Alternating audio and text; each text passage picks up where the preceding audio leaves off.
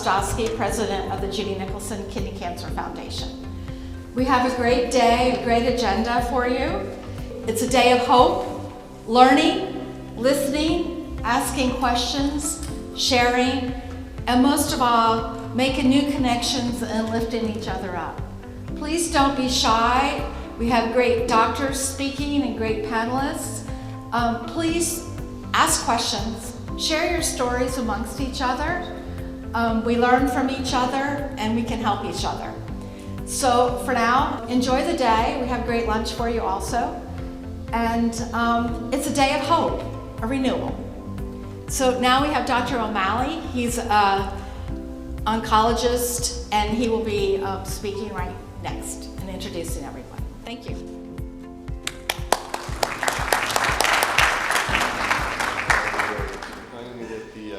Thank you all again for joining us. It's a pleasure to put this together and help our patients in the local area and hopefully regionally.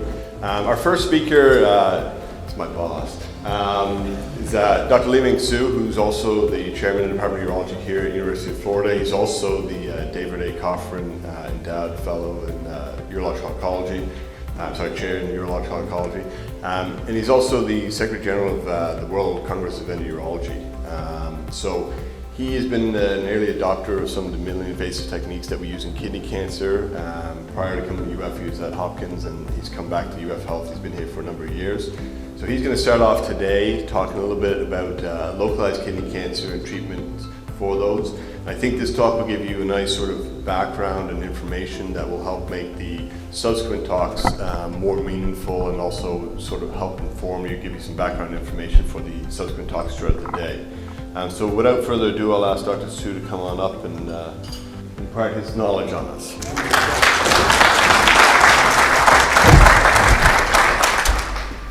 Well, thank you very much, Dr. O'Malley. I want to first acknowledge the Judy Nicholson Kidney Cancer Foundation in all of what they've done for patients and advocating for better treatments for kidney cancer. I want to also acknowledge the mothers in the room.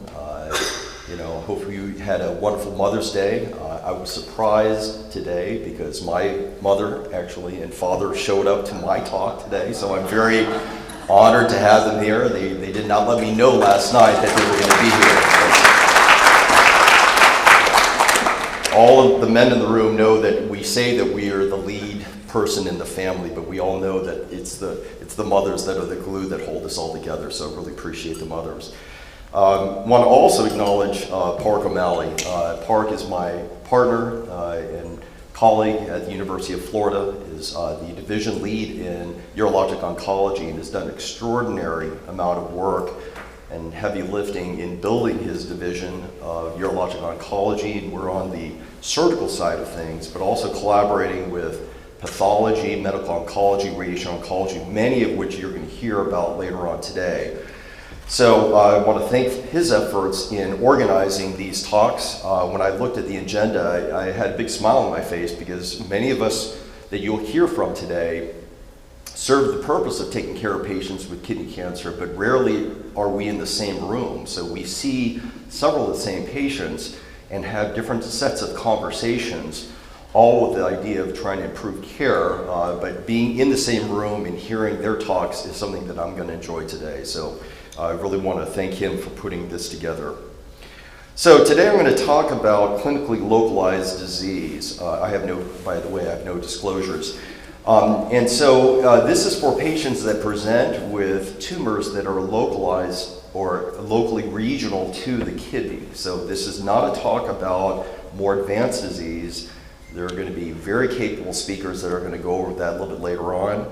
And I'm going to start by talking about what is the burden of disease. How much is this affecting us in the United States? We'll talk about my sort of approach to patient evaluation and some of the tools that I use to evaluate patients that present with kidney tumors. Then talk about really, how do we as urologists begin to think about triaging patients to various different therapies, whether it's surgical or non-invasive therapies or active surveillance. Or if they have more advanced disease, you're referring them to the appropriate specialist in medical oncology. And lastly, I'll talk about the evolution of surgical treatments for kidney cancer, which is really one of the, I think, success stories in the field of urology, because we've gone from very, very invasive surgeries to very non-invasive therapies in the last decade. So by way of introduction, many of you, and I also want to thank my patients. I mean, I will tell you, I didn't expect this today. As I was walking around grabbing some coffee, I've had at least 5 or 6 patients of mine come and say, "You took out my kidney tumor, you saved my life." And I will tell you, it's such an honor to be part of your care. I really mean that. Thank you for being here. If part of me felt you don't need to be here, we've already gone through the process, and many of you guys know what I'm going to say, and so maybe I was joking with some of them, maybe they should give the talk rather than me, but thank you for being here. It's very meaningful, and hopefully you will learn beyond what we've discussed in the office. But let's start by talking about what is the burden of disease, how it's affecting us in the United States, and this is, and I'm going to go back, this is data from the SEER database. SEER is a very, very commonly used database looking at cancer incidences around the United States. So if those of you are interested in going to a good resource for kidney cancer care, therapies, how often it affects men and women in the United States, this is the database to turn to, SEER, and you can search that in Google. So also want to set the stage that we're here to talk about kidney cancer, and when you hear the word kidney cancer, it actually comprises 2 different disorders. One on the left side is called renal cell cancer, okay? That is what we're here really to talk about today. When we use the term kidney cancer as physicians, that is what comes to our mind.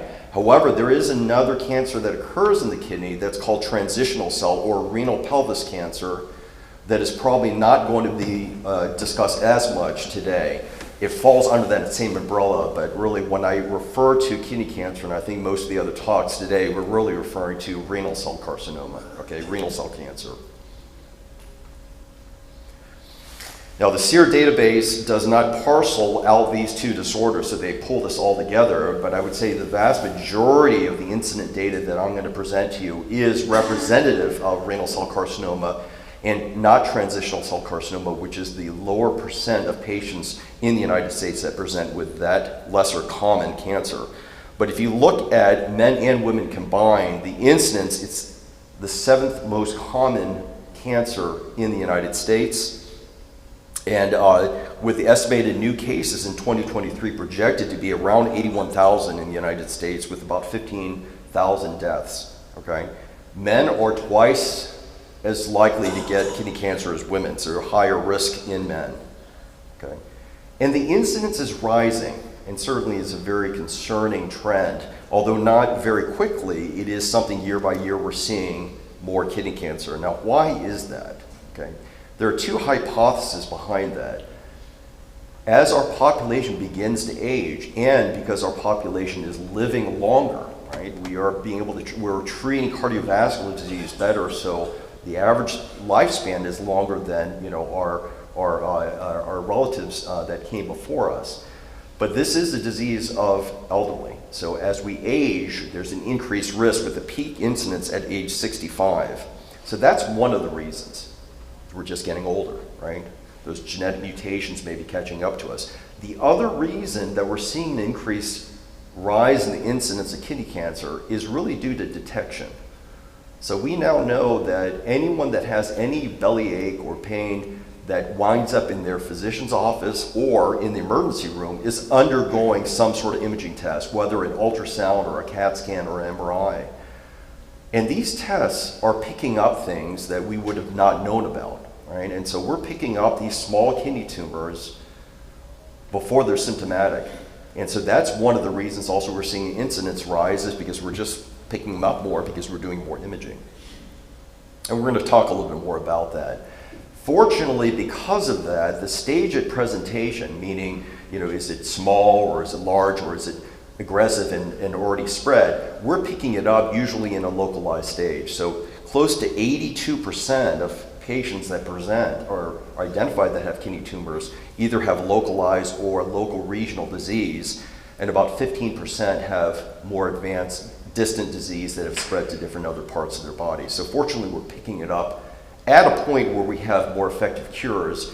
And this is shown by this graph. The survival rate for localized and regional disease is quite good for kidney cancer, right? So it's almost fortunate that we are screening more and picking it up with imaging so we can affect change before it's becoming large and more advanced.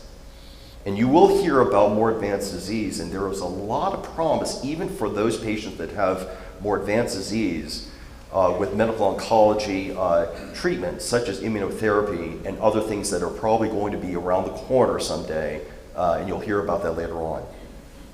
So let's move on to the patient evaluation side, okay? So patients have a tumor, they come to see a specialist. How do we think about this and what do we do, okay? One of the most important things, and patients are oftentimes mystified by that, is they come and say, how in the world do I have a kidney tumor? I have absolutely no symptoms, okay? But that's no surprise to us as physicians.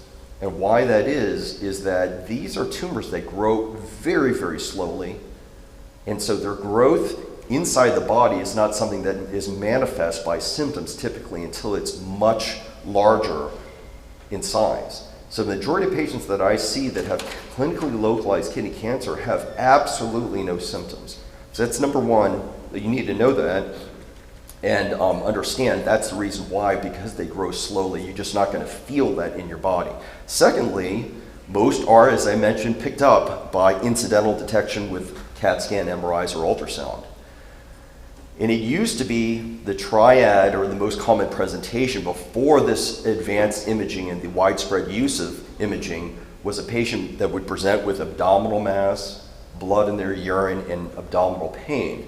And in some cases, if it's long-standing or advanced, they would have weight loss, loss of appetite, and symptoms of more advanced metastatic disease. But that's less common. We still do see some patients that have larger tumors, but we're usually catching them much earlier. And then lastly, kidney tumors have a peculiar way of creating a lot of changes in some blood tests. So you can have anemia, you can have high calcium levels, you can have liver function tests, and they used to call this the internist tumor because before imaging, patients would present these abnormal lab values, and the doctors, their internal medicine doctors, would kind of hum and haw and wonder, why are we seeing all these lab values, and finally find that it's from a kidney tumor. Now, it's not to say if you're anemic in the crowd that you have a kidney tumor necessarily, but it's one of the symptoms that or signs that we can pick up sometimes on laboratory testing that may lead to further testing that may find a kidney tumor someday. So what are the risk factors? So the two most common risk factors that are cited are that of smoking and obesity, okay? Now, it's probably not as strong an association that we think about smoking and lung cancer or heart disease, but that has really borne out to be one of the consistent factors that we see is smoking. And when I see patients that come in to see me that are smokers, I do have a long talk with them because we know that this is a very pervasive and addictive disease, but it's imperative for us as physicians to impart our wisdom to our patients to say, I want to take care of your kidney tumor, but you've got to stop smoking, right? And it's not cutting back. A lot of people say, well, I've done really a great job. I'm not smoking 2 packs a day. I'm down to 1 pack a day. Yeah, honestly, that doesn't matter a lot to me because you're still smoking, right? And so if there are risk factors that we know, and in urology, we see smoking as a risk factor for not only kidney cancer, but also bladder cancer, it's imperative for us to mention that to them and have a long conversation, an in-depth conversation, the importance of stopping, because otherwise we're essentially pouring more fuel in the fire and we will have a hard time winning that battle. Obesity has also been associated, less so maybe high blood pressure, and there are patients that have chronic kidney disease, especially those that have kidney failure and renal cysts, that seem to have a higher propensity of forming kidney cancer. And lastly, a lot of people say, well, is this genetic? There are genetic syndromes that are associated with kidney cancer, but far less common. Most of what we see are patients that don't have a long family history or any of these syndromes listed here, and we call these sporadic, okay? But we also ask the question, is there a family history? And it's because of these syndromes. And it's important, if you have one of those syndromes, then screening and very close monitoring of all family members is important, because there's a high incidence of developing different forms of kidney cancer. And there are about 8 different forms of kidney cancer, okay, that are unique to these particular syndromes. Now let's talk a little bit about what is the clinical decision making.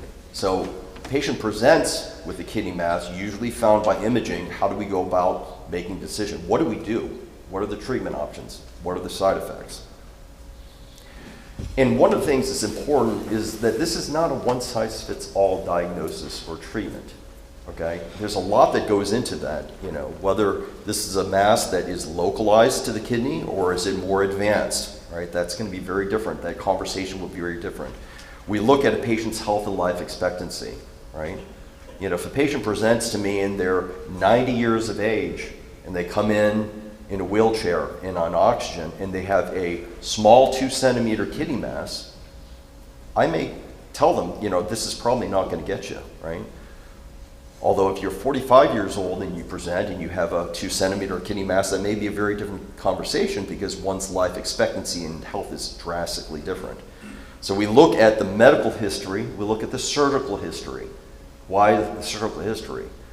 Most of these kidney masses are treated surgically, and if patients have had surgery in the abdomen or on that kidney for whatever reason, that may make surgery more challenging. Not impossible, but more challenging. And all together, is the patient a surgical candidate, right? There's a lot of patients that have a lot of other medical comorbidities that simply may make them higher risk to undergo a general anesthesia or a surgical approach, that may make us think about it a little differently and consider a non-surgical treatment option. Lastly, what are the patient's desires and expectations and their fundamental understanding of the treatment, and what is to be expected undergoing treatment and potential side effects and time out of work? How is it going to affect my day-to-day, right? So all those things come into that very important sit-down conversation. So here is a graphical or cartoon representation of a kidney tumor, and you can see down here, I don't know if you can see my pointer, it's not showing up.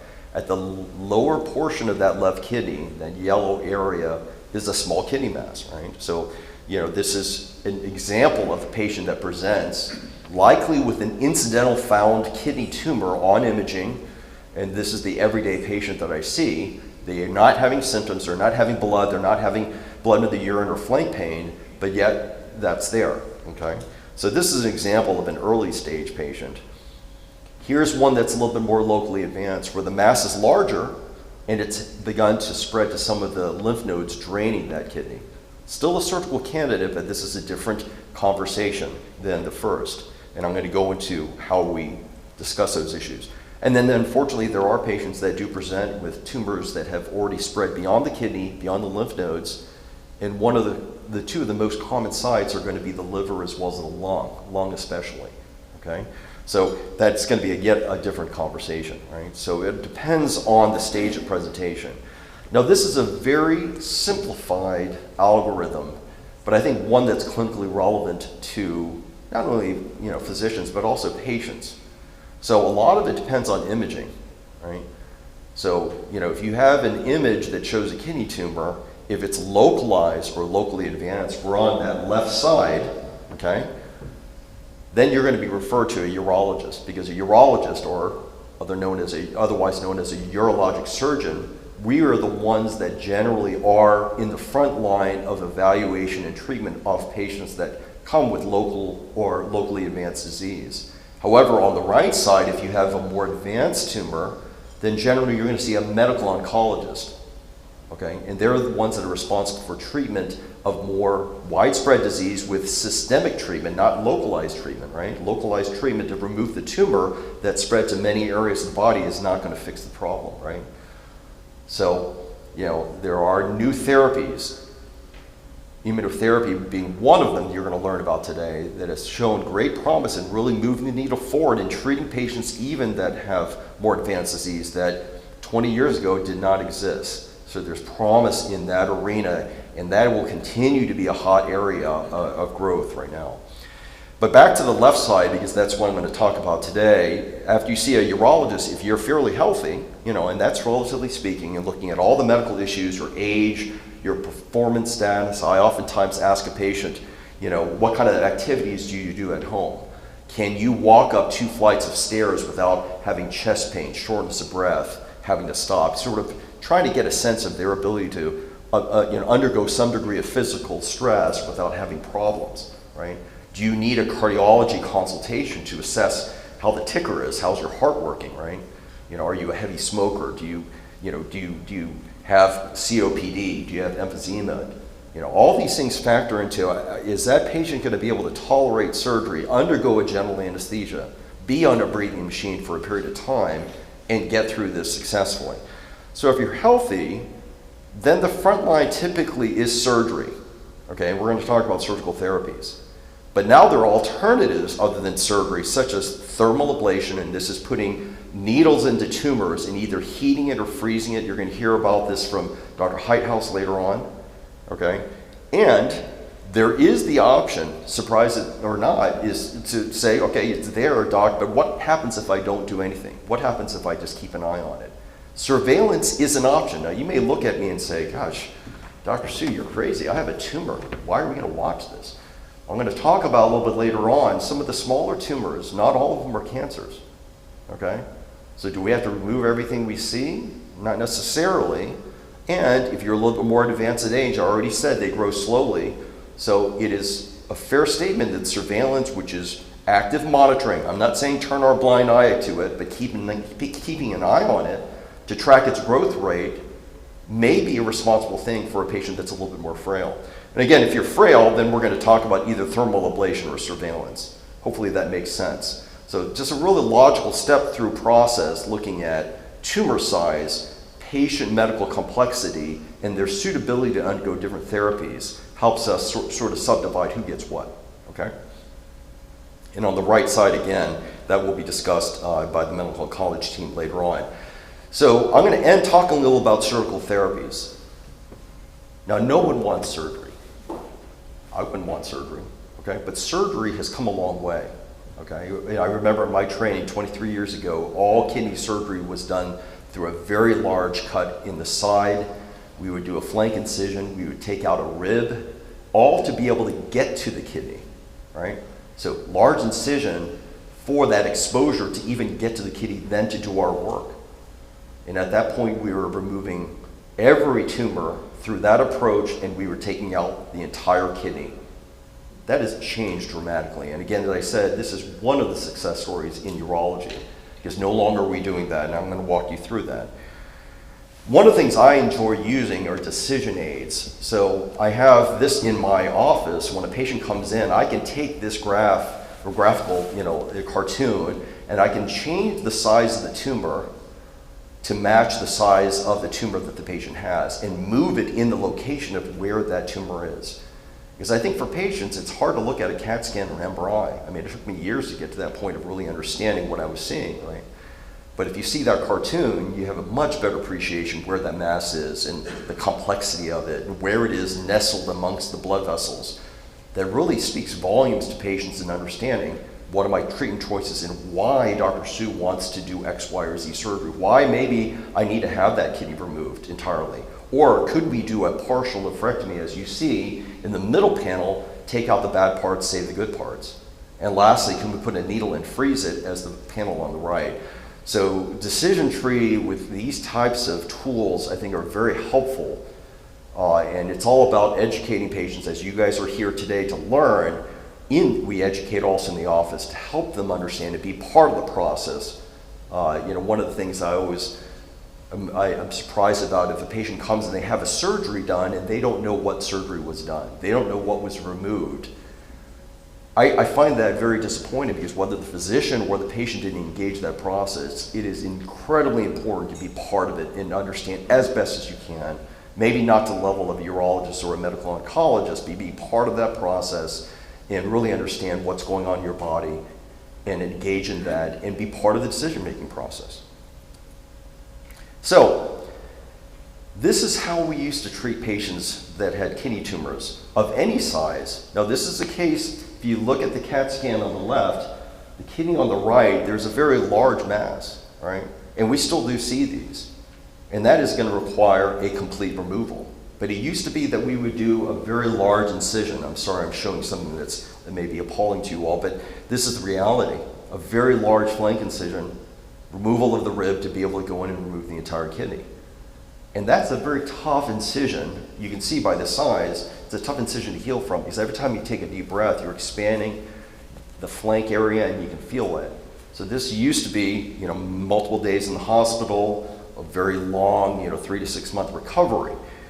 Well, we've come a long way now that we can do this laparoscopically through keyhole incisions. I think most people in the room hopefully know what laparoscopy is now, but through small incisions, we're able to do the same operation without putting our human hands inside the body.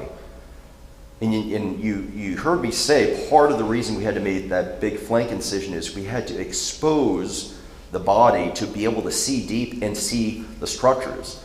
Instead of making a big cut, we're using a telescope to serve as our eyes, and we can bring our eyes very close to the anatomy as we introduce that scope, which is a very small lens system about the size of my pinky finger that gives a very nice view of the internal anatomy. So we can do this same very operation as we did open, but in a closed environment using 3 or 4 puncture sites. Now we still do need to make an incision, okay?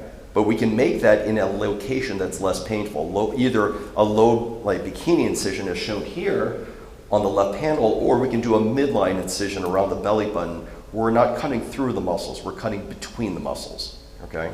So this has really drastically changed how patients do. Instead of the 3 to 4 night hospital stay, a lot of patients are here for 23 hours in their home, right?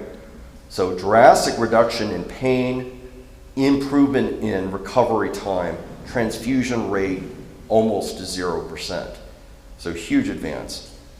Now, I alluded to this before. More often we are seeing patients that present with the smaller masses, not the large ones. The large ones still need big surgery and sometimes a big incision. But what happens if you have a small tumor, okay? When I say small, these are 4 centimeters or less. So if you think about that, it's probably the size of a golf ball or so, okay? When patients see me, I can see the fear in their eyes that they've been told that they have a kidney cancer, right? And if you look at a radiologist review of their CAT scan, they're going to say 4 centimeter solid mass of the kidney consistent with renal cell carcinoma. But you have to understand, imaging does not make the diagnosis.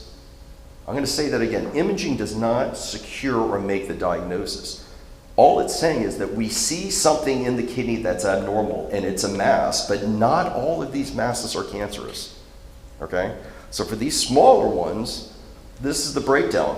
Sure, about 70 to 80% are cancers, but there's a pretty decent portion of 20 to 30% of patients that have a benign tumor.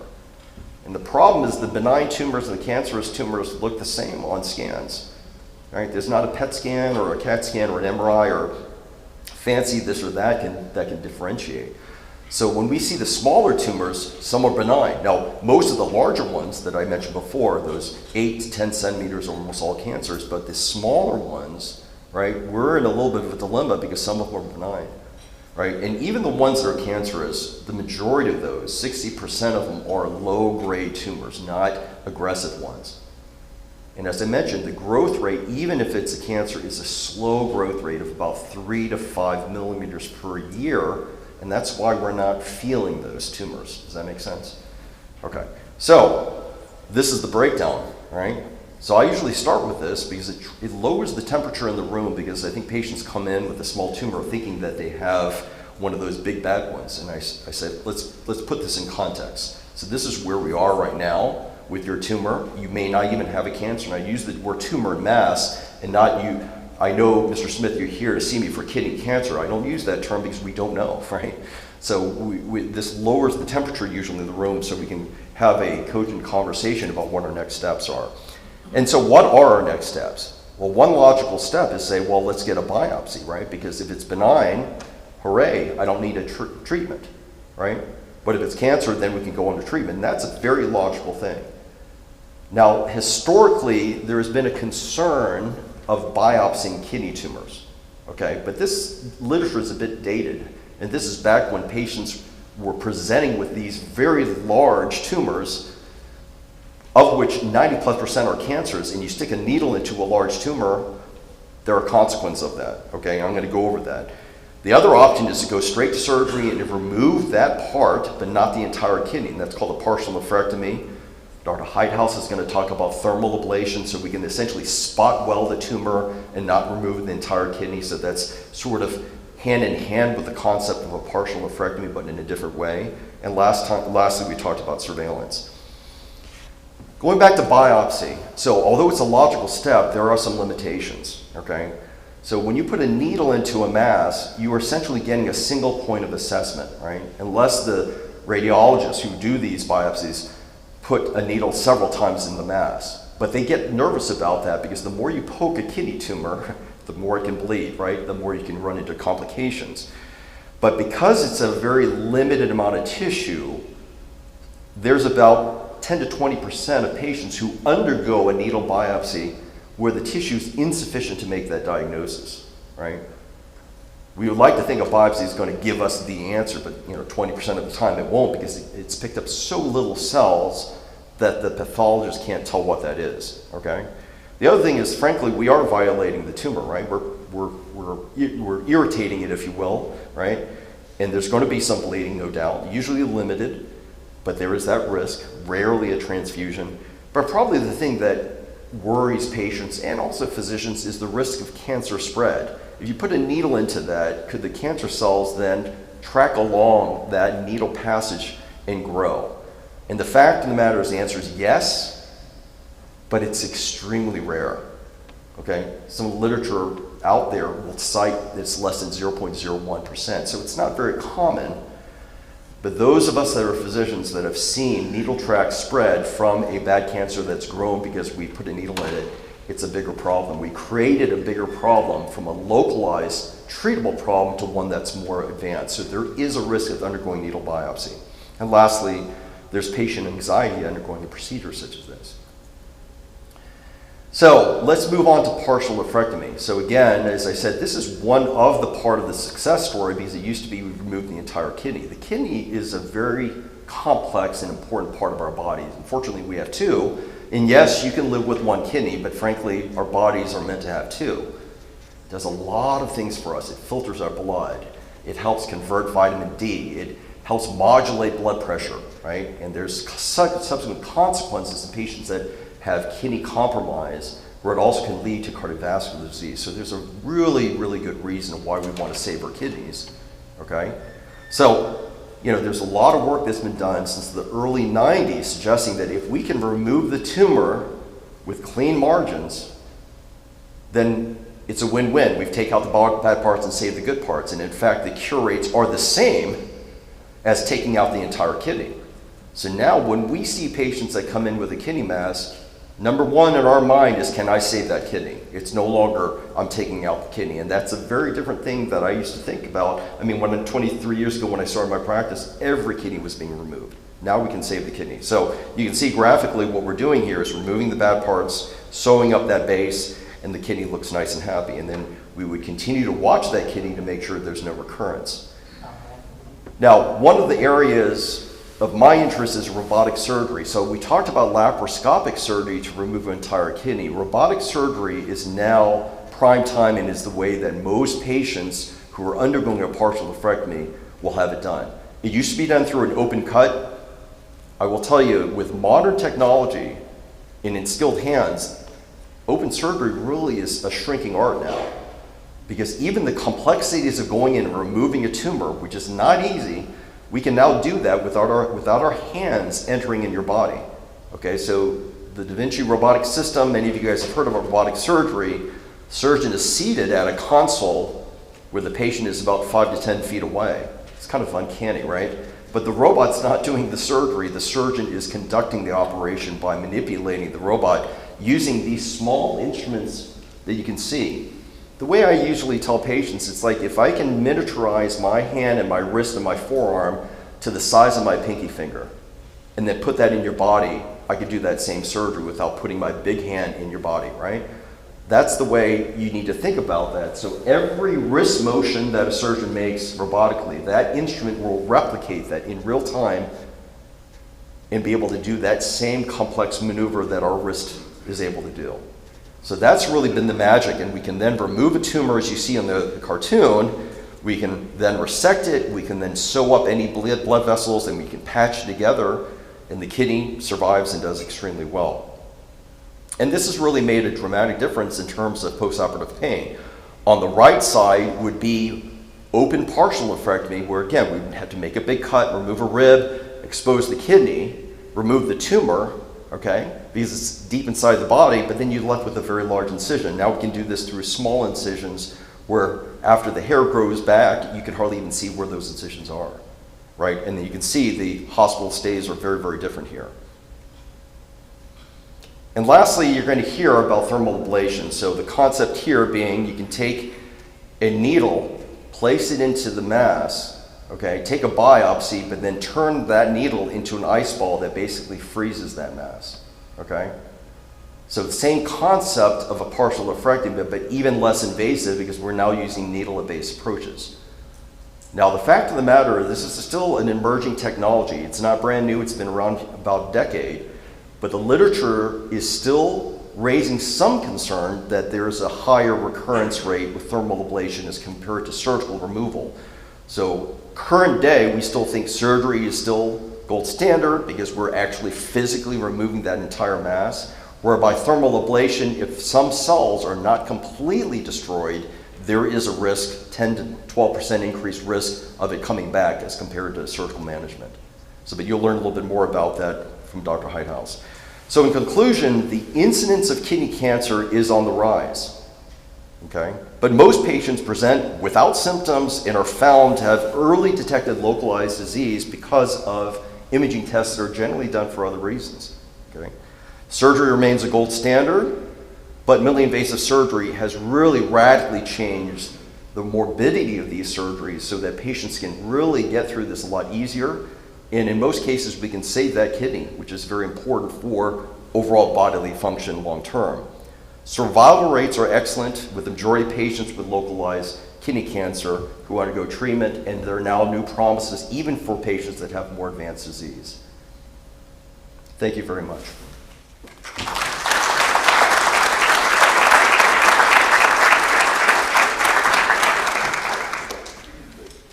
Anyone have any questions they would like to ask? Yeah, you, sir. Dr. Sue, you referenced all the data about the incident undetected, and there's no overt symptoms. And in my nephew's case, we found out about the kidney issue as a result of him having a stroke, sad to say. But that did lead to Dr. O'Malley and the confirmation that he did have a tumor, and we did have to remove the kidney. Yep. So other biological members of the family, at what point might they be appropriately screened, and how do you initiate your physician say, hey, perhaps you should be screened for it? Yes. So, so the question is, when you have a diagnosed kidney cancer, the natural sentiment is, okay, I've gotten treated, but are my other family members at risk and who needs to be screened? So it's a very, very relevant question. Now, as I told you, the vast majority of patients, and I would say probably over 90% of patients that we see that have kidney cancer that are falling under the sporadic kidney tumor category, so they don't have any strong family history preceding this surgery, okay? But we do ask for other types of cancers in the body that may then conjure, well, maybe this patient falls into one of those syndromes that I mentioned that then may lead to the need for genetic screening. But at this point, we are not doing genetic counseling for all patients with kidney cancer because the vast majority of what we're seeing are patients that have isolated sporadic tumors with no inheritance pattern. But there is starting to be more data that suggests that even those that have sporadic tumors do have some gene mutations that are very similar to some of the gene mutations seen in the syndromes that I mentioned. Okay, but right now it's not considered standard of care that all patients with kidney cancer go through genetic screening. Does that make sense? So it's a detailed history and physical, really history taking of saying, are there other family members that not only have kidney cancer, but maybe some of the other types of cancers, adrenal tumors, for instance. There's certain types of adrenal tumors that may, pair with a syndrome called von Hippel-Lindau syndrome, right? Or cystic, pancreatic disease, And so we start to hear about those things, and if we do elicit that, then there may be a need for genetic, counseling, but not for most patients. Very good question. Yes? Can we pass her the microphone, please? Oh, I'm sorry, Sam, I didn't see that. Yeah.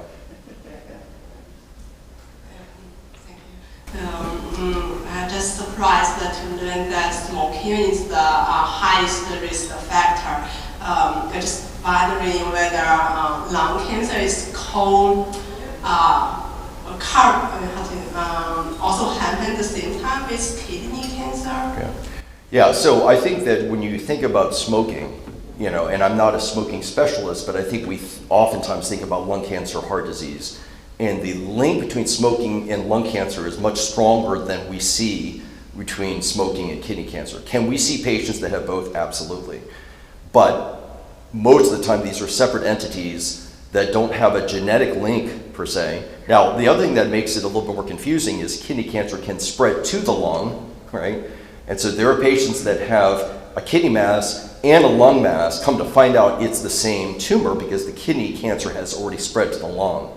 But the question that you have is we're not seeing a lot of patients, some, that are heavy smokers that may present with a primary lung cancer and a primary kidney cancer at the same time, but it's not incredibly common. But certainly the linkage between smoking and lung cancer is a much stronger linkage than we're seeing with kidney. Yes, sir. This is in general, but we can get patient-specific in 30 days when I see you again. All your charts in all cancers talk about 5-year survival rates. Talk about why that's what you use, but then how do we get to 10-year and 15-year and stuff? Yeah, and Dr. O'Malley may have a different answer for this, and it's a good question that you've asked, and honestly, I don't know. I think that this has just been historic in any cancer literature, that a 5 and 10-year benchmark has been assessed. And it's thinking about, if we're going to talk about success rate of any treatment, we've got to have a time point of management, right? If we look at the 1 week survival rate, it's going to be very, very high, right, for everybody, right? But then we look at a duration of time afterwards. So I think it's just a metric that has been a conventional metric that's been used, whether it's colon or lung or pancreatic, that we typically look at those landmark dates. But that's the best that I know of why that's been done. And this is from the SEER database that only showed me that 5-year data. But I think if you look at the 10-year data for localized disease, patients do extremely well. Now, I didn't talk about surveillance, and this is important. This is not a one and done. You have your treatment and you're done, and Dr. Sue said I have a 90+% 5-year survival rate. To this gentleman's question, we need to follow it, right? The follow-up is tailored based on the type of tumor that you have, right? So some people need very vigilant follow-up where we're doing imaging tests to look for recurrences at 3 months, 6 months, 12 months. Some have a lower grade tumor that can go maybe a year out before they get their first imaging, and a shorter duration of time of 3 to 5 years versus those that have more aggressive tumors that need to be followed longer, right? And the American Urology Association has put together guidelines to provide guidance for physicians to know how often we need to image, because otherwise it's the Wild West. Everyone does it a different way, and there's costs associated to the healthcare system of ordering these tests. And there are also potential consequences of low-dose radiation every time you have a CAT scan. So oftentimes we use MRIs instead of CAT scans to survey the body. And so we judiciously try to find that sweet spot of imaging frequent enough, but not so much that we are costing the healthcare system dollars and also potentially harming patients because of excessive imaging. Yes, sir.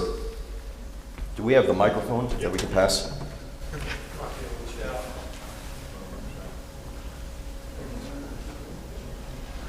It seems that the surveillance, or I should say the detection, is a big part of this.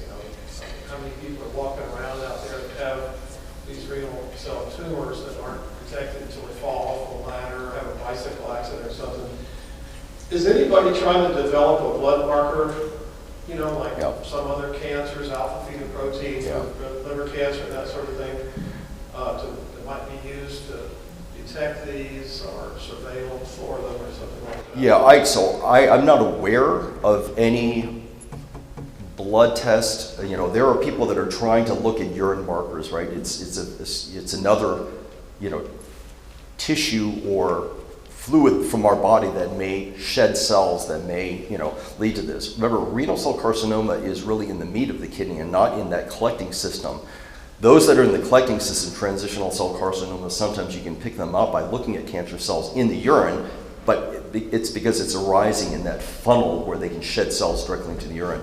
Renal cell carcinoma, not so much.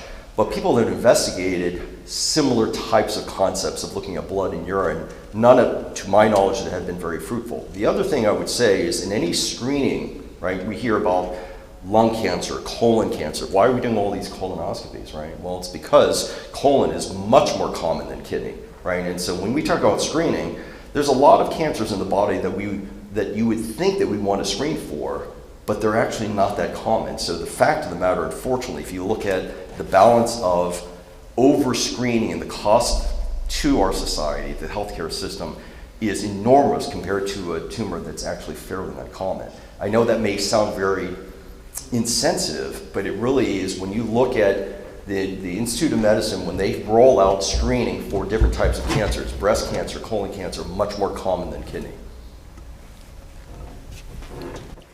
All right, thank you very much, Dr.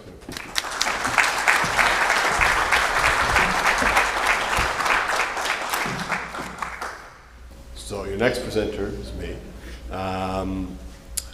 So I just wanted, there's 2 points I just wanted to follow on to, Dr. Sue's talk. One was, the small renal mass space is really one of the, I think, the greatest successes in medicine and in surgery, especially now that we're able to do the minimally invasive, because for most patients it's less invasive surgery now. It's a shorter hospitalization or shorter recovery, and the cure rates for small renal masses, small kidney tumors with the partial nephrectomy is extremely high. So I think it's a real hallmark of success in surgery. The second thing is, Dr. Sue early on mentioned about, how important education is. And I mean, we all see patients who come in and they're like, well, I don't know what I had done. And it's kind of a bit mind-boggling. How do you not know what you had done? I think we strongly believe, at UF and, at Judy Nicholson Foundation, I mean, that knowledge is power, and the better you understand your disease, the better you'll be able to navigate the sort of management strategies and your survivorship. So I think that's a very important thing to keep in mind. And the last thing I'll say is that, and I'll mention it, is that triad of symptoms that we used to see with the large tumors. So you'd have a mass that you could feel, blood in the urine, and pain. We used to call that the too late triad, because usually at that point people had very advanced disease and it was really too late to do much for them. Fortunately, we're going to talk about some of the things that have changed that, so we don't call it that anymore. And that sort of leads into this talk, which is a bit about advanced surgery and advanced kidney cancer. They kind of go hand in hand. If you've got an advanced tumor, you're probably going to need more advanced surgery or more complicated surgery potentially for that. I have no disclosures, other than I'm actually on the board of directors for the Judy Nicholson Foundation. When we think about cancers in general, traditionally the sort of roles of therapies, surgery, and chemotherapy, which is systemic therapy, are really sort of tend to be at either end of the spectrum. The more localized your disease was, the more likely surgery was going to be the treatment of choice. The more widespread disease you had, the more likely chemotherapy was going to be the treatment of choice.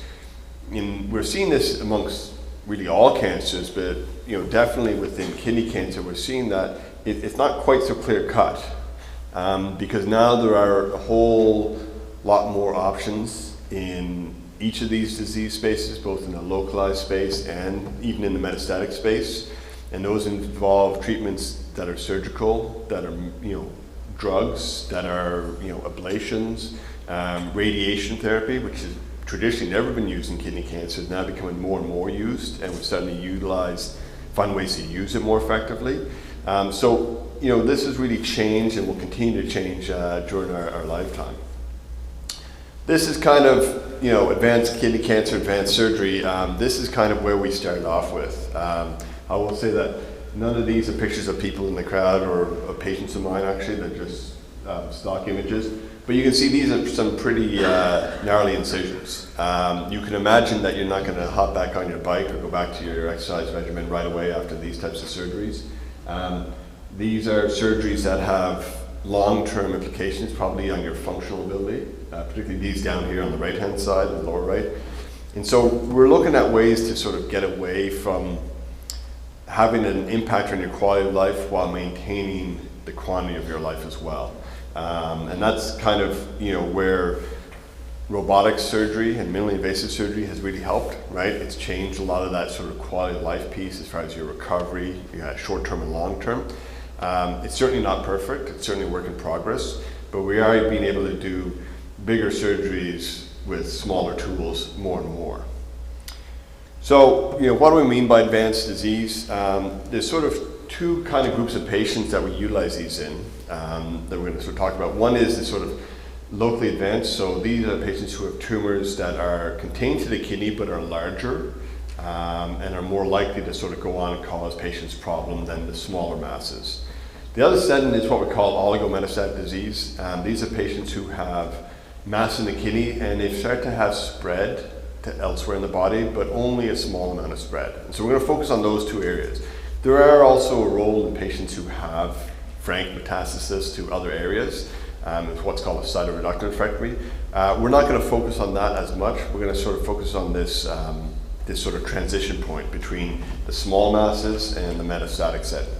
And these are patients, they can fit into stage 2, 3, and 4. So the locally advanced, that tends to be these larger tumors in the kidney. They're greater than 7 centimeters, but there hasn't been distant spread. But again, these are, for lack of a better word, ticking time bombs. It's only a matter of time before these tumors spreads. Those small renal masses, many of them, especially in older patients, we watch them because the risk of them spreading is extremely low. Once you get above 7 centimeters, that risk really starts to go up significantly. And so it's a bit of a ticking time bomb. If you look at that 5-year benchmark once again, the cancer-free rates, depending on the study, you can have patients that are locally advanced or advanced kidney cancer. It's a very heterogeneous group, right? So patients that you can put into this sort of catch-all group can really do quite different from one another, okay? So that's why we see this 35 to 85% range.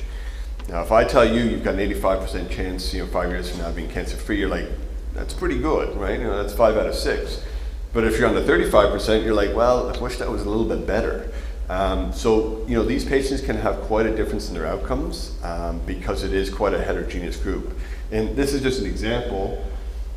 The scan on the top here shows this person with a mass in their kidney, and you can see that there's quite a bit of normal kidney sort of posterior to it, and so this kidney mass is probably very treatable with surgery alone, and the risk of spread down the road is probably not so high.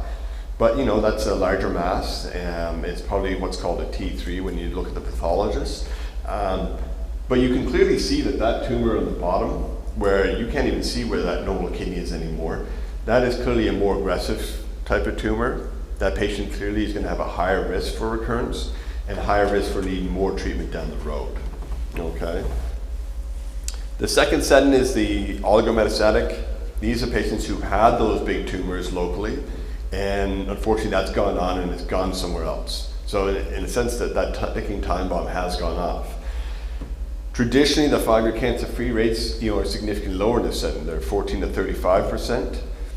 That said, in patients who have spread elsewhere, if you go in and you take out all those other parts, versus not taking out those areas where it's spread to, you're looking at 89 months versus 45 months. Both of those groups of patients, we're talking years, not weeks, not months. So, that just shows you that there is good treatment options, and these are getting better and better. But clearly, once that disease has gone elsewhere, it does change the prognosis for patients. So, most of these patients, clearly you're going to take out the whole kidney in the vast majority of these patients because the tumor is too large and there's not enough normal kidney to spare many times. The original description for doing this operation actually was in 1964. It's before my time, but it was, Charles Robson was a urologist in Toronto where I did my training. And traditionally, removing the kidney meant removing the adrenal gland, removing lymph nodes. And in this series, there was a significant rate of involvement. So, some patients, when they have their kidney taken out, sometimes the adrenal is taken out, sometimes it's not, sometimes lymph nodes are taken out. That has changed a fair bit. In most modern series, you'll see that there's a low rate of the involvement of the adrenal glands. It's only about 1 to 2%. Most times, if you have imaging before surgery that doesn't show the adrenal gland being involved, then it's not going to be at the time of surgery. So most times in those settings, we don't necessarily remove it, because the chance of it showing up in the adrenal gland on the other side down the road is about the same. And so if we take it out at the time of surgery and later on it shows up in the other one, now you're going to need all sorts of medications if we're going to take that out, and that really can affect your quality of life significantly. So nowadays we try not to take adrenal glands, but there are some times where it is appropriate, but it is much more selective than it used to be. The lymph nodes, many cancers when we do operations, we like to take out lymph nodes. It is one of the first places that many cancers spread to. Some cancers do it more predictably or reliably than others. So bladder cancer, for instance, prostate cancer, testicular cancer, we know what the pattern of them going to lymph nodes are. Kidney cancer is not as predictable. Oftentimes you can have lymph nodes that are enlarged on people's scans and they're not actually involved with cancer. It's an inflammatory reaction to the tumor in their kidney. There are times where the lymph nodes may not look enlarged, and if the tumor is bad enough, they could be. So we don't tend to use lymph node dissections routinely for kidney cancer. In younger, fitter patients, we may. There is a lack of data that shows that patients will live longer if you do a lymph node resection at the time of surgery. But certainly if you've got more time to lose in front of you, if you're 40 versus 90, you're more likely to get that lymph node removed at the time of surgery. So, are these surgeries harder or easier? And there's two considerations to consider here. When we do a radical nephrectomy, we're taking out the whole kidney. There's actually, generally speaking, if you had the same size tumor and you're doing a partial versus radical, it's easier to do the radical, right? There's a lower rate of complications. It's a less complex surgery. So, you basically have to staple off or tie off the artery in the vein, and that's it. You don't have to clamp it. You don't have to cut out part of the kidney and put it back together again and make sure you get all the tumor out. You just take the whole thing out. So, in that setting, it is somewhat easier.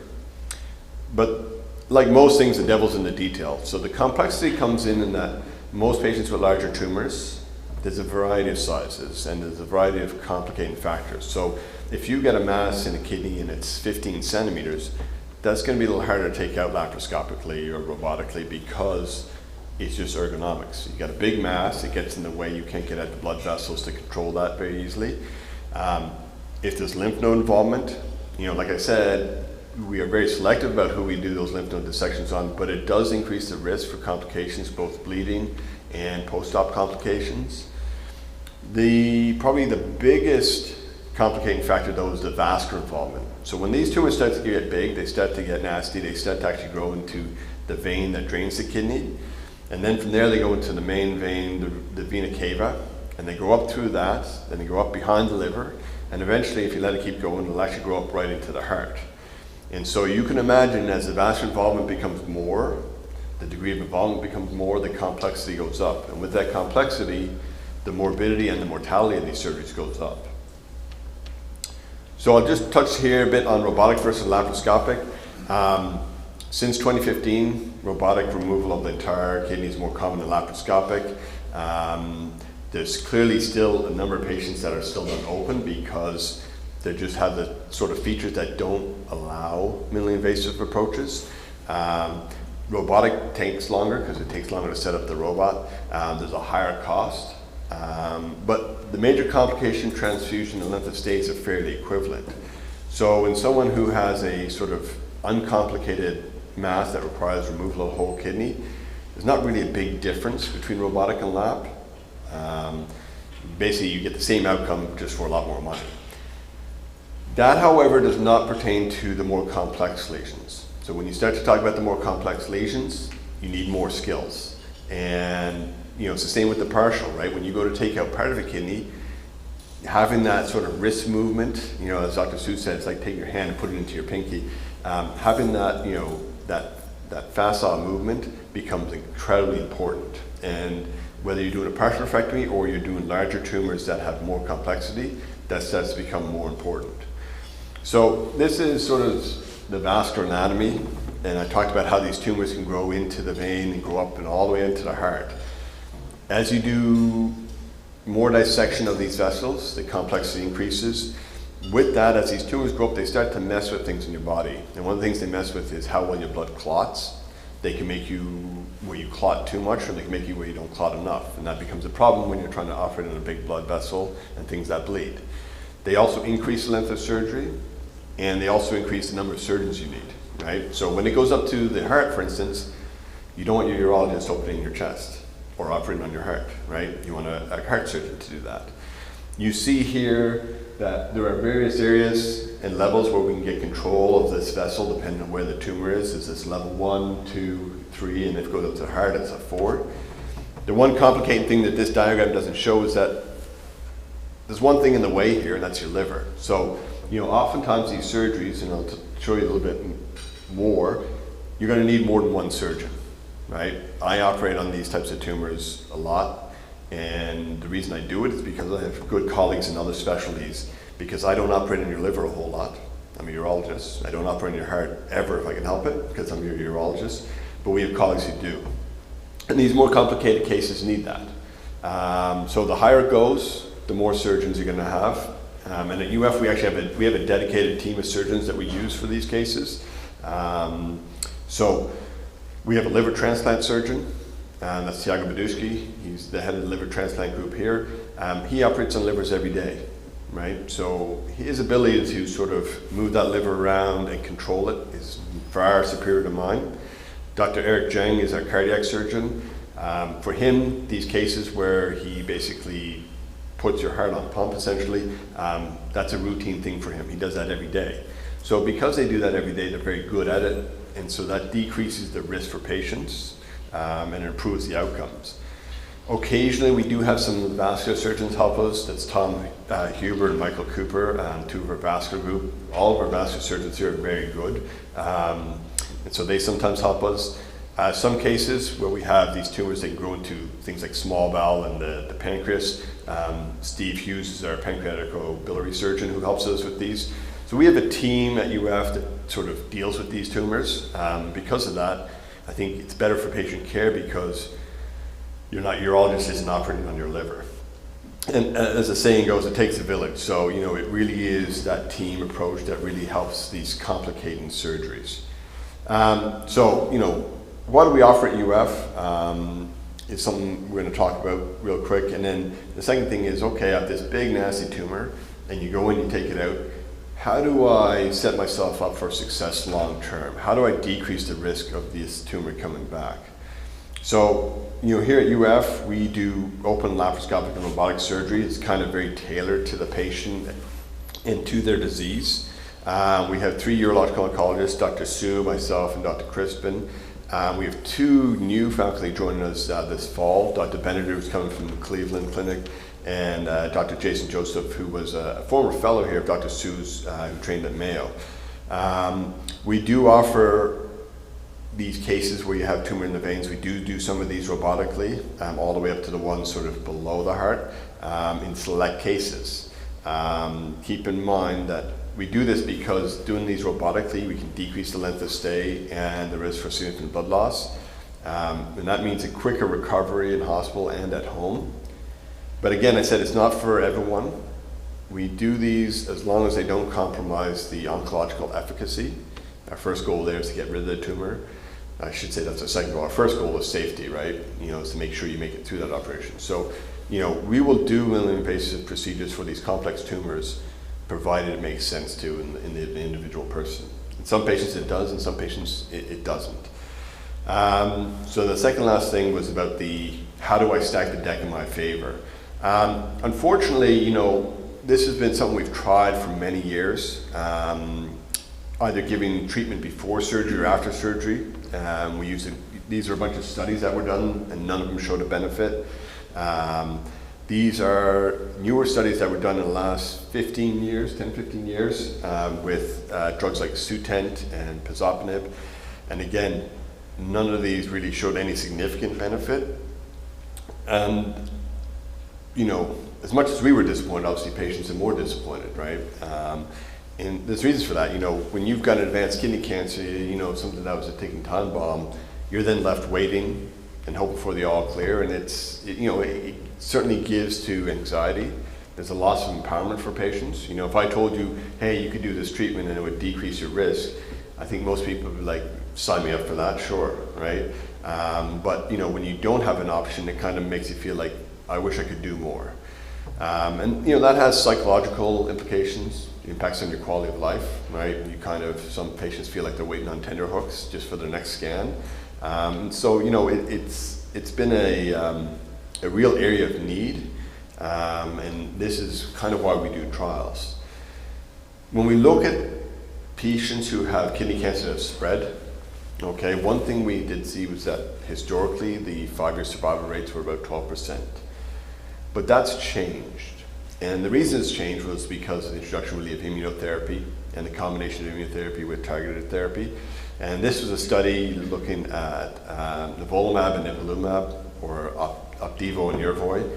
I don't know who comes up with these names, but they should get someone different. These drugs, this combination, showed a significant benefit over what we were using before. And those studies I showed you that didn't work were based on those old drugs that we don't use now because we know the immunotherapy works better.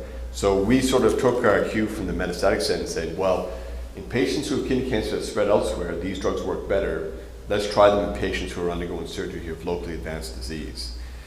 And this was my slide that I used to have when I gave this talk at various meetings, sort of saying, this was an area that was due for a game-changing study, and it's all about understanding how we can use immunotherapy to get there, but it's likely to involve multidisciplinary, multimodal care. So this was what I used to say.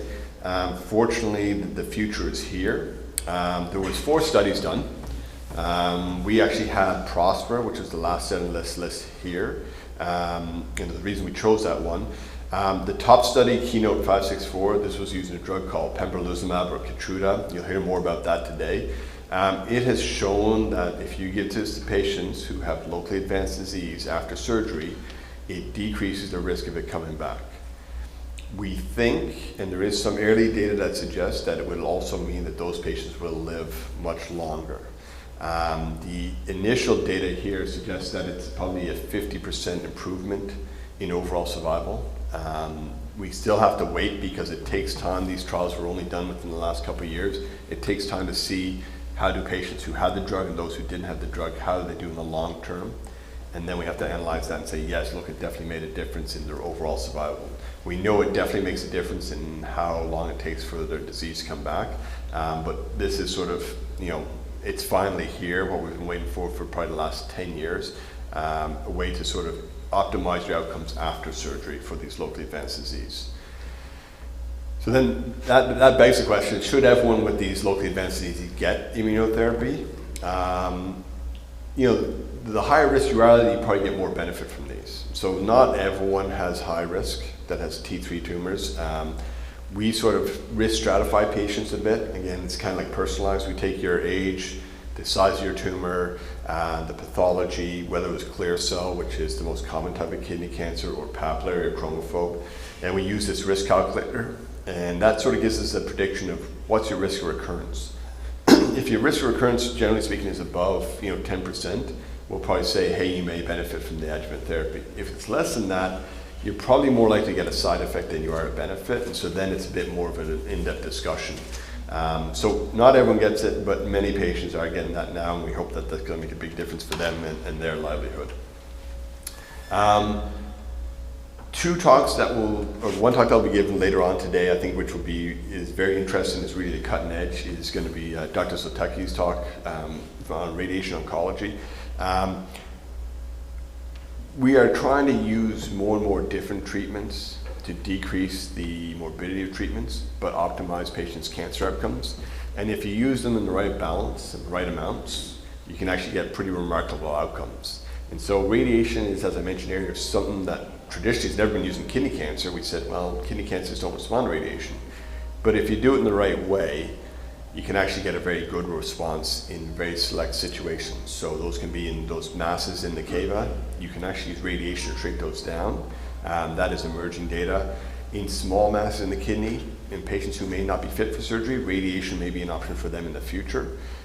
So I think, we're also trying to use radiation to stimulate your immune system prior to surgery and prior to putting you on immunotherapy to try and sort of make your body able to recognize these cancers better. So there are a lot of interesting things going on for advanced kidney cancer.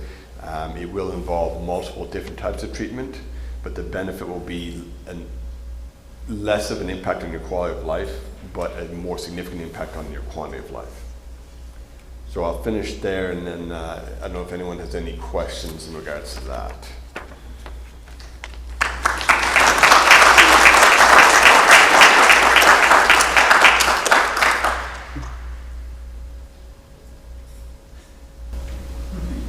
Grant.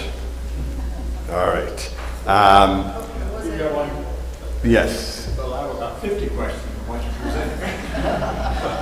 I'll narrow down to one that's kind of relevant to myself, relating to lymph nodes. Yeah.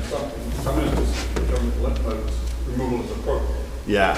I know there's a lot of lymph nodes in our bodies. I had one removed related to myeloma cancer, and I had a few complications. I had other people in my treatment group had all kinds of complications from that lymph node removal. So in the case of kidneys, relating back to my nephew, if there was appropriate lymph nodes, how many are removed, and what are the consequences of that? What are the side effects? Yeah. So this is the issue is that there's no good data that shows there's an improvement in survival. So you don't make people live longer by taking those out. It is important in staging, right? Because if you know that lymph nodes involved, then you are more likely to sort of screen them or scan them sooner, right? And keep a closer eye on them because you know they have a higher risk for it coming back. Those lymph nodes, the pattern of spread in kidney cancer is very unpredictable, right? So for instance, testicular cancer, right?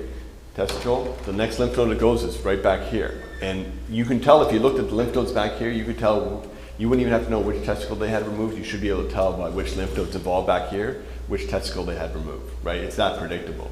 But kidney cancer is completely not, right? And that makes it hard to say, well, should we take out those lymph nodes or not? Because they can go to the one right next to the kidney, or they can skip over to the one by the other kidney. And they can do sort of wacky things like that, right? So then it makes it say, well, okay, if you're gonna go in and take these lymph nodes out, do you take the ones closest to the kidney out, or do you have to take all of them out, right? In that retroperitoneum. And if you go in and do a full RPLD, which is what we do for testes cancer, the more you take out, the more the complication goes up, right? That complications, those lymph nodes, they're basically wrapped around those blood vessels, the aorta and the IVC. Those are the two biggest vessels in your body, right? So vascular injury is a big risk, right?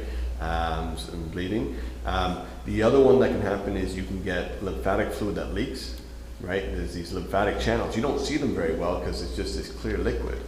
But then, you do the surgery like great, no bleeding, got all these lymph nodes out, and then afterwards, a couple of days later, the patient comes back and they look pregnant, right? And it's a man. So you're a little worried, but it's because all this lymphatic fluid accumulates, right? And it's basically because when you eat, right, a lot of the sort of triglycerides and fat content in your food is absorbed actually through your lymphatic system. So every time you're going to eat, you're sort of just creating more of that liquid to go into your abdomen. So, I will tell you, I had a patient, this was very early on in my career, I had a young gentleman who was, I think he was 38 at the time. Probably, and you can imagine how this went because he was probably one of the nicest people I've ever met. He had a really bad kidney cancer and it spread into the vein and up towards the liver. And his lymph nodes were large. So when I went in, he was 38, I went in and took out his kidney, I took out all his lymph nodes.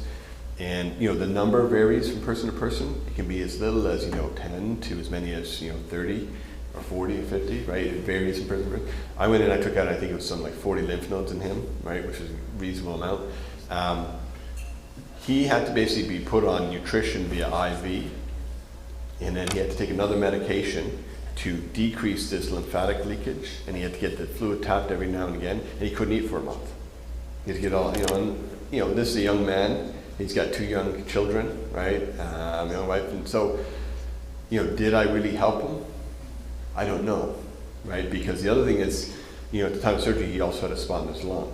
So him having to wait to get through this also delayed him starting his systemic therapy, right? So, you learn from your experience, and data also teaches us, but the lymph nodes is a tough one, right? Sometimes it's beneficial and sometimes it does more harm than good, and we don't have good answers about that yet. Yeah, so that's probably clear as mud, but that's kind of the way it is in some cases, right? It's not always cut and dry. Yeah.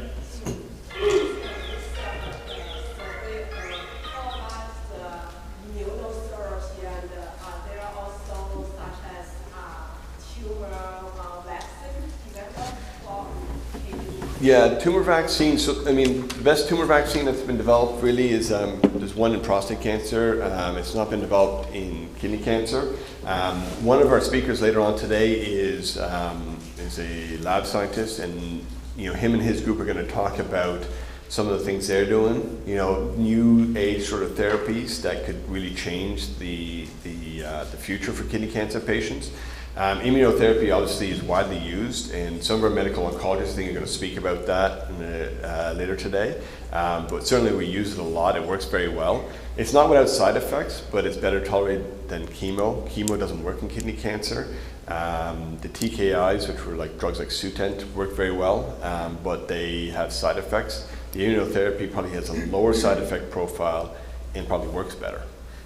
So it is getting better and better. There are new drugs. We have a clinical trial now with a drug called XL092 that we're trying to improve the combinations using immunotherapy to get more and more sort of legs out of it.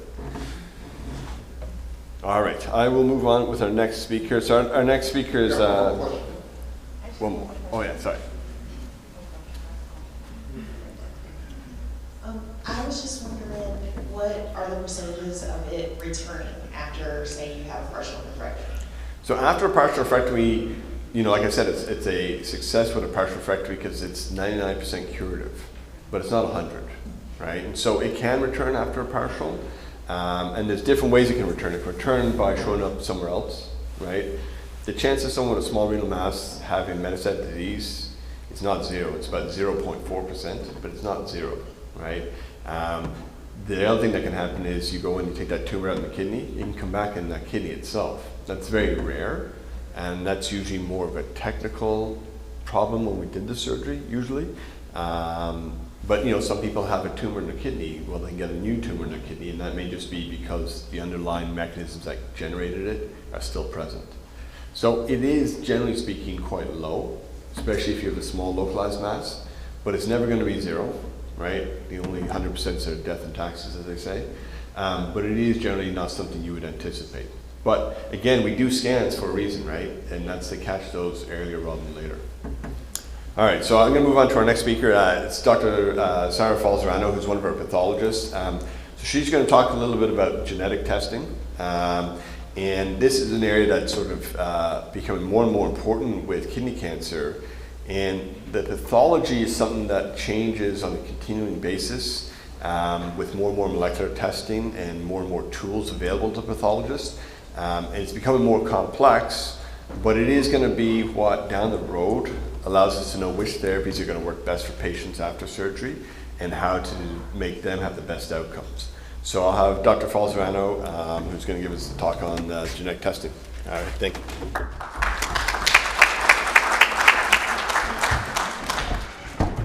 Good morning, everyone. Yes, I'm Sara Falzarano. I'm a pathologist. I'm a genitourinary pathologist. That means that I'm specialized in looking at diseases of the male reproductive organs and the urinary tract, including kidney. And it's with great pleasure that I'm here today talking to patients. We don't usually do that. Pathologists are not contacted by patients on normal circumstances, but things may change. So let me know if you have any questions. I'll be happy to talk to you either later or in person at any other time. And today we're going to talk a little bit about genetic testing of kidney cancer cells and what they mean for patients. I have no disclosures or conflict of interest relevant to this topic.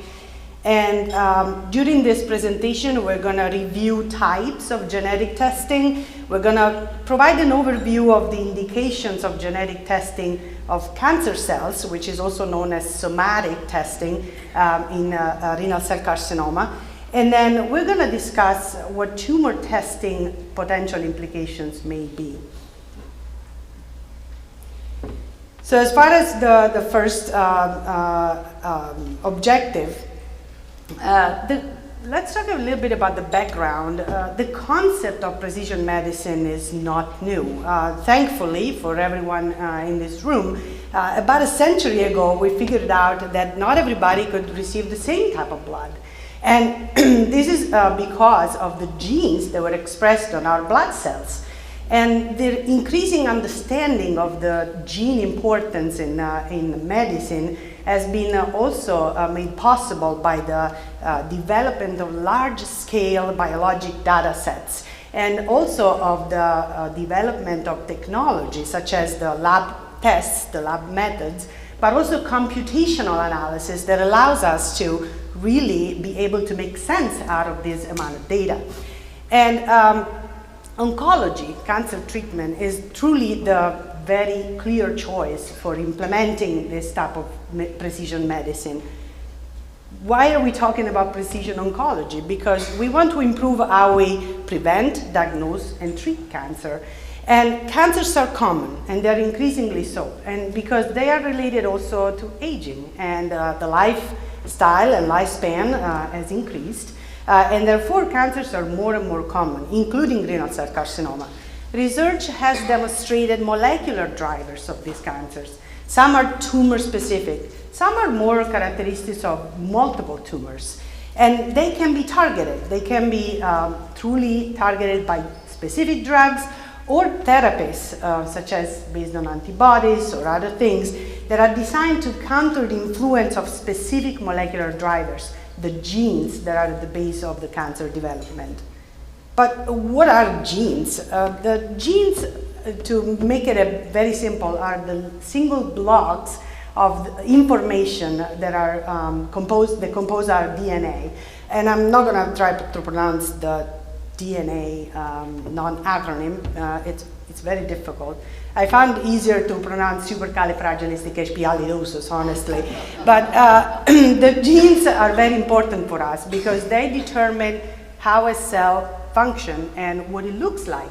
A skin cell is different from a kidney cell because it expresses different genes. They all have the same gene storage, but they express them differently.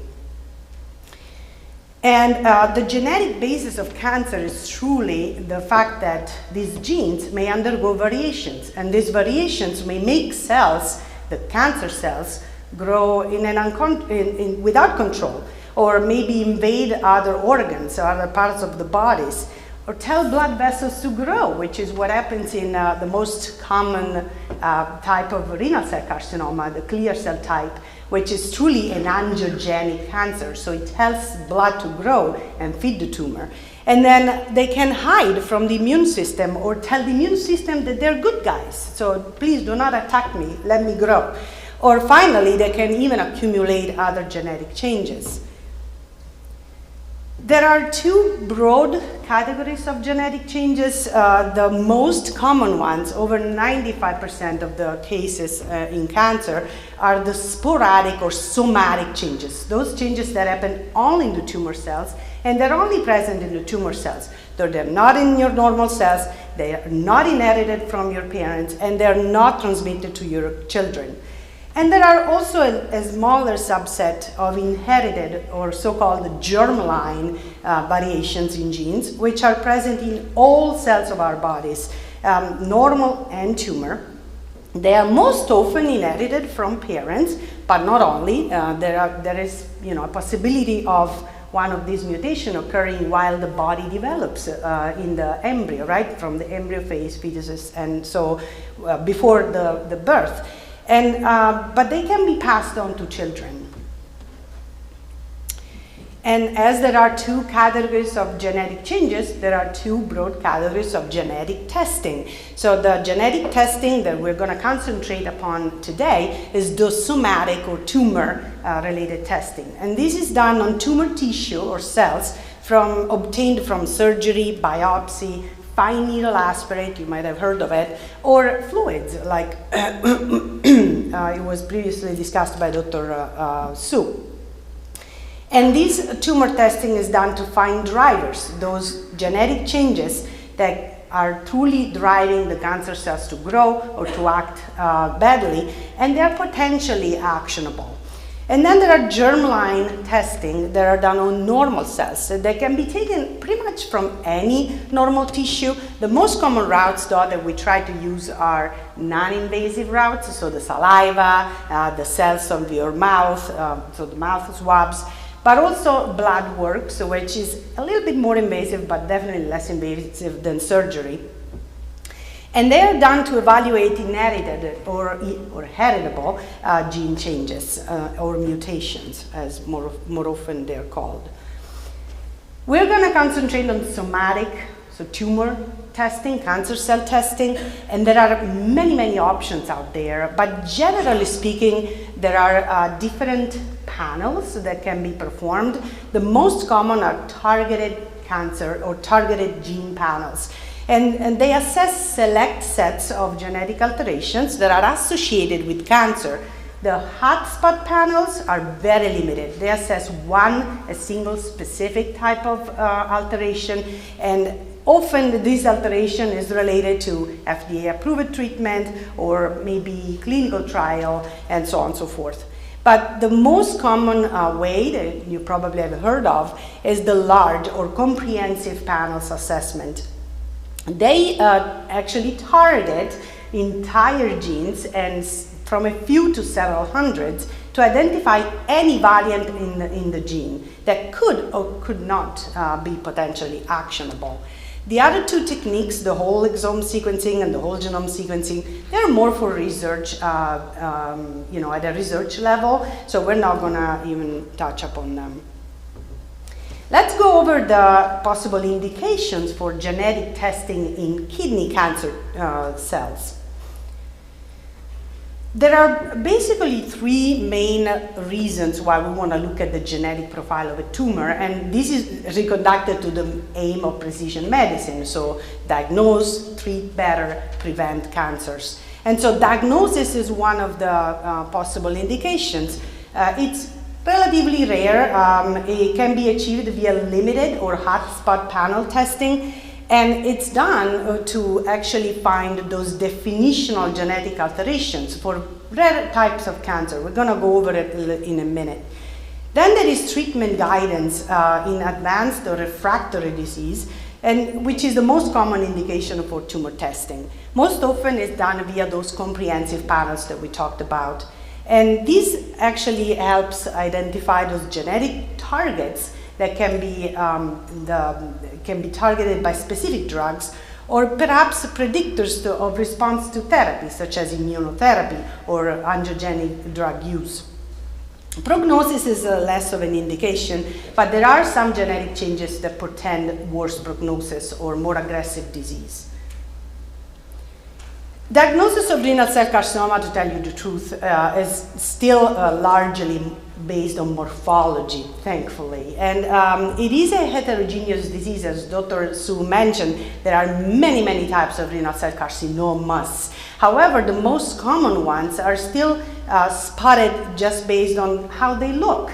And they are well known, they've been studied over decades, and the most common one is the one on the upper left, the clear cell renal cell carcinoma, which is a typical appearance, a typical growth, and typical markers that it expresses, and they can be found without truly going into molecular testing. Then papillary, chromophobe, these are known names that probably have heard, and these again, they look a certain way. And there are also novel entities that have been discovered along the way, but they're still very easily to identify based on morphology, such as acquired cystic disease associated renal cell carcinoma. However, there are newly recognized non-clear cell renal cell carcinomas entity, very rare. However, they can have variable, often unusual morphology, sometimes non-specific morphology, and therefore the genetic testing becomes almost the only way to truly define the type of tumor, to truly name it. And so the genetic testing, the somatic testing on the cancer cell becomes the confirmatory testing for our diagnosis of morphologic suspect. And of course the predictive purpose of the somatic testing, because not one size does not fit all, definitely. So the predictive use is done more in advanced and progressive disease, the disease that has not responded to therapy, to detect targetable alterations or alterations associated with treatment response, although not specifically targeted by a single drug, or to rule out alterations predictive of resistance to a certain therapy, and finally to determine eligibility for trial enrollment. Therefore, those results can impact therapy choice. And let's see how they do so. Genetic tumor testing for diagnosis, it does result in an impact on follow-up strategies, for instance. The fact that these entities are so novel, it means that we know very little about them. And we really know little about the risk that they entail. So we lack universally established evidence-based management guidelines, and they might be eligible for a trial-based approach, even in follow-up and further treatment. And they also underline the paramount importance of multidisciplinary approach, with many expertises come together and deciding what to do with these new cancers. Some of these entities, as Dr. Su mentioned, may portend increased risk for germline hereditary disease. And again, those mutations are most often just sporadic. They are the same as can happen in hereditary settings, but they're not heritable. They just happen in the tumor and they're not transmitted to children, they're not inherited from parents. However, the fact that they exist may signify that there is an increased risk for that person to have a germline mutation for the same gene, and therefore it may trigger genetic counseling for further germline testing. And finally, the predictive purpose of the genetic tumor testing may impact on therapy choices. And the comprehensive larger panel testing reports, I don't know if any of you has ever seen one, but they divide the alterations according to specific guidelines that are set by societies, molecular pathology societies and urological societies and oncology societies. And they divide them in biologically relevant and actionable, so they can be targeted by or predict response to a drug. They can determine eligibility for a clinical trial, and they may be associated with outcome and even with hereditary disease. But there are some that are biologically relevant, means they mean something. They are drivers for the cancer. We know that. But they're not actionable, so there is not a specific drug, not a specific trial, and technically you can act upon them, so there's no change in anything. And then the variant of unknown significance, those changes that have been found in the general population at a very low rate, so there is uncertainty regarding whether these are truly drivers of cancers or they might not signify anything. And then finally, negative. There is no alteration in those targeted genes in the reportable range. Again, these are all technical terms, but you will find them in those reports. And these reports often list trials or FDA-approved treatments, and therefore they are updated as trials come out and as FDA approves more treatments, and therefore they undergo periodical updates as data accumulate.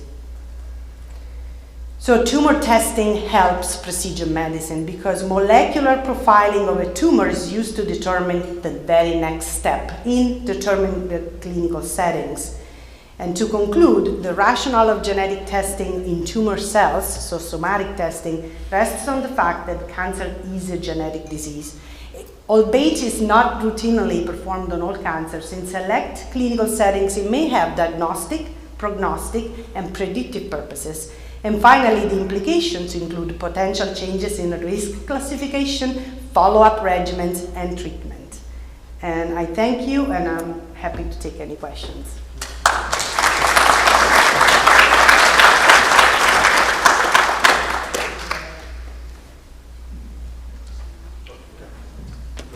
There is a lady. Is all tumors tested? Say it again? Hi, it's Doris. Is all tumors tested? That's an excellent question. Actually, not all tumor gets tested. It's a select portion of the tumor that gets triaged by the pathologist. So, but that's a very good question.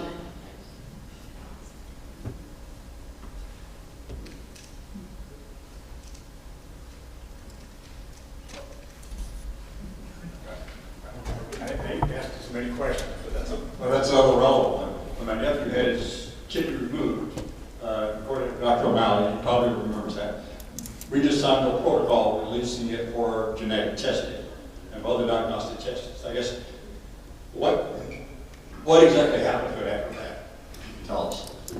So, the request comes to the laboratory, to the pathology laboratory, and we pull out the tumor. We look at the tumor to select the specific blocks that can be sent for testing. This is in case of surgery. In case of biopsies, the material is so limited that the whole material will be sent for testing. But then after that, the laboratory basically processes the tumor tissue, and the process entails basically looking into the tumor cells, grinding them, looking at the DNA, and profiling it with laboratory methods, and then issues those reports that I mentioned about. So basically they're gonna say if in those targeted genes there are any alterations, or there are no alterations, or there are alterations that may not mean anything. So that's what happens generally speaking. Do you need more details about it, or does it help?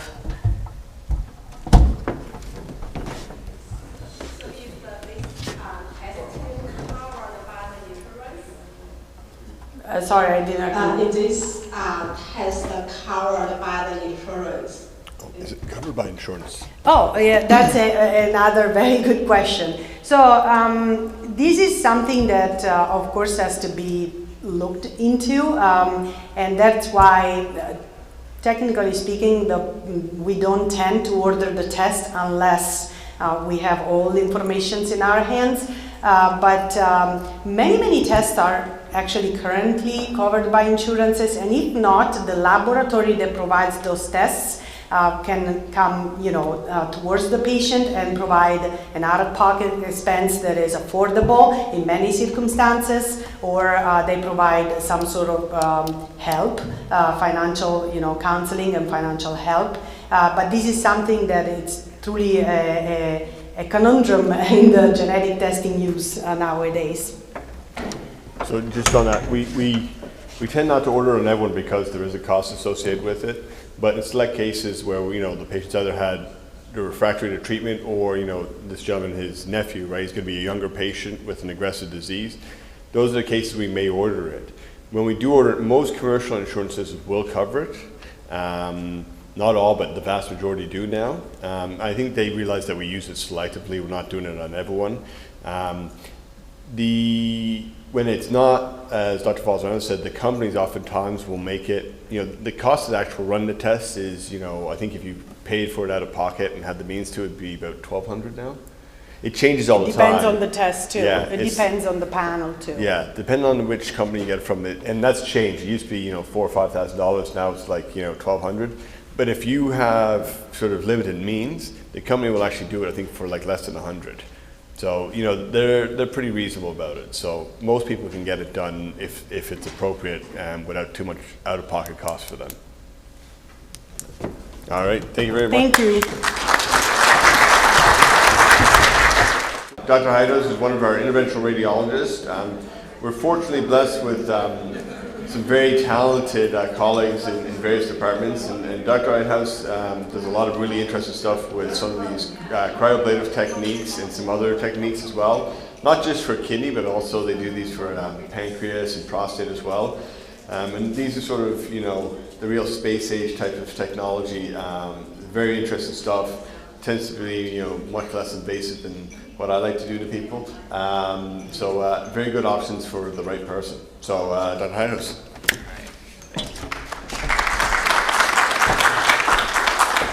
All right, thank you so much. It's always tough giving a talk as an interventional radiologist because most people don't know what an interventional radiologist is. I'll be honest, my mother still doesn't know exactly what I do at work all day.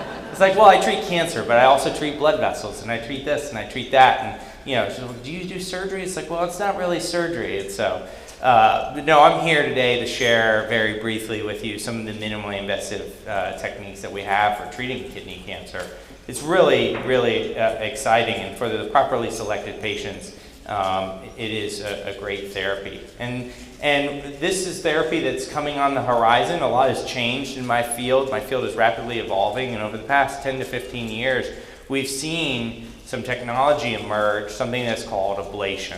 So what is ablation? Ablation, very simply, is putting a needle into a tumor and killing it. When we put the needle in, we either apply heat or cold or electricity or sometimes chemicals. Whatever we put through the needle or have the needle do, it kills the tumor. And so now some patients with very small tumors can have their tumor ablated or frozen, rather than what you would think of typically when someone has cancers, they have their cancer cut out. And so there's different energies that we use, different modalities. One of the older technologies is RFA, radiofrequency ablation. That applies radio waves that actually heat the tissue. It looks like almost like a little umbrella, a needle with an umbrella. That's bottom screen left. I'll talk mostly about cryoablation today. That's like putting a needle into the tumor and freezing the tumor.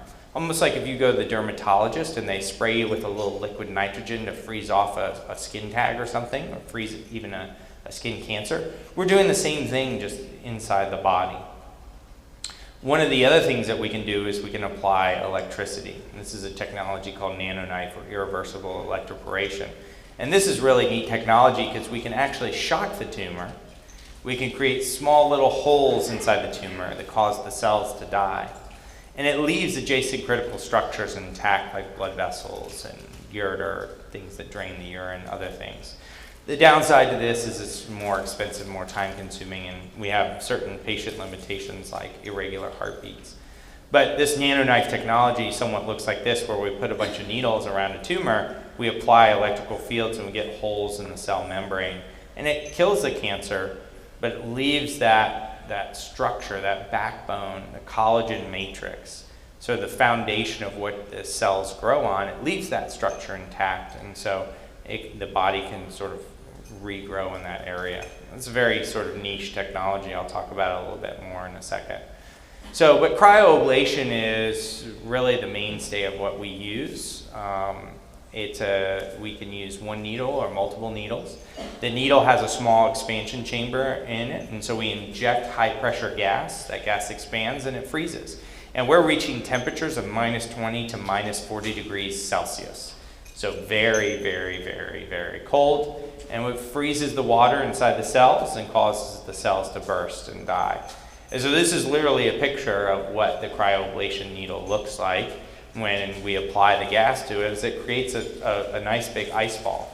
And so very small tumors, we can use one or maybe two needles. Larger tumors, we can plug in multiple needles and create these ice balls to cover the cancer. It's a very effective, very safe way to treat kidney cancer. This is an example of the machine. It comes with all different sized needles, all different thicknesses and lengths. And all of this to say that it gives us, the physicians, an option for you, the patients, to treat every tumor differently and uniquely. We can sculpt the ice, as we call it, with kind of slang, but it's true. We use different size needles at different points in the tumor to create different size ice balls. And so we'll have like a little radiology lesson 101. So this is a picture, it's a CAT scan. the patient's on their stomach. And I've drawn some blue arrows to highlight that dark tumor. And you can see that white line coming in from above. And that's the cryoablation needle that's going to go into the tumor and freeze the tumor. Here's an example of what it looks like during the treatment. So more radiology sort of 101. On the screen left, you see a kidney, and it's got a bright white-gray tumor in it. It's got that blue arrow. And what we've done is we've put a needle, we actually had to go through the liver in this case, and we put a needle into the kidney, and you can see that dark gray circle of ice on your screen bottom right, highlighted by the blue arrows there. And so the tumor itself is just completely consumed by this minus 20 degrees Celsius ice, and it kills the tumor. And the cool thing about cryoablation is we can see real time with the CAT scanner what exactly we're treating. So on screen left, I have a picture, an old picture of a radiofrequency ablation case where you just see the sort of that upside down umbrella prong needle going into the tumor, and we turn it on and it does its magic, and we hope that it works because we don't really see anything afterwards. But if you look at the picture on the left, what we've done is we've stuck a needle into the kidney, we've frozen it, and we've taken that needle out. And what you can see is that dark halo area that is formed by the ice. And so we can actually see the tumor dying in front of us, and we can see that we've gotten enough of the tumor has been killed. Really interesting technology. One of the challenging spots in the kidney for us to treat is what we call the central hilar tumors.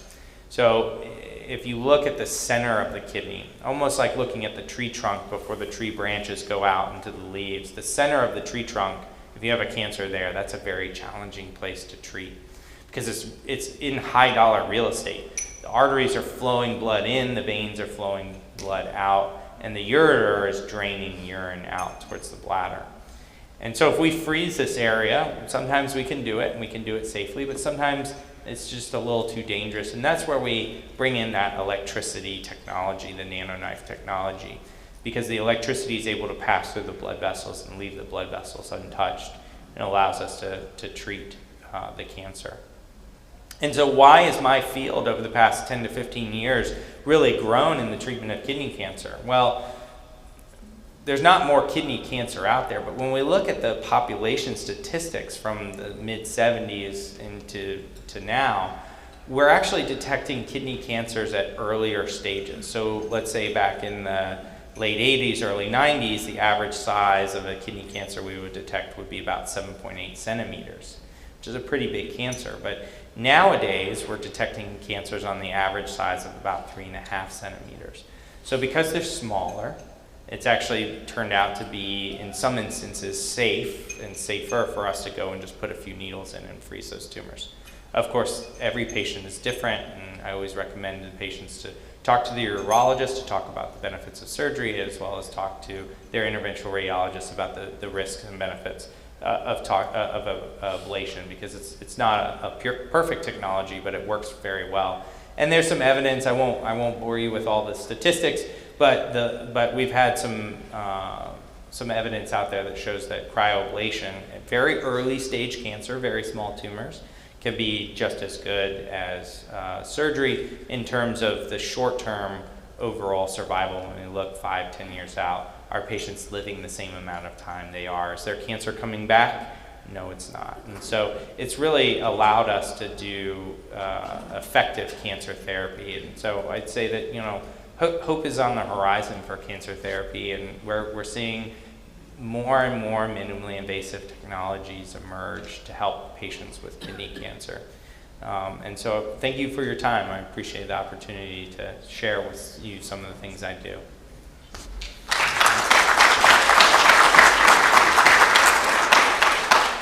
Does anyone have any questions? Yes, sir. I probably missed it, but I don't get that. Okay. We do.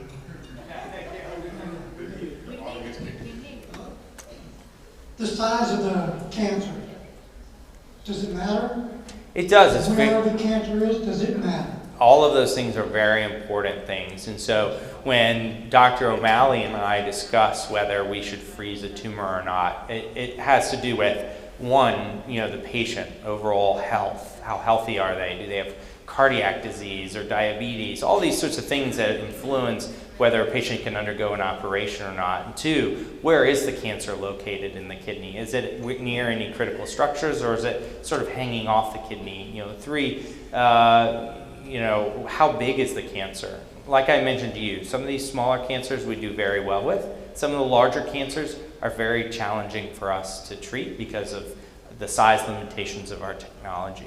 But yes, all of those factors come into play when we make a decision. And when we make those decisions here at UF, we make them on an individual patient-by-patient basis, because we're always looking out for what's the best for you and your cancer. I make business, but if we're concerned about spread of cancer cells, when we violate a tumor by using a biopsy, why isn't that an issue when we freeze it? So when we freeze it, we're not taking the needle and pushing it in and taking it out. We're just pushing the needle in and we're freezing it. And so any cancer that is touching that needle is dead. So when we pull that needle out, there's no more cancer left. So we don't worry about it as we would with a biopsy. With a biopsy, we're just grabbing a piece of tissue and we're getting out of dodge. The chances of spreading that are not insignificant. When we put a needle in and we freeze, everything that needle touches is frozen, it's dead. And so there's very, very low chances that the cancer can spread. It does happen on rare occasions, but it's very, very low chance. One behind you and then you next. Hi, I'm sorry. I was just wondering if this is like a mandated, and the reason why I say that is because there are so many times where you don't find out that there are less invasive or non-invasive ways, for example, Cologuard with colonoscopy, instead of having to have somebody, poke you, you can actually do Cologuard. And why isn't the medical field looking into doing less invasive, non-invasive ways first, as a first option, kind of like the first line of defense, before they start cutting someone open or going deeper or whatever? Absolutely. So, you use the reference for Cologuard. Cologuard's not perfect, right? And if you ever watch a Cologuard commercial, there's a lot of warnings at the bottom. And so for physicians, there's a lot of fine print that's involved in these minimally invasive tests. What I will tell you is that, physicians who treat cancer abide by what we call the NCCN guidelines. Those are a set of guidelines put forth nationally for us that say what is the standard of care with cancer, and cryoablation or ablation modalities are included on the NCCN guidelines for very early stage renal cell carcinoma. So it's part of the guidelines, and at major cancer centers, these are things that we adhere to. Yes, ma'am. I'm wondering if this is just a one-time treatment, and certainly if it's successful it would be, and is it inpatient or outpatient? So it used to be an inpatient procedure. We used to keep you in the hospital for this procedure. Now we're doing it on an outpatient basis. So we'll freeze the tumor, we'll wake you up, we'll see how you're doing, and if you're doing okay and not having too much pain or a lot of blood in your urine, then we send patients home the same day.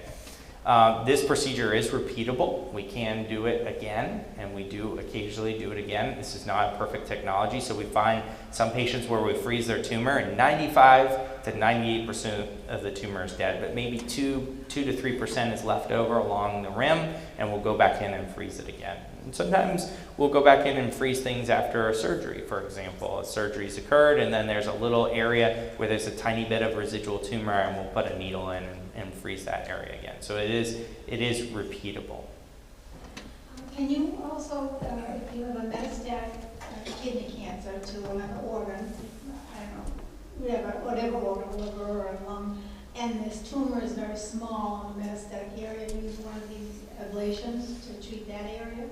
So minimally invasive options are always considered in metastatic disease. First and foremost, we always have to consider systemic therapies like immunotherapy or chemotherapy. But then we consider other therapies like surgically resecting those metastatic disease deposits, freezing them, using radiation, for example. So all of these things are considered, and we usually meet as physicians in a tumor board where we discuss with multiple physicians present, what is the best option for that patient. But yes, we do use these in the cases of metastatic disease to treat metastatic deposits. Does the tumor remain the same size when it's dead after you kill it? It usually loses its contrast enhancement, so the X-ray dye that we give will go, the enhancement, the uptake of that X-ray dye that makes that tumor sort of that bright white, that bright gray, that part goes away. The tumor will shrink and scar down over time. And that's a big question I get, is what happens to the tumor after you freeze it? It just scars down and turns into dead scar tissue. All right, thank you so much for your time. I appreciate it. Yeah, just two things. I think, with the minimally invasive, first versus sort of, I think that's a balance, right? Some patients would say, hey, I'd rather have someone cut it out. And some people say, I'd rather have it frozen, right? And different people, are at different points in their life and different sort of things that they sort of are important to them. I think, as I mentioned, for the right people, it's a great option, right? And it's just, it's something I think we routinely talk to about patients with. If you don't know, right, you'll never pick that option because you weren't told about, right? So we try and discuss it routinely, but it's not always the best for everyone. The second thing is, for the metastatic disease, there have been studies and look at, does surgery, radiation, or sort of other sort of ablative techniques work better for, metastatic disease or mastectomies? Generally speaking, all those modalities work fairly equivalent. It's just a question of what's the easiest way to get it out or to treat that tumor in the metastatic setting without putting the patient through undue stress, right? Sometimes that's surgery, right? Usually, more likely than not, radiation or ablation is going to be less invasive in that setting, but it may not always be amenable to it. But it's something we usually try and consider, yeah. All right, our next speaker is going to be Dr. Zlotecki, and I think I've already bigged up his talk. I think it's a very exciting area. Dr. Zlotecki is one of our colleagues who, does a lot of radiation for our prostate patients, as you can imagine. Also for our bladder cancer patients, we do a lot of what's called organ sparing treatments for bladder cancer. And kidney is a newer sort of field, and it's something I think we're excited about because we have colleagues like Dr. Zlotecki and Dr. Hitchcock who are GU radiation oncologists that do an excellent job. So he's going to talk to you about some of the new things that they're working on. And as I said, I've been looking forward to this. I think you'll enjoy it as well. Thanks.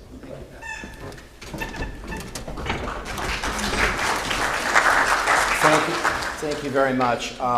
Radiation therapy, as many people understand, is a very high energy, very, very much directed beam of energy that can be either electromagnetic radiation or particles, as our proton center in Jacksonville can deliver, that basically does not require any needles, probes, invasiveness in any way to reach the target of a tumor, but does require an incredible amount of just planning and imaging and individualization to provide the just best ablation of a tumor, doing it effectively and quickly, usually in a course of anywhere between 1 and 5 days of treatment, and fortunately without having to put a needle into the tumor anyway. So those concerns about biopsies and such are not really on my table here, okay? But fortunately I have two very nice tables, and this is a commitment by the University of Florida's health system in the last year of over $10 million invested in MRI technology. As many people are aware, MRIs are one of the very best ways to image into soft tissues, places where the kidneys live and things grow in the kidneys. And we've been fortunate enough to have an investment of both an MRI scanner to plan the radiotherapy on, and also an MRI-guided radiotherapy delivery system that is completely and totally compatible in all respects. It's very, very elegant, and it is a perfect system that we use for treating small tumors, whether metastatic to different organs or to the primary site in very accelerated form of therapy, okay? And that's become both very important with respect to efficiencies and economics and getting around things like COVID pandemics, but also we've learned that high doses of radiation delivered very fast are quite effective in treating kidney cancers. And we'll go into that in some more detail. But this is, again, brand new technology that we brought in place. Another direction. This slide pretty much is my whole talk. It was, just to give a point, sorry it's slipped off the screen a little bit, just published in this last year in the European Journal of Urology, and it is really the uses of radiation therapy in the management of kidney cancer. We have long treated metastatic kidney cancer with radiation therapy. It's been very effective, very efficient, very high quality of life is achieved for these patients with minimal invasiveness. So that has been long established, whether it's intracranial at the side of a brain, because unfortunately that's a place kidneys attack, or metastatic disease attacks, just like with lung cancer, but also the spinal column, and also other extracranial sites. And that's where I'm going to be focusing on this column here. But what has come around very recently is the use of radiation therapy in the treatment of primary renal cell cancers, much the way Dr. Heithaus just described, by focusing on tumors that are either in difficult locations or with unfortunate patients who are not good candidates to undergo a major procedure with Dr. Sue or Dr. O'Malley. Okay, so I'm going to bring some of that data forward. Emerging is combinations of the use of radiation therapy with drug therapy, which I'll also add into, to treat more advanced, larger kidney cancers. Okay? So just to throw up some biology, because even though radiation's all physics, it's not magic, it's just physics, okay? But we do a lot of biology. And one of the things we have learned with our colleagues in medical oncology, who you'll be hearing from this afternoon, is that we've learned that very high doses, pulses of radiation, single fraction high doses, will stimulate the release of antigens, markers from tumor cells, present them to the immune system, be processed by your lymphatic or immune system, and help to create antibodies against cancers, achieving what's called a synergistic, or sometimes a big fancy word, abscopal effect, that will help to treat other distant metastatic disease and tumor cells, aside from the single one that's being targeted with the dose of radiation. This is also coming to play in the management of colon cancer. So we're very excited about this advantage. Radiation therapy has long been used for treating many different sites of disease. Lymphomas will sometimes melt away in a few other tumors, but we often did not see much happening when we tried to treat a kidney cancer. But it's been with these high doses of radiation delivered in very, very targeted pulses that we've learned that it can take months and months for a kidney tumor to melt away. And as Dr. Heithaus said, sometimes you still see a shell, but characteristics would change when IV contrast was used. With MRI technology, we can now see much, much more about what's going on in the tumor and how it is just basically dying in place, or ghosting is a term we've sometimes used. Okay? So we put this all together, and we've been treating metastatic disease for basically curative intent, salvage intent, especially when it's in the presentation of what's called oligo, or very few, 1, 2, 3, maybe as much as 5 separate metastatic deposits. Examples of treating right in the center of the chest, No concern about throwing a needle up next to a person's heart there, or on a rib, which can be very painful to poke at with needles, or just to have a disease there. But now, places that we couldn't reach before, couldn't even see, we're now seeing so much better, so much faster, so much earlier, deep into parts of the body, such as the liver, which can be very difficult. This is an example of a case being treated here, where a patient had 2 separate sites of metastasis in the liver, which we were able to visualize on MRI technology to plan, and also visualize very accurately and make an adaptive plan every day and deliver targeted radiation to the liver right under the diaphragm to the 2 spots at the same time in 5 days. So data.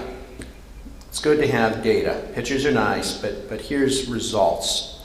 And again, this is what we would like to have, being, very collaborative and very invested with our medical oncology colleagues here, that when you add radiation therapy and the immune stimulating or modulating drugs, such as this drug called Pembro, together, you can have very, very substantial tumor control effects, and also leverage the immune stimulating effects and stop progression and improve overall survival. This is, again, very recently published data last year called the REPORT trial. Much of this data, you'll see titles that are coming from European journals, but there's plenty of Americans also in these trials. And this is one of the earliest trials from a group with our similar technology out of Toronto and other locations and in the province of Ontario, Canada, where they looked at not just the ability of radiation therapy to treat a tumor there on that kidney hanging off the edge, but they also did a beautiful job of looking at the functional preservation that radiation could preserve the function of the same kidney and the overall kidney function.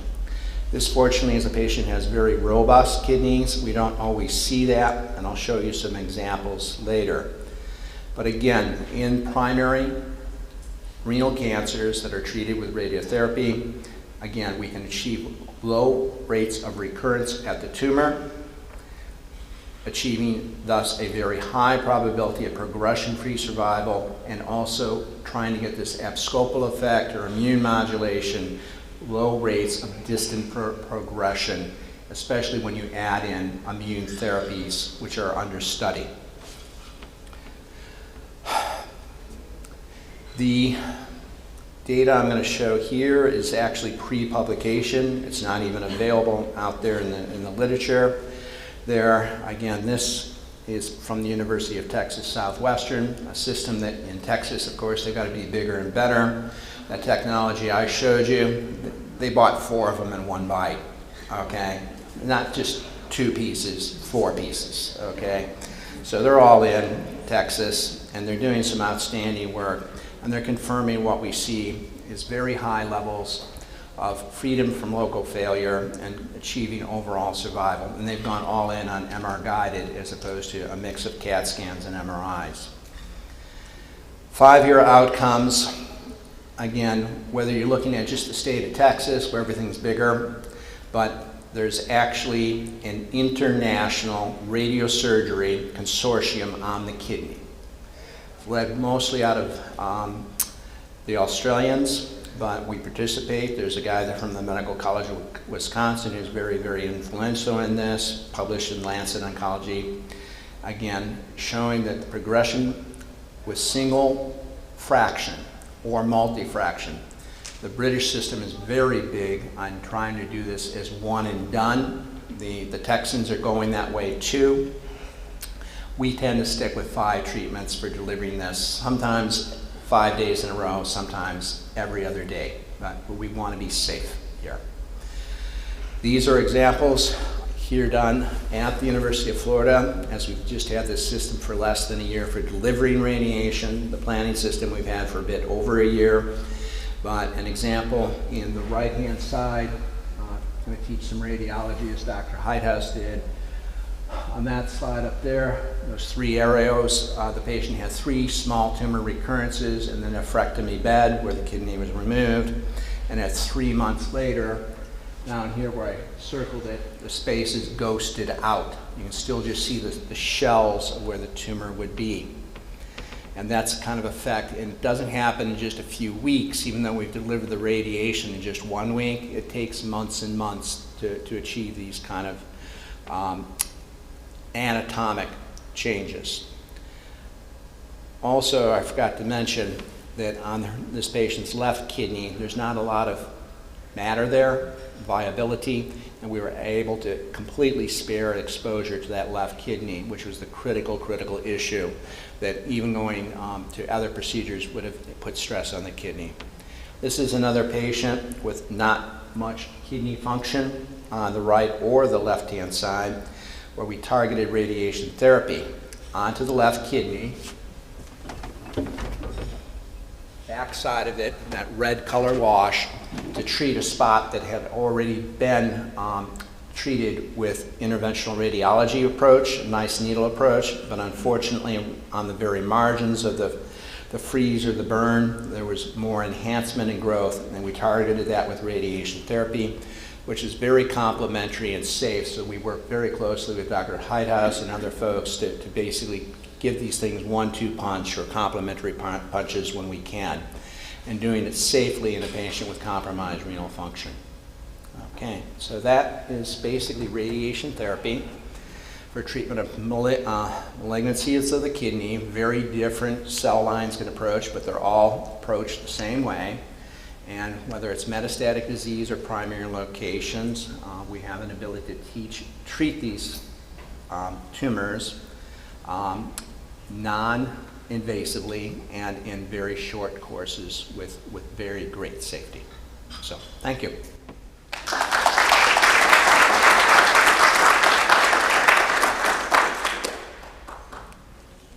Briefly, in layman's terms, what's the difference between your new equipment here and the proton beam stuff in Jacksonville? Well, like they say in Hollywood, image is everything, okay? So it doesn't matter how good your rifle is if you don't have any sights, okay? And the technology that we're taking advantage here is the ability of the MRI system to pinpoint the tumor and help us define the margins of variance, how to wrap around everything safely, and we'll also very, very carefully avoid other things, other kidney tissue or other organs such as your intestines, okay? So that is very difficult to build into a proton system. It's actually hugely expensive to build into a radiation therapy machine, whether it's a CAT scanners aren't hard to put on, but MRI systems were very, very challenging to do. So image is everything, and basically the ability to image in real time so that literally we can watch the patients breathe and the tumors move and turn the beam on and off. If you take a deep breath and the tumor moves up or down or left or right, the systems can now what we call gate and keep things super, super safe. So MRI technology is quite amazing and lets us see into places, into people's brains that we never could before. So yeah, if I had invested in MRIs 30 years ago when I was a resident and told to do so, yeah. You know, I could be real wrong here, but it used to be that with radiation, they wanted it to be like a surface on the surface of the organ, so you wouldn't kind of burn it all the way through. Is that just lifestyle or whatever? It's changed. It's changed. Our job is to basically make a real nice hot spot, and that's why they call this either stereotactic body radiotherapy, or one of the Texans coined the term SABR, okay? Stereotactic ablative radiation therapy. I was just wondering, and I don't mean to be disrespectful, but isn't radiation also presenting a risk of also developing cancer, I mean, too much radiation Absolutely. poses risks? Absolutely, but it's what we refer to as a long-term risk. The risk is very well defined by, if you want to be historical, going back to Hiroshima and Nagasaki, but we have better data, and unfortunately children who were treated with cobalt irradiation, the risk is defined as basically 1 in 10,000 at 20 years. So it's a relative benefits to risk, but basically that is the number. It's real. So if I've treated 20,000 patients, and if I've treated 10,000 patients, I probably caused a cancer somewhere. 1. All right. Any other questions? All right, move on to last time. Thank you very much.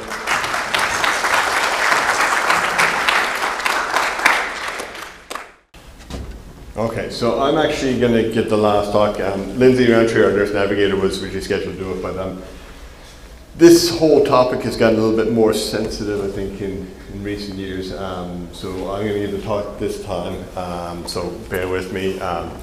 Lindsay sort of helps, many of you who are our patients know there's a whole process to go through when you're seeking care. When it comes to getting your images sent over, your pathology, the referrals, and insurance coverage, and there's an endless number of hoops you almost have to jump through. And all these sort of pose barriers to care for patients, and there are multiple barriers that exist out there. And unfortunately, many patients, if treated appropriately in a timely fashion, could do very well. Not everyone has that opportunity for a multitude of reasons. We're going to talk a little bit about some of those now. Again, no real disclosures. So, like I said, we're going to talk in brief about some barriers to care, specifically in kidney cancer.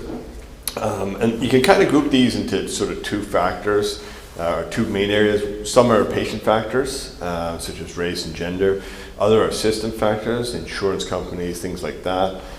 So we'll sort of think about that. There are some other factors that we see, cultural factors that come into play, and now more so, particularly after COVID-19, we see there are more sort of political factors that are coming into play. So the barriers, as I mentioned, some are patient-specific: gender, race, age, access, socioeconomic status. All of these play roles in how patients get their care or don't get their care. Geographical: if you have to drive 4 hours, it's harder than if you have to drive 5 minutes, right? We have a wide range of patients that come from all over, and so that does impact care sometimes. Financial. Right? Financial toxicity in healthcare, particularly in cancer care in the United States, is a big issue for patients.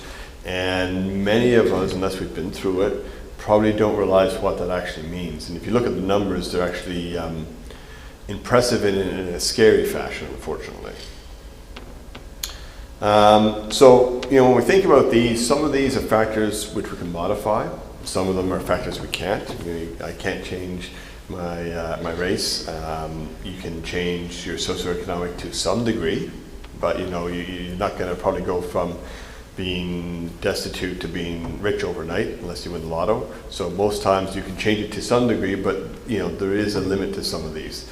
And the disparities, like I say, sometimes lie on the patient side, sometimes they lie on the system side. It's important to know that there are significant racial differences in kidney cancer. Caucasians actually have the lowest rate of kidney cancer versus other ethnic groups, and African Americans actually have the highest.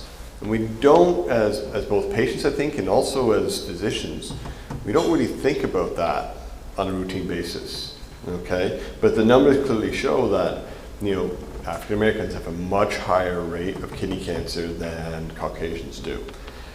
Now, it's not always been like that.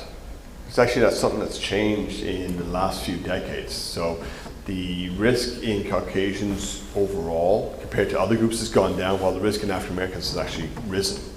But not only is the risk of developing the cancer higher in African Americans, when you do get it, although you present at an earlier stage as an African American, they still have worse outcomes and worse survival.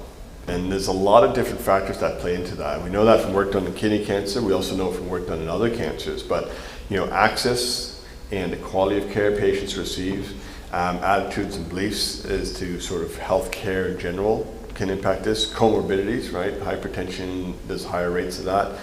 Socioeconomic, all these play into it.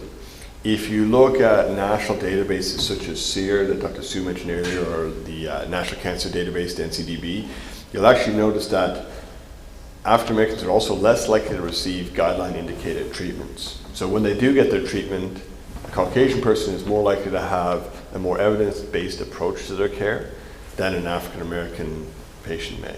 So, you know, these do contribute to those African Americans having worse survival, despite when they initially present, they actually have their disease is not as bad. So, you know, there's quite a discrepancy there. You know, race isn't the only barrier that we see. Gender. This is a nice slide from the study by Padraic et al.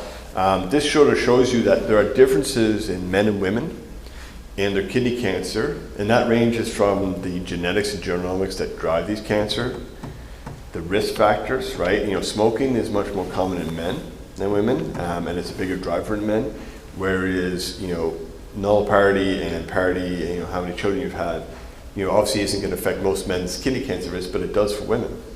And it goes to diagnosis, the treatment, and even the outcomes, right? So there are significant gender differences across the spectrum of your sort of management of your kidney cancer amongst men and women. And you know, you look at this, the metastatic patients with kidney cancer, women do worse. So women with metastatic kidney cancer do worse. And you know, the question is, okay, is this because of barriers in care? Or maybe it's because immunotherapy, for instance, doesn't work as well in men and women, right? You know, it's kind of, we don't know which came, is this a, you know, which came first, the chicken or the egg? But you know, there are studies been done that actually shows that there's no difference in the efficacy of immunotherapy. So it's not that the treatments don't work as well in women, it's other aspects that contribute to them having a worse survival when they have metastatic disease. It's not their treatment, therefore it's probably not their disease, it's probably more likely other factors. And you know, what are these factors? So you know, this was a study done, they looked at what elements of a person's health care were important to them. And they surveyed sort of 21 areas, and there were, you know, a real slew of different areas. You know, they included even the food and beverages at the institution you're receiving your treatment. So it was a really broad spectrum of things they looked at. And what they looked at amongst men and women cancer patients is that 15 of those 21 areas, what people prioritized, men and women prioritized, were actually very different. Right? So what was important to male patients versus what was important to female patients was very different. And so we may not think about that as patients. We may not think about that as sort of patients' families. And we certainly may not think about that as providers. And we need to be more cognizant of that how different genders view their healthcare, what their priorities are, vary significantly. The other thing that goes into this is, you know, we're here, many patients are here today, and they're here with family members, right? And, you know, many of the informal caregivers, i.e., when you're not in the doctor's office, who's helping you get through your treatments, right? Who's helping you get there? Who's looking after you when you have to deal with a complication or the recovery? Many of these informal caregivers tend to be female, okay? And 88% of the time, you know, those informal caregivers are looking after family members. So, you know, a lot of times this is spouses or loved ones. But there is a high amount of stress on those patients, on those informal caregivers, right? So 50% reported having a high emotional stress. They're not the patients, but they're still experiencing a high emotional stress. 25% have significant financial stress, right? You know, so there is a whole area of research is sort of looking at these informal caregivers and the whole process that they go through too. And it varies significantly between men and women, when they're men and women are the patients and when they're the informal caregivers. So geography, where you live. Does where you live matter as to the type of care you get? Yes and no. If you look at US and Canada or North America as a whole, you look at the outcomes, they're fairly equivalent to Western Europe, Eastern Europe, Latin America, Asia, Africa, Oceania. It is important to note that, you know, we would say, okay, you know, some countries in some other parts of the world may have a lower socioeconomic level, and so their healthcare may not be at the same quality. So, in this study, one of the caveats is that most of these countries were high-income countries. The other thing to note is that this is based on clinical trial data. So the patients who probably have the most means, who have the best medical literacy, also tend to be those who gravitate to clinical trials.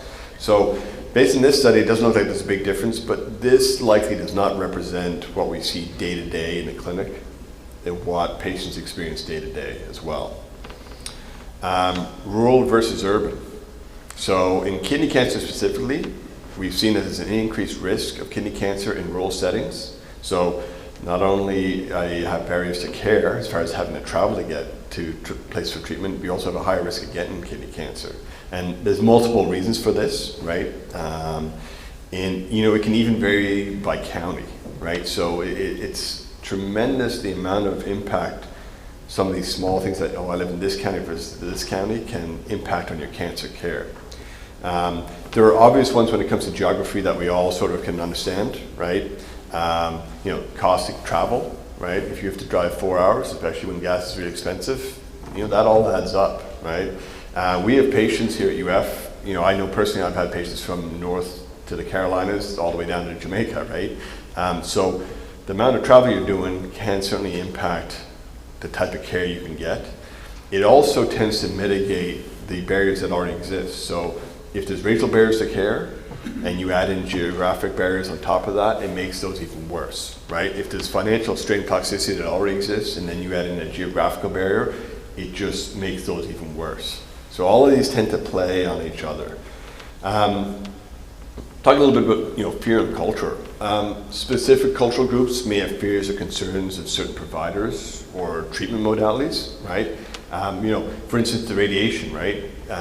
Patients often worry because, radiation has certainly metamorphosed over time, right? I mean, it used to be patients would come in and be like, well, so-and-so I know had treatment and they had terrible skin burns and things like this. It's like, that did happen back in the day. Nowadays, with the newer technologies that's been around for decades now, we don't see that, but that fear of certain modalities of radiation still exists, right? Most patients assume if I have kidney cancer that's spread out, so I'm going to get chemotherapy.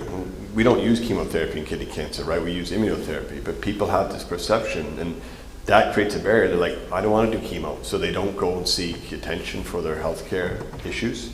And it's because they don't realize it's not even chemo, or they have an unfound fear of it. A big one, like I mentioned before, COVID-19, right? Patient and societal perceptions of healthcare providers and institutions has changed significantly. Some would say for better, some would say for worse, right? And that's all very much in the eye of the beholder. But if you look at things like the CDC and the FDA, I would say these would be very trustworthy institutions historically.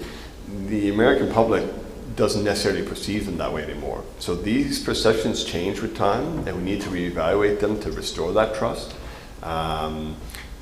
Irregardless of whether or not you think it's misplaced or not, to not have that trust, we as physicians in healthcare need to sort of reinstill that trust in our patients. And then you get, local and regional and global politics all pay into this, right? There's recent Florida Senate bill, the Protections of Medical Conscience. There are concerns from people about how this will impact physicians choosing to treat or not treat patients. I personally think most physicians, we've taken note to treat people, and it's not based on their religious beliefs or anything like that. So for me, personally, and I think for most physicians, it won't impact us. But that bill does have stipulations about the insurance companies or payers decide not to pay for certain treatments for certain people. And so, people are unsure because the language is a little bit loose, how that may impact cancer patients, right? They may decide we're not going to cover certain treatments and use this to sort of say why they're not. Hopefully they won't do that, but their goal is, as an insurance company, really is, their first goal is to make money for their shareholders. So, we don't know. And so all these things start to impact patient care. A lot of it comes down to money, right? And there's multiple ways it comes down to money, right? If you look at metastatic kidney cancer patients, and this is the financial toxicity of care, a quarter did not feel in control of the financial situation, right? Now, you ask 20-year-olds this question, that number, 25%, would be like, yeah, okay, you know, they're 20 years old, right? They're working, they're, you know, early on in life. But the median age of patients in this group is 55. These are people who've been working most of their adult life, and yet a quarter of them feel not in control of their financial situation, and that's, you know, rather alarming and rather concerning, right? This is, you're close to, you know, you got 10 years, it's a long time, but, you know, you should be thinking about preparing for living your life and having the freedom to do what you want to do when you retire, right? Not, am I going to be okay? But unfortunately that hasn't. And, you know, it's not like because these patients didn't have good insurance. A large number had private insurance, and so a lot of them had, you know, good insurance, and they still felt these burdens. The scary thing is, it's not just the patients who are on metastatic treatment, who are on, you know, immunotherapy, which is a more costly drug. It's also those patients who had non-metastatic disease. So 45% reported higher out-of-pocket costs. 24% took hardship withdrawals from their retirement savings. So, you know, they dipped into their 401ks or their IRAs, right, in order to pay for their health care costs, right? Another quarter actually stopped putting money into their retirement funds because they needed to pay for their health care costs, right? And 20% borrowed money from friends and family, right? Now, that doesn't mean that 75% of patients are, you know, there is some overlap amongst these patients, but there is clearly a significant number of patients that are having financial hardships with their treatments. You know, insurance co-pays, right? You have co-pays for different aspects of your benefits. You know, things we don't think about, you know, immunotherapy usually goes against your medical benefits, whereas things like tyrosine kinase inhibitors, the oral medications you sometimes take, like Exindib or Inlyta, those actually get charged through your pharmacy benefits. So you may end up having to pay different co-pays depending on which benefits they're looking at through your insurance company. Denials and appeals, right? Some systemic therapies won't get approved, some will. When you get your imaging done, some imaging will get denied, and then we have to call them and we have to sort of say, no, look, they need it because of this. But, you know, the whole idea in many ways is hoops. The more hoops there is to jump through, the less they're going to have to pay out. But unfortunately, that's barriers for patients and providers, right? And that affects patients' health care, right? We know it does, right? Everyone knows it does. But that's the system currently. And the cost of treatments, you know.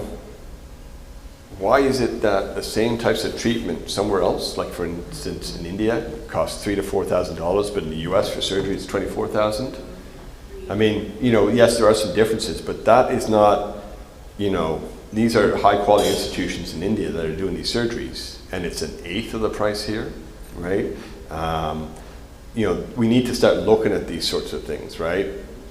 Surgery, right? Not as costly as drugs, right? Immunotherapy, $100,000. Surgery, $15,000, right? Should we not treat people because it costs? I don't think anyone would say that that seems right, but we need to be mindful that there is cost to all these treatments, and we have to ask ourselves, you know, if we all live longer, that means more scans, more surgeries, more systemic therapy, and more cost to a system, right? And eventually, as a society, we have to pay for that one way or another, either through our personal pocketbooks, through taxes, through healthcare systems, through insurance. So we have to be mindful that, you know, how much bang are we getting for our buck? Because ultimately, it's not going to be foisted on the companies. It's going to be on you and me, right, as patients, right? I don't mean me as a provider, but you and me as patients, right? That's who's going to pay for it in the end. And that, again, creates further barriers for patients who are already stressed financially. Delays in care, you know, a lot of times we see patients that come in and they're like, I want it out tomorrow. And we get that, you know. I will say, you know, the doctor's office usually isn't a significant source of clinically meaningful delays. It sometimes can be, no doubt. You know, most locally advanced or oligometastatic disease will be seen within 4 weeks of referral. You know, usually it's actually quicker than that. But it does take some time to set up the interventions, right? I know we want treatments tomorrow, but coming up with the right plan is more impactful than a plan for tomorrow, right? It's, you know, we need to come up with the right plan that's going to set you up for success long term. In studies that have been done in this setting, in these high-risk patients, 3 months of delay does not impact the outcomes. So we have time to make the treatments, but I know that's a great source for apprehension and anxiety, so I just wanted to mention, I don't think delays on the physician side is going to create massive barriers for patients, although it certainly can. I think these other barriers are probably the ones that we probably need to work on more as far as trying to fix and improve care. All right, so I'll end there, and I think that leaves us in reasonable time for lunch, a little bit early, but I'll take any questions any of you may have.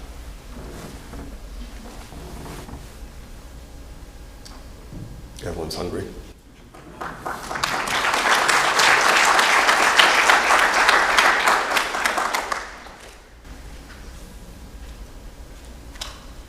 Anyone want to share their experience about a barrier they experienced in their care? Any brave souls? I'm sure you've all experienced some along the ways, and they are frustrating. For most patients, you've got a diagnosis of cancer. That's already enough on your plate, and then to have sort of roadblocks to decrease or limit you from getting the healthcare you need can be very frustrating. It's a great source of anxiety, and mentally and emotionally is very draining. And certainly, in some of these cases, it can be clinically meaningful. So I think it's something we all need to keep working on, and hopefully as providers, we're trying to do surgery, we're trying to do radiation, we're trying to do IR, but we've also got to try and be advocates for our patients. I think societies like the Judy Nicholson Foundation and others are also great organizations at decreasing those barriers sort of across the sort of whole community and state level and regionally. So I thank Judy Nicholson Foundation and others for that, for improving access for patients. All right, I think we'll break for lunch, and then we'll be back after lunch. All right, thank you very much.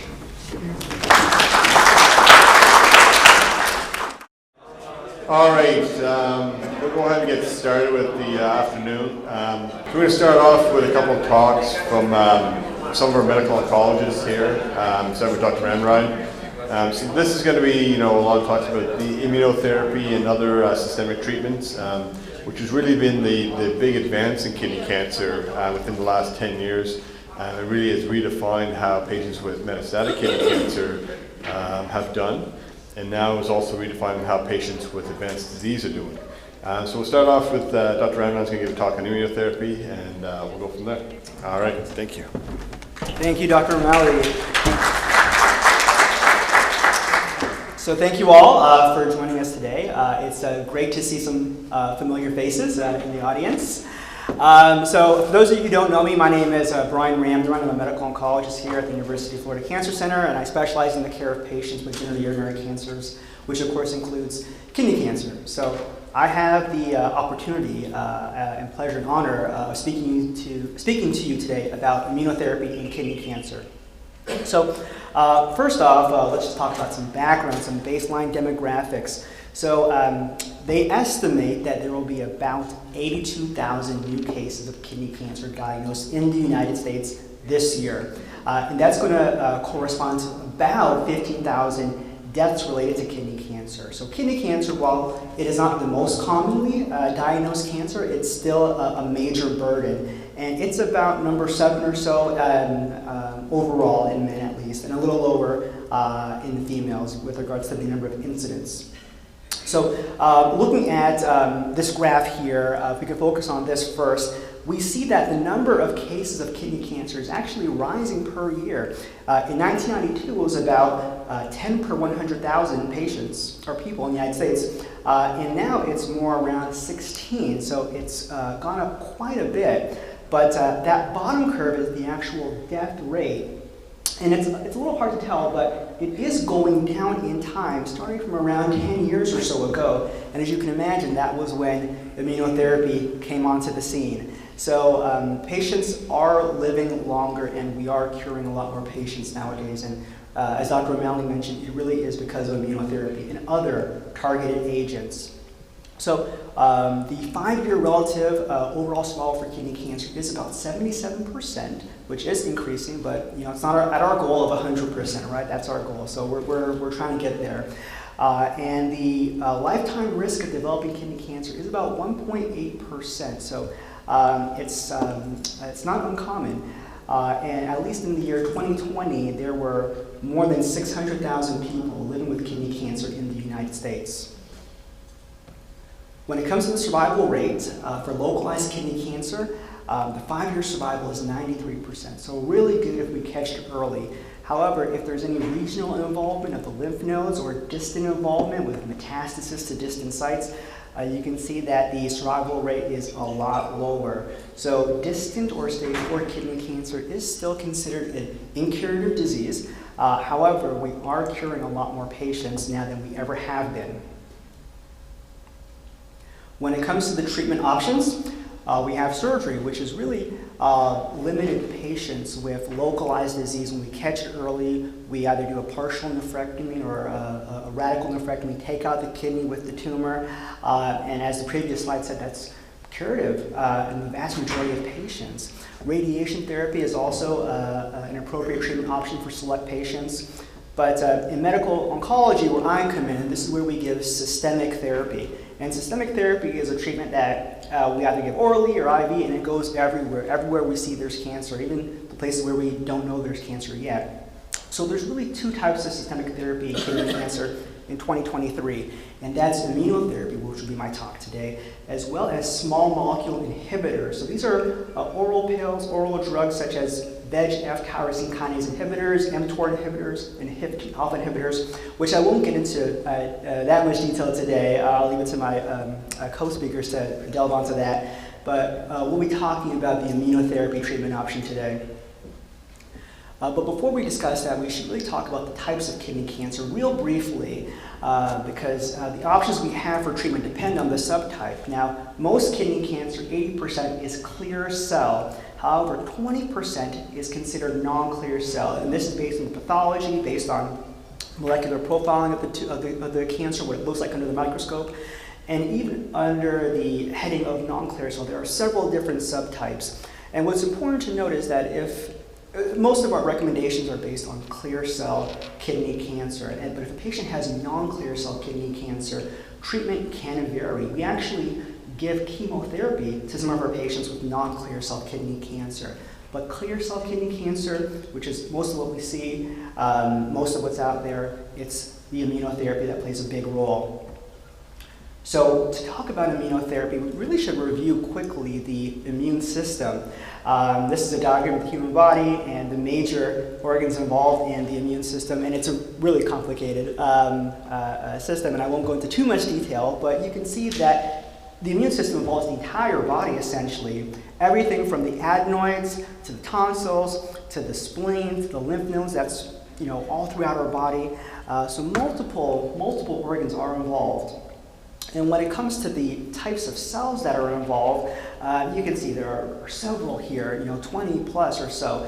And the immune system, there's 2 different types of immune systems, of our immune system. It's classified into 2, really. There's the innate immunity, which is considered the more evolutionary older system. It's a quick immunity, it's a quick response, and it's the immune system that we're born with. And then we have the adaptive immunity, which is the more evolutionary, newer immune system, which is a slower response, and it's the immunity that we get when we're exposed to antigens and exposed to toxins in the environment. Now, this is all complicated, but what's really important with cancer immunotherapy is the cytotoxic T cell, which is right there in the middle. Now, they're all the cells that are important, but the cytotoxic T lymphocyte, or the cytotoxic T cell, is probably one of the most important when it comes to immunotherapy. Now, the functions of the immune system, as we all know, the immune system is involved in fighting off infections from microbes, killing off bacteria, viruses, and fungi. But the immune system is supposed to fight off cancer cells. This is a process known as immune surveillance. So when cancer cells are able to multiply and divide and spread, something has gone wrong. The cancer cell has found a way through a mutation to escape the immune system. And this is a really complicated process, but generally speaking, there's 2 real ways that it's able to do this.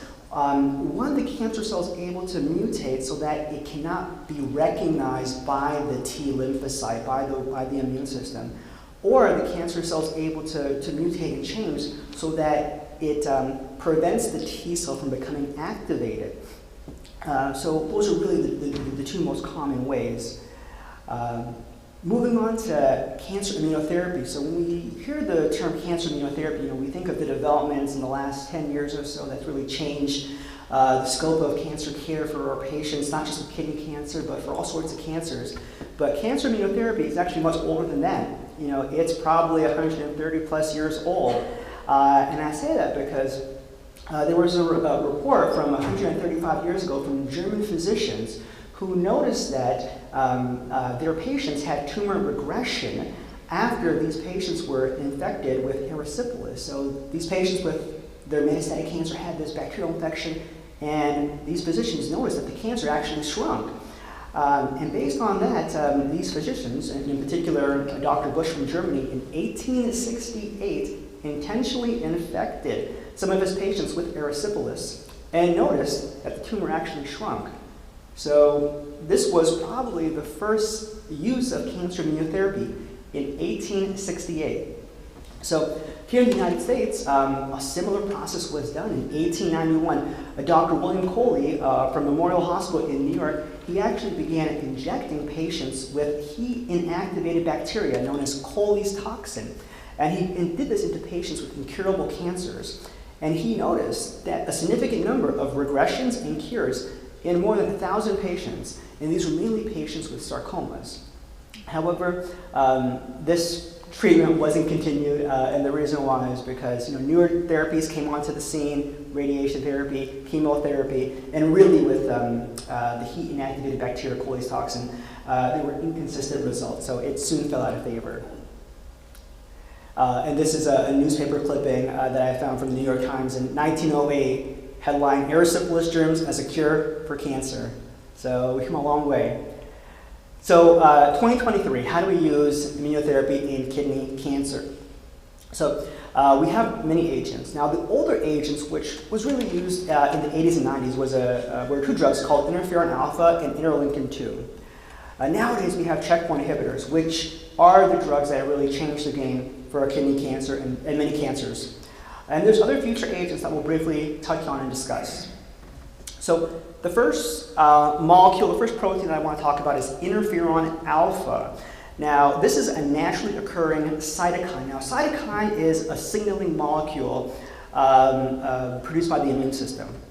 And this protein is actually produced normally by cells of the innate immune system in reaction to a viral infection or other environmental stresses. So this is a protein, this is a molecule that we all make when we're, when we have an infection, when we have the flu or whatever. And what it does is it actually promotes the differentiation and activity of host immune cells. So scientists, beginning in the 80s or so, they started giving this to patients with kidney cancer to try to rev up the immune system and see if we can get one of those responses that Dr. Cooley and his predecessors received in their patients. So, as I mentioned, this was used in the 80s and 90s. And phase 3 studies during that time showed a modest survival benefit for interferon alpha therapy compared to a placebo. And these patients who were given interferon alpha, they had a survival benefit of about 3 to 7 months. However, the response rate wasn't that great. 15% response duration of 4 to 6 months, and the complete response rates were rare, less than 5%, more like 1 or 2%. So not a great treatment, but better than nothing, better than just supportive care alone. The major side effects were the flu-like symptoms from the interferon alpha: fever, myalgia, so sore muscles, asthenia, really bad fatigue. And this occurred in almost all patients treated with interferon alpha and was dose limiting. Needless to say, this is no longer given because we have newer treatments and we have better treatments. The next drug is interleukin 2. Now, like interferon alpha, this is another protein that is normally produced by the human body, and it's produced by activated CD4 T cells. These are the helper cells of the immune system. And these have numerous anti-tumor effects, such as stimulating T cell proliferation and function, triggering the release of activated lymphocytes or cytokines, such as interferon itself or other tumor necrosis factors, really just revving up the immune system. So scientists began using this and giving it to patients, and this was FDA approved for the treatment of metastatic kidney cancer in 1992. And here we saw a 20% objective response rate. So a little higher than with interferon alpha, but what's really different here is patients given interleukin-2, IL-2, 9% had a complete response rate. And what a complete response rate means is we do a scan and we see no evidence of tumor. So significantly better than with interferon alpha. And what was really important to see, especially with long-term follow-up that we have, 30 years plus of data, is that the majority of those patients treated with interleukin-2 who got a complete response still remained cancer-free in the long term. So it wasn't just a complete response. Interleukin-2 was actually curing patients. However, it's a difficult drug to give. A lot of side effects: arrhythmia, metabolic acidosis, fever, nausea, vomiting, etc. The main side effect here was hypotension, low blood pressure. And this really limited the use of interleukin-2 because it had to be given in the hospital. This cannot be given in the clinic like most of our drugs. This has to be given in the hospital because if there's low blood pressure, we have to give fluids or give special medications to increase that patient's blood pressure. So it's not a commonly given drug anymore, but it's still a potential option for patients. It's still on the guidelines. But really, checkpoint inhibitors have changed the game. It's changed the field of cancer immunotherapy. Now, what we see here are two pictures that really explain how checkpoint inhibitors work. So if we can just focus on the left picture, what we see is that yellow egg-looking cell, which is the tumor cell, and that purple cell is the T cell, the cytotoxic T lymphocyte, which is supposed to kill the cancer cell. Now, it knows it's a cancer cell because the T cell receptor detects the antigen that's expressed by the tumor cell. But in this situation, the T cell cannot kill the cancer cell, and that's because the tumor cell is expressing a protein on the cell surface called PDL1, programmed death ligand 1. And the T cell has a receptor called PD1, which binds to the PDL1 protein, and that tells the T cell, hey, don't kill me. So this is a way that cancer cells have evaded the immune system and are able to run freely and grow and divide and spread. So what scientists have been able to discover and produce are antibodies directly to PD1 and PDL1. And we can see that on the diagram on the right. And we give patients these proteins which actually block that interaction.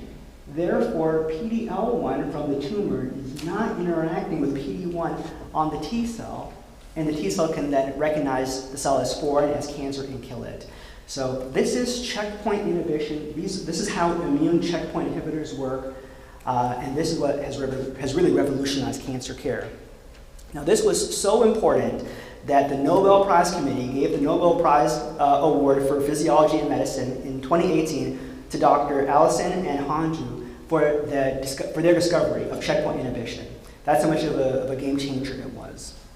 So for examples of checkpoint inhibitors, we have PD1 antibodies such as nivolumab and pembrolizumab.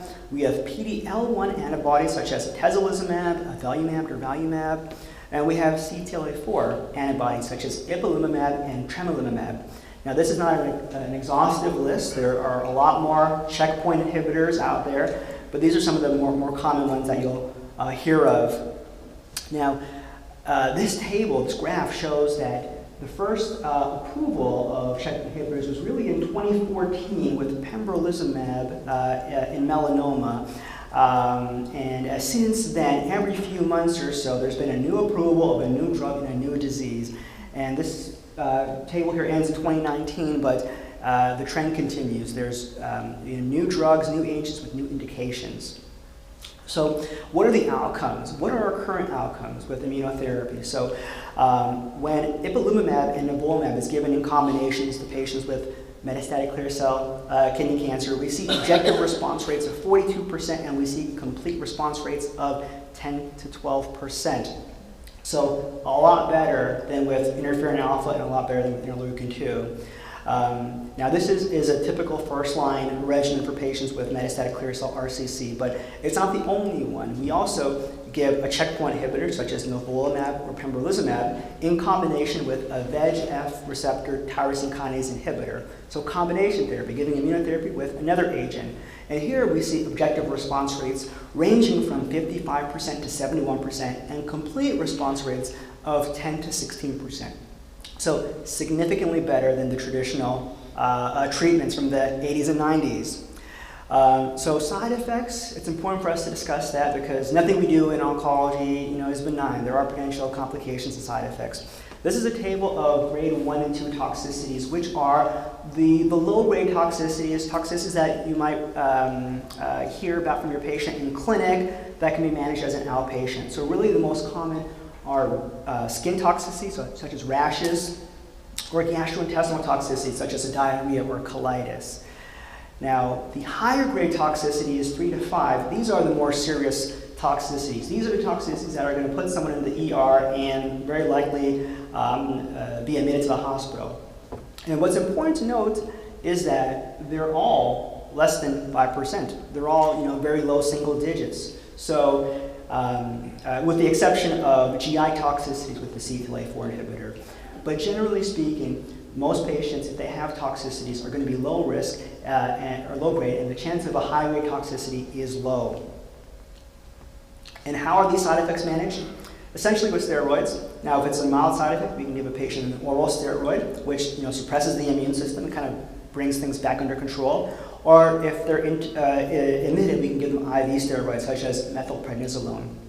And sometimes if that doesn't work, and if that side effect is from an immunotherapy, after 2 or 3 days of steroids, the side effect should go away. But if it doesn't, if the symptoms persist, we may need stronger immunosuppression, drugs stronger than steroids to bring the immune system back under control. So that being said, what are the future directions for immunotherapy? So let me just say that the future is really bright, and we're looking at newer agents with newer mechanisms of action. So the first thing I want to talk about is something called CAR-T. So CAR-T stands for Chimeric Antigen Receptor T cell. And this is currently being studied in kidney cancer patients as well as other patients. And this is an approved treatment for patients with certain blood cancers, but not approved for kidney cancer just yet. So essentially what we do is we draw some blood from the patient and we isolate the white blood cells, and specifically the T cells. And these are modified in the lab so that they express a certain receptor. And in case of kidney cancer, it's a receptor that binds to a protein called CD20, which is found on most kidney cancer cells. And this engineered T cell is grown in the lab, it's expanded, it's purified, and then it's reintroduced into the patient as an infusion. So there was a big study that was presented at the AACR meeting, which is one of the major oncology meetings annually. And it reported on this, and it was a small phase 1 study of 19 patients, and what they showed was an overall response rate of 17%, a disease control rate of 89%, but if the patient actually had a tumor that expressed CD70, there was a 33% overall response rate and a 100% disease control rate. So modest numbers, but this is a very early study with a lot of promise. Next is BiTE therapy. Now, BiTE stands for bispecific T-cell engager therapy. Now, the top diagram there shows the cancer cell interacting with the T-cell, and that's what's supposed to happen. The T-cell is supposed to recognize it as foreign and kill it, but it doesn't always happen for a lot of reasons, as we previously described. So what investigators have been able to do is create a protein called a BiTE molecule, which actually has essentially 2 antibodies attached to it, and it's able to bring the cancer cell directly to the T cell. Now, BiTE therapy is an approved therapy. There's a drug used in certain leukemias called blinatumomab, and this is how it works. It's a BiTE therapy. So investigators are looking at this for other cancers, including kidney cancers. And the last thing I want to talk about is CRISPR. CRISPR is a way of editing DNA, and it's being studied, and it's being they're trying to use it in cancer care. And similar to CAR-T, the way it's being used is we're taking out the patient's white blood cells, isolating those T cells, and engineering them in the lab so that they express certain receptors that target certain proteins that are expressed on cancer cells. So very exciting. So for some final thoughts, immunotherapy has come a long way in improving cancer care and outcomes for patients with kidney cancer, but it has a long way to go. We won't be done until we have 100% cure rate and until we have 100% complete response rate, right?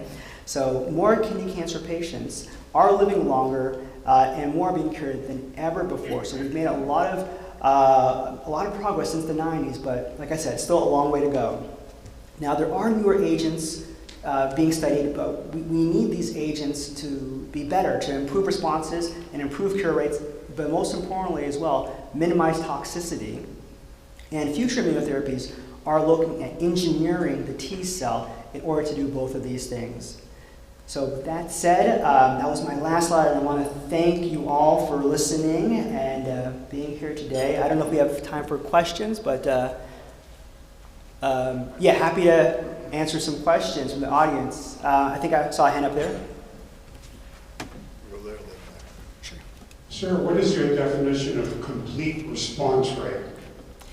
Yeah, so complete response rate, at least based on the definition that we use in clinical trials, is when we do a scan, typically a CT scan, and there is no evidence of disease, which specifically means we don't see any tumor, we don't see any masses, nodules, lesions that could be consistent with cancer.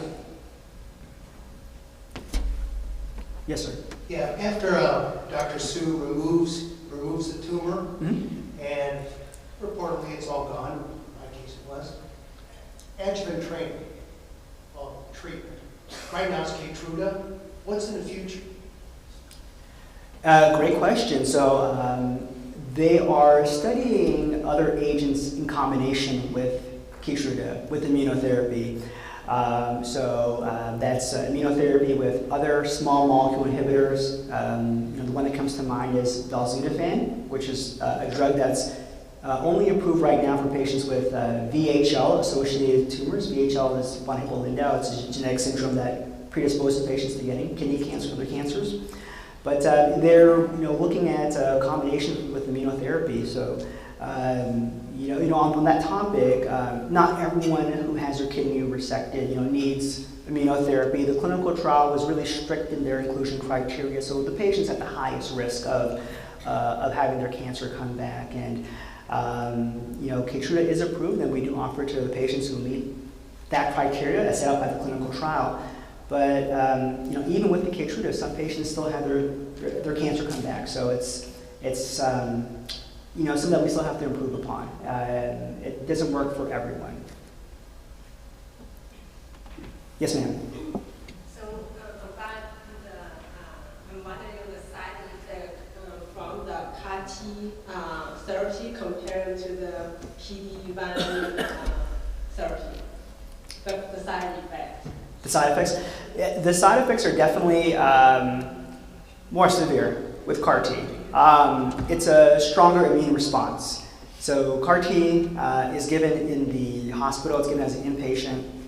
And one of the probably most severe complications of CAR-T is something called cytokine storm syndrome. So cytokines are these proteins like interferon or interleukin that basically tell the immune system to kind of kick into high gear and rev up. Sometimes that can just go overboard and cause low blood pressure, high fevers, abnormal vital signs.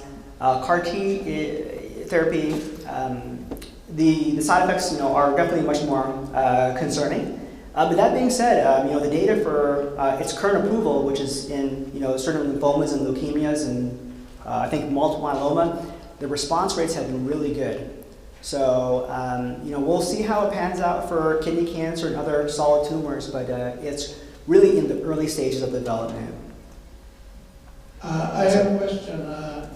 At the beginning of your slide, I was made to understand that the antigen and the receptor is some sort of specificity.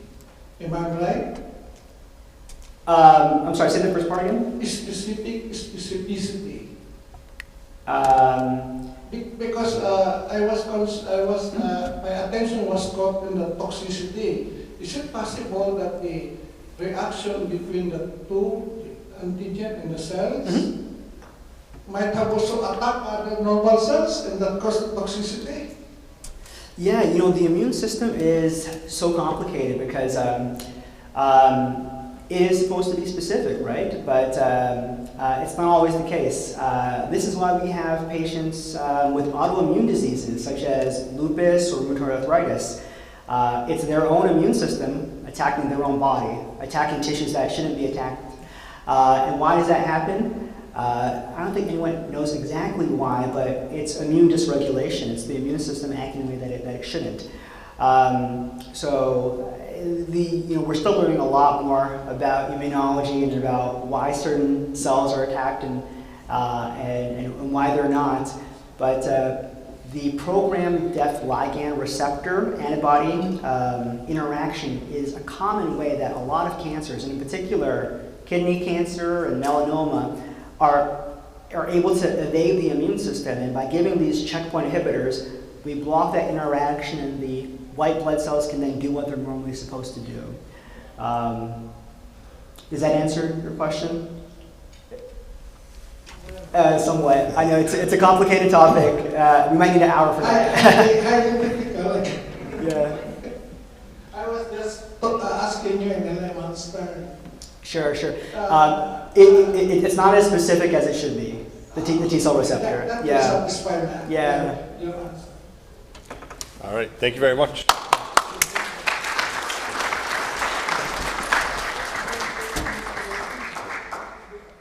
So that was sort of our systemic therapy for, clear cell, which tends to be immunotherapy. Our next speaker, Dr. Delaune, is going to speak about the non-clear cell picture and what do we do in those cases.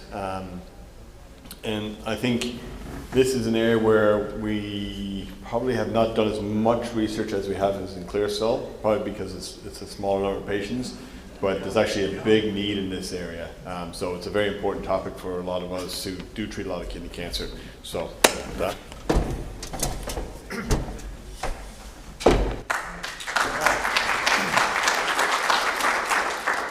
Yeah, thank you so much for having me this afternoon. So Dr. Ramnaraign just talked to you about clear cell kidney cancer, which, as he said, is the most common.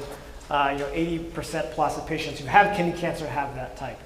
Well, there's that 20% that is something else. It is, like Dr. O'Malley said, we don't have a lot of information about how to treat these patients. So we do have some, and so that's what I'm going to go over today.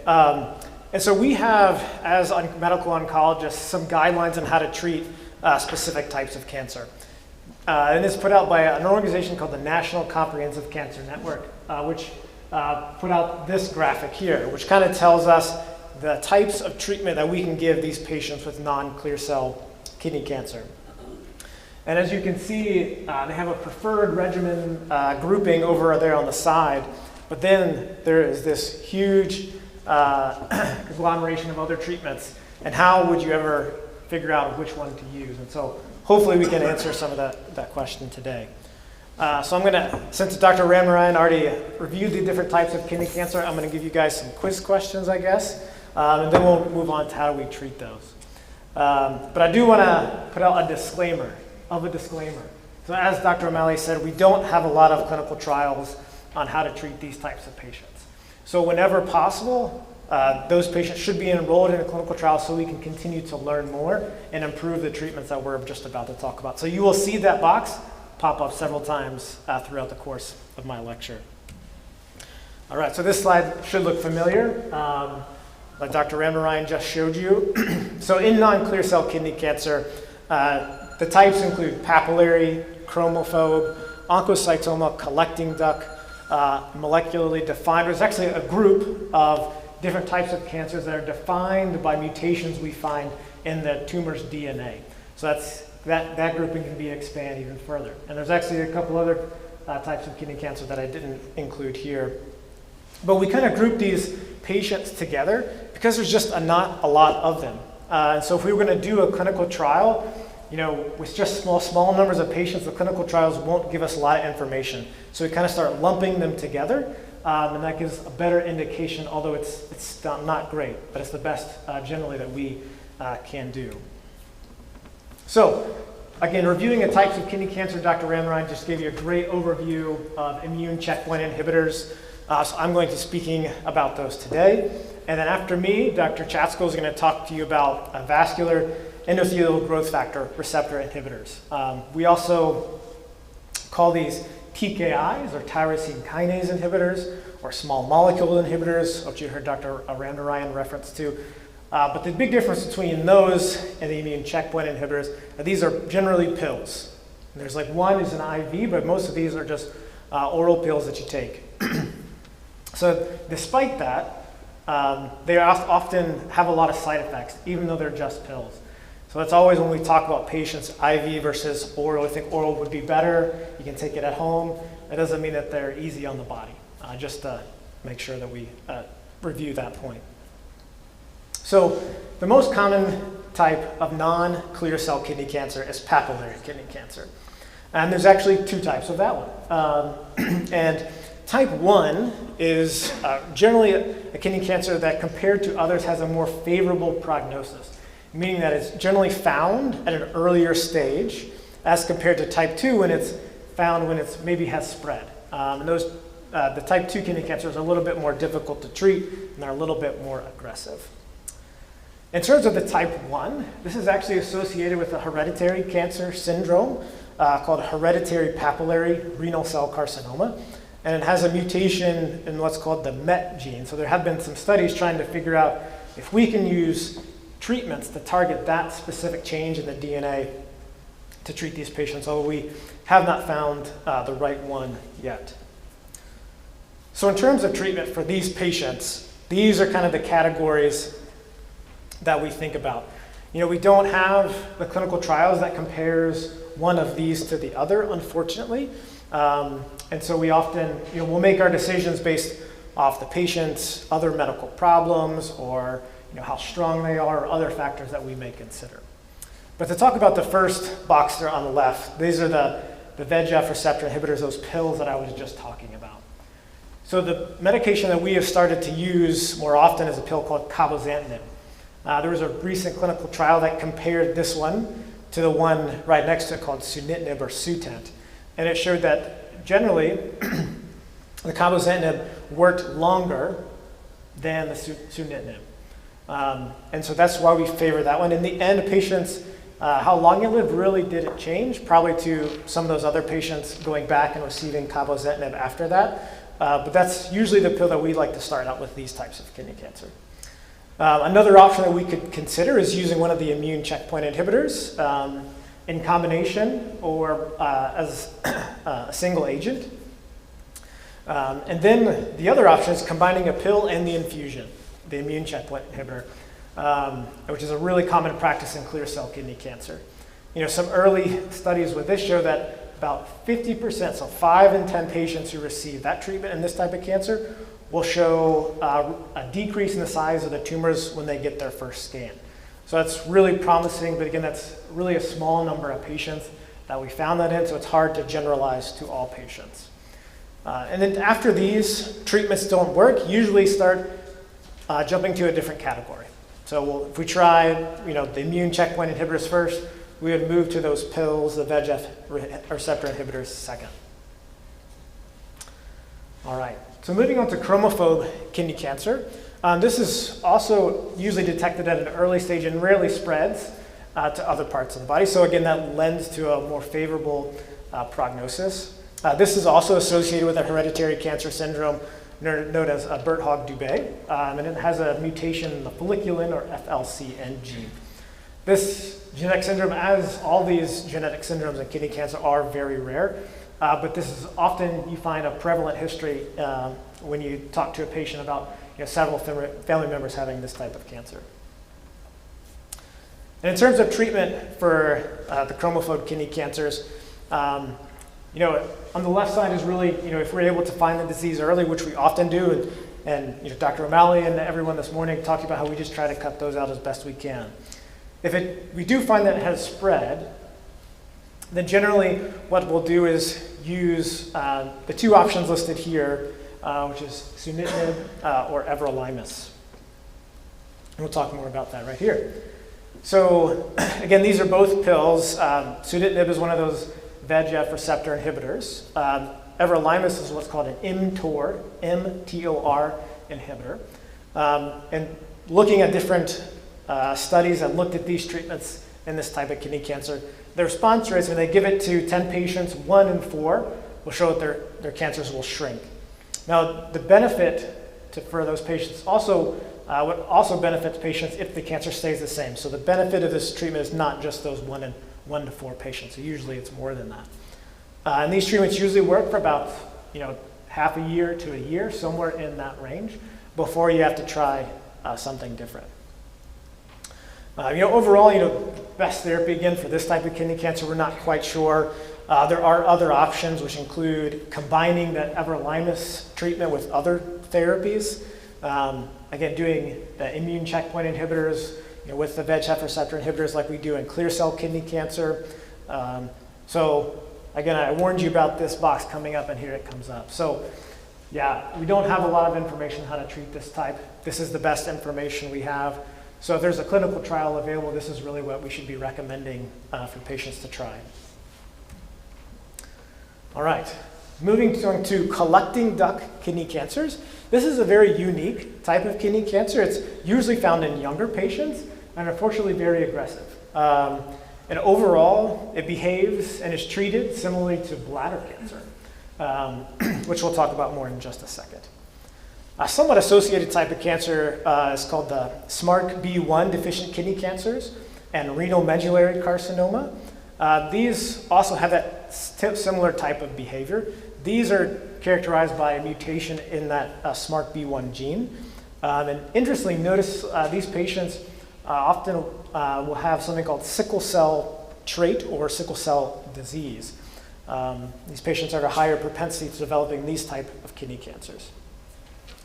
So because these cancers are similar to bladder, we treat them like bladder cancer. So really in terms of kidney cancer, this is one of the few that we will actually treat with traditional IV chemotherapy. And usually that consists of what we call a platinum-based chemotherapy, either cisplatin or carboplatin, with another agent like gemcitabine or paclitaxel. Unfortunately, this treatment still isn't that great. 2 to 3 out of 10 patients will show, a shrinkage of their tumor with this treatment. And unfortunately, patients, live somewhere around that year mark, give or take a few months. And again, here is that box.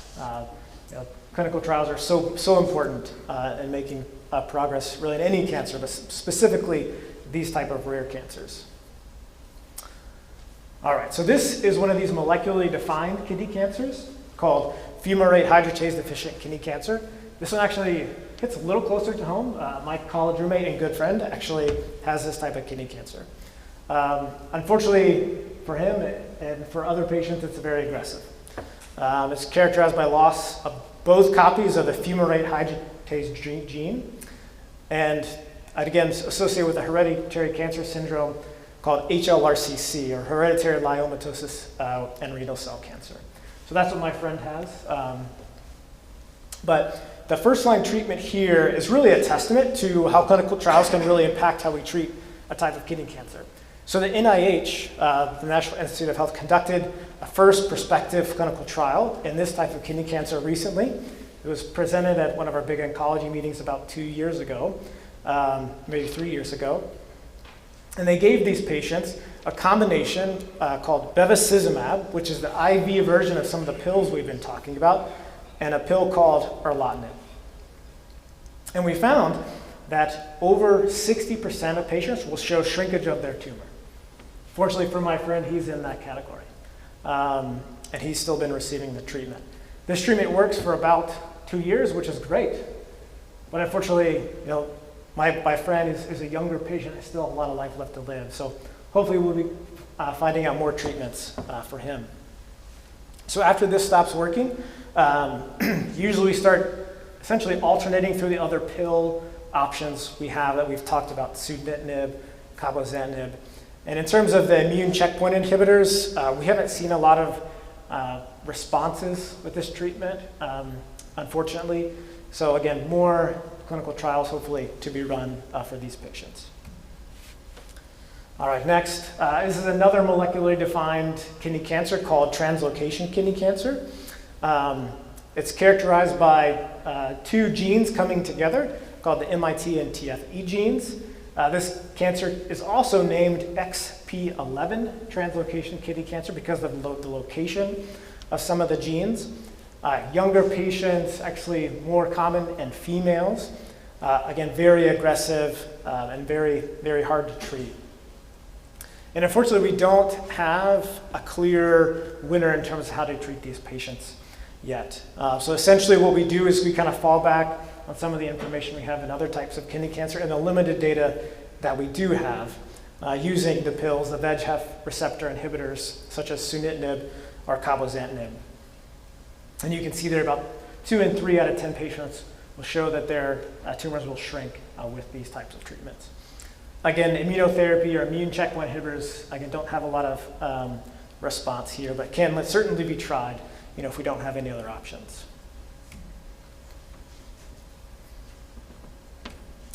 All right, so moving to oncocytoma. So this is actually a benign tumor.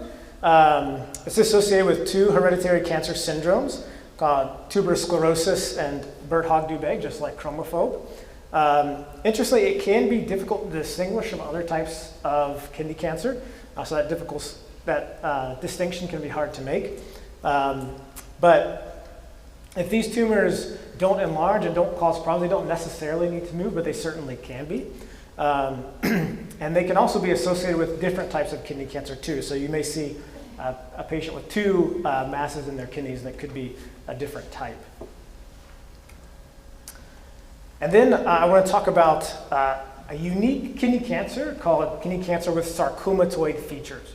So this actually is not a distinct subtype of kidney cancer because sarcomatoid features can be found in any of the types I've talked about so far. It's actually more commonly found in clear cell kidney cancer, where it happens about 20% of patients. If we find this in conjunction with one of those subtypes, it usually portends that it's a more aggressive tumor than we would expect.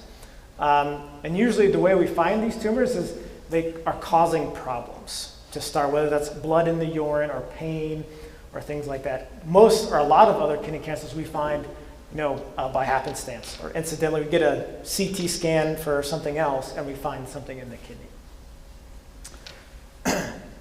And so the way we treat these is actually really centered on immune checkpoint inhibitors. We know that these tumors really highly express that PD-L1 protein that Dr. Ramnaraign was talking about earlier.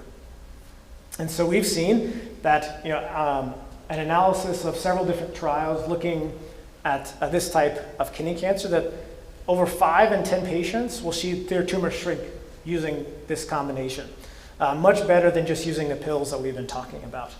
And so the first line treatment that we recommend is actually a combination of 2 of those immune checkpoint inhibitors. Nivolumab, which is a PD-1 inhibitor, and ipilimumab, which is a CTLA-4 inhibitor. And this has shown that it's significantly prolonged survival compared to using the pills. As you can see here, patients living almost around 50 months. And after that, after the immunotherapy is tried, then we will go back to the pills, but this is where we start. So just to summarize what we've talked about, because I know that's a lot of information because there's so many different types of variant kidney cancers. But our baseline treatments that we use are pretty much the same. Those immunotherapy infusions, such as pembrolizumab or Keytruda, or nivolumab, which is also Opdivo, or using the pills, the VEGF receptor inhibitors like sunitinib or cabozantinib. So for papillary kidney cancer, we've got all those options together, and we could even combine them. For chromophobe, usually we're going to be sticking to the pill options, such as sunitinib or everolimus. For the collecting duct or medullary cancers, which is very similar to bladder cancer, we're going to do something completely different. We're going to do IV chemotherapy, just how we treat bladder cancers. For translocation carcinomas, unfortunately, we don't have a good handle on how to best treat these patients, but we fall back on using the pills. And again, lastly, we just talked about the sarcomatoid features in kidney cancer that can be found in any subtype, but we tried to prioritize the use of immune checkpoint inhibitors in those patients. So Again, thank you all for having me. And I just want to thank any of you who participated in clinical trials, because that is such a sacrifice on your part to help us learn how better to treat you and others. So thank you.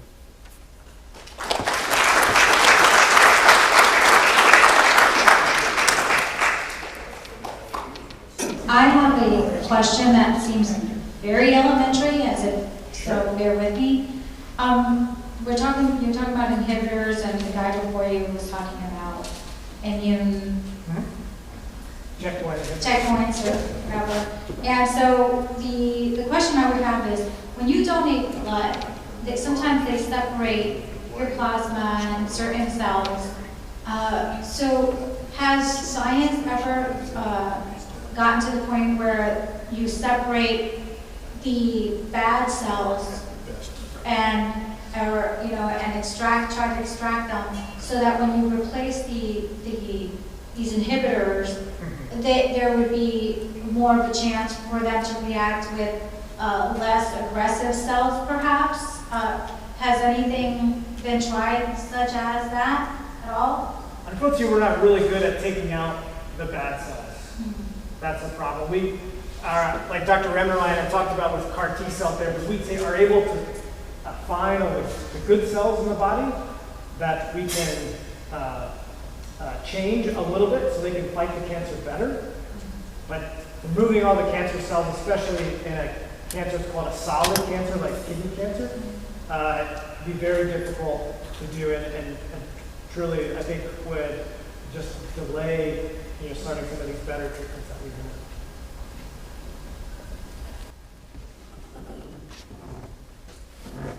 Thank you.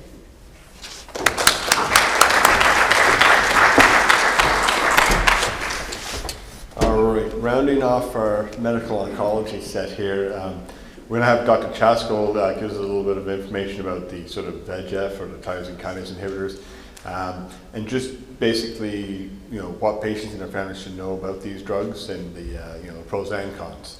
Dr. Chaskell is one of our medical oncologists, and like Dr. Ramnaraign, also involved in a lot of clinical trials. Dr. Chaskell.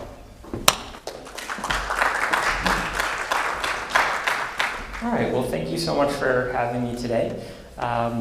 Again, I'm one of the medical oncologists here at UF, and I work with, obviously, a lot of the other folks you've heard from today pretty closely. So we're a pretty tight-knit team, and we all, have you all as our purpose for why we're here. So, okay, so I'm going to talk a little bit about VEGF inhibitors.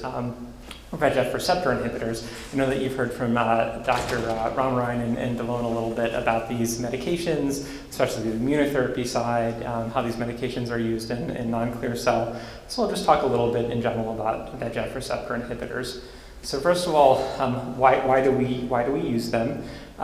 So we know that many kidney cancers express compounds that stimulate VEGF, and VEGF essentially allows the kidney cancer to grow its blood supply, and these blood vessels actually are somewhat abnormal. So by blocking the VEGF receptor, we can essentially starve off the blood supply to the kidney tumor, and there's also some synergies or some benefits to using this therapy with immunotherapy as well.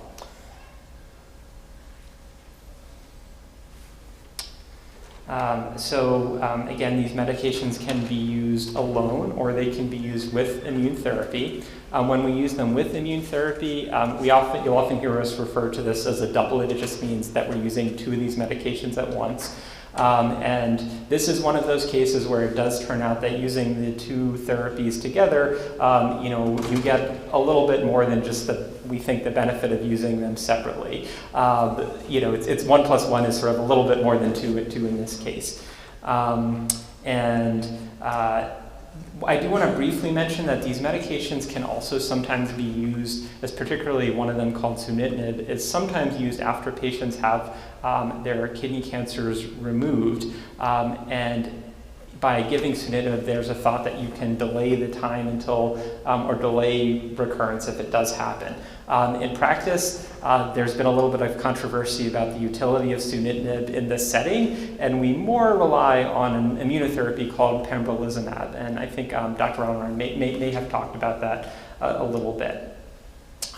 So one of the questions that a lot of patients have is, what's the right medication for me, immunotherapy or VEGF inhibitor therapy? And just to kind of step back a bit, here we're primarily talking about patients who have cancer that's spread outside of the kidney or metastasized. And in this case, we're using these therapies to try to shrink the tumor, to try to decrease any symptoms that patients are having and try to make them live longer. But that's the primary setting in which we use these medications. So really the answer to which is the best one for a particular patient is really most patients will receive both over time. Some patients, particularly with the clear cell subtype, will start out by receiving a VEGF inhibitor and an immunotherapy, or sometimes they can receive 2 immunotherapies together. I think Dr. Ramnaraign probably mentioned a regimen called Ipi-Nivo, where we use 2 immunotherapies together. As Dr. Delaune mentioned, for the non-clear cell kidney cancers, we usually don't, we're maybe just starting to, but we'll more frequently give these medications sort of one at a time, not in a doublet. And even in those cases, patients will usually get both a VEGF inhibitor and immunotherapy over time. There's some patients who we may not feel comfortable using one of the 2 classes. So for example, if there's a patient with extremely hard to control blood pressure, we just can't get it under control. As you'll see later, these VEGF inhibitors can have a risk of increasing patients' blood pressure. So there's some cases where it might be tricky to use that. Some patients with really, really severe pre-existing and autoimmune disease, the classic thing that comes to my mind is a syndrome called Guillain-Barré syndrome, which is really rare, but most people with sort of a well-controlled, for example, a very well-controlled rheumatoid arthritis, we can usually work around and give a patient an immunotherapy, and there's very rare cases where it might be tricky. So I'm going to talk a little bit about the different VEGF inhibitors. So I realize that this is kind of a lot of numbers, but I felt like it might be interesting to some of the folks here, so I wanted to mention it. I'm going to start off by talking about 3 of the medicines that are used in the first-line setting, so for untreated patients. I'm just going to go alphabetically, and I'm going to try to stick pretty hard to just a little bit of hard data and what makes these medicines a little bit different. So the first one is one that's called axitinib. So this is often used in the first line or in untreated patients with metastatic kidney cancer or kidney cancer that's spread. And it's often used with a drug called pembrolizumab or Keytruda. So in one large study, forward there, about 60% of patients had a response in their tumors, meaning their tumors shrunk more than about 60%, and this beat another drug it was compared to called sunitinib. So this was the combination of axitinib plus this immunotherapy versus another VEGF inhibitor called sunitinib, and the difference was statistically significant, and it did help patients live longer. About 10% of patients had their tumors disappear completely on scans, and at about 42 months, 25% of patients were still responding to therapy. And when these patients do have really long-lasting responses, a lot of us think that it's really due to the immunotherapy component. So the VEGF inhibitor or the oral medication that shrinks the tumor, it cuts off the blood supply, but to really get these long-lasting responses, potentially even after we stop the medication in some patients, a lot of us think that you kind of need a little bit alteration in the immune response that you get with the immunotherapy component. But the VEGF inhibitor really does help patients respond in some cases a little bit more quickly. Axitinib can also be used in later lines of therapy, and in one study, about 19% of patients responded in these later lines. When patients have been treated with other therapies before, these response rates, later lines, can be a little bit lower just because the tumor has had a chance to, fortunately, develop resistance to some of these, to some of the mechanisms that we use. So there's another medicine that's called, and I want to just mention really briefly, one of the things that makes axitinib a little bit different, or is a little bit unique about axitinib, is it has a pretty short half-life. What that means is it doesn't stay in the body for very long. The downside of that is that you have to take it twice a day instead of once a day.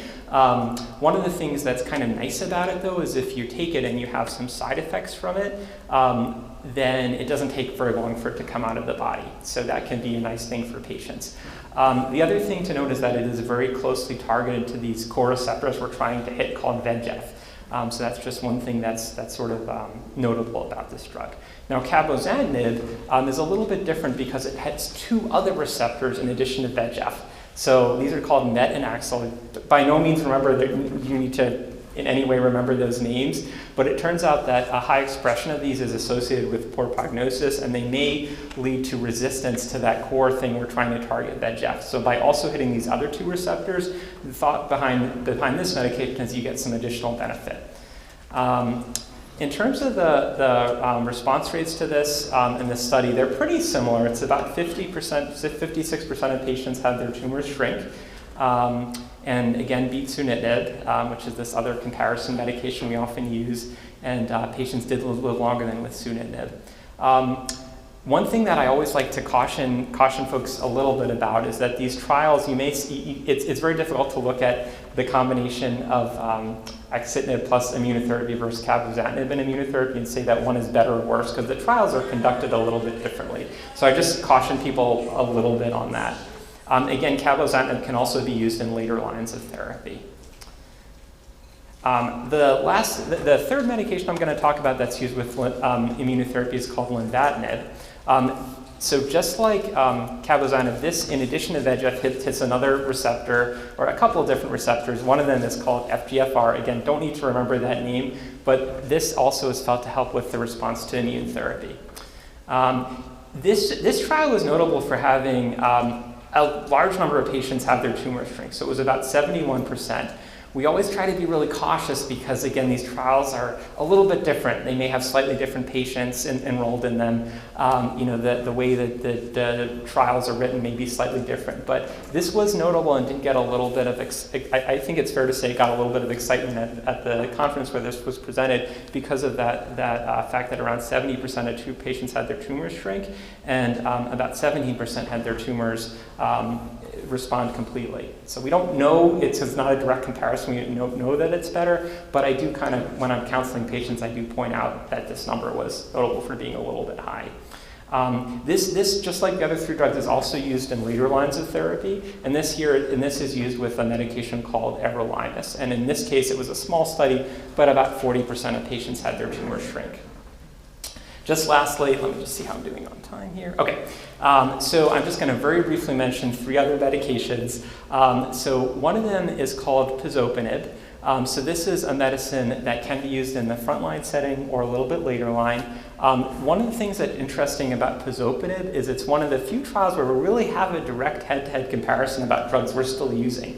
So this is a really interesting study that they did where they compared it to sunitinib, which is this other medication we've talked about being compared to in these previous studies. And it turns out that patients received each of those medications, and then they took a week off, and then they received the other one. And about 60% of people said that they tolerated the pazopanib better. So that's real. I just mentioned that because it's one of these really interesting sets of comparative data that we don't really get as frequently. So I thought that was really interesting. Sunitinib, although it's this medication that these other studies have all used as a comparator drug, when it came out it was really revolutionary. About 30% of patients had their tumors shrink to it compared to 6% with another medicine we were using at the time. So at the time it was a really big advance, and we still use it in some cases today. The last one we're going to mention, and I know this is a lot of numbers, but the last one is tivozanib. And this medication is notable for being the only one that's specifically approved in the third or subsequent line setting. So for patients, so this drug was studied in patients who had already received other treatments and had already progressed or had those treatments stop working. So I think that this is a really important, I think it's a really important that we do these sorts of studies and get these drugs approved in patients who previously had been on other treatments, because these are the patients who most need these additional treatment options. All right.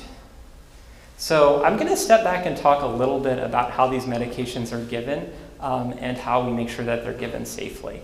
So VEGF inhibitors or receptor inhibitors are medications that you'll take at home. It's a pill. Usually you'll take them once or twice daily. If you remember, there's that medication called axitinib that doesn't stay in the body for very long, so that one's one of the ones you do have to take twice daily. You do want to try to take the medication around the same time each day. And then there can be some more specific instructions on how to take a particular medication. And often between the physician you're working with, the nursing staff, and actually the specialty pharmacy, if you are taking these medicines, you'll get pretty detailed instructions on them. Unfortunately, there are some toxicities associated with them, and they're pretty reliable that folks are going to get at least some of these, just because of the way that they work. So they work by targeting the blood vessels, particularly the small blood vessels, and so any part of your body that has small blood vessels, you can get some side effects. So for example, if you think the colon intestines, they have sort of small blood vessels there, and so patients can get diarrhea. The same thing with the hands and the feet. Patients can get rashes on their hands and the feet. The same thing with the tongue and the mouth. There can be some changes in taste. Another classic side effect with this high blood pressure, also related to the effect on the vasculature. So, it's not absolutely everyone, but most people are going to have at least some side effect or some toxicity that we do have to manage and monitor when they're taking VEGF inhibitors. So it is really important to let your medical team know early if you're having these. If we know about it, we can work with you to come up with a plan to manage them, and that way we'll be able to maximize the efficacy of the medications. So again, there's a lot of these toxicities. It does not mean that patients are going to have everything on this list, but I will say most patients have maybe something at some point on this list. So again, it's always important to take the medications as directed. And then if you call us, let us know what's going on. We can try to help you and try to come up with a solution. And obviously, for very severe toxicity, if something's really bad, you may have to go to the ER, which we hope very rarely happens. But we do want to make sure we get these managed. So just go through very quickly a few of them. So fatigue is unfortunately really common. It can be due to a lot of different causes. We do monitor a thyroid function level while patients are on these medications to make sure you don't need any replacement for your thyroid hormone. But we also want to look for other things. Obviously, just having a cancer diagnosis and undergoing treatment is a big stressor, and that can cause sometimes depression. We want to make sure we treat that if that's what's going on. We don't want to rule out other causes. And in general, exercise can be, in my experience, really, really helpful as well to help patients get through anti-cancer therapy. High blood pressure is super, super common. So, there's some studies that show that actually a little bit of hypertension can actually correlate with the treatment response.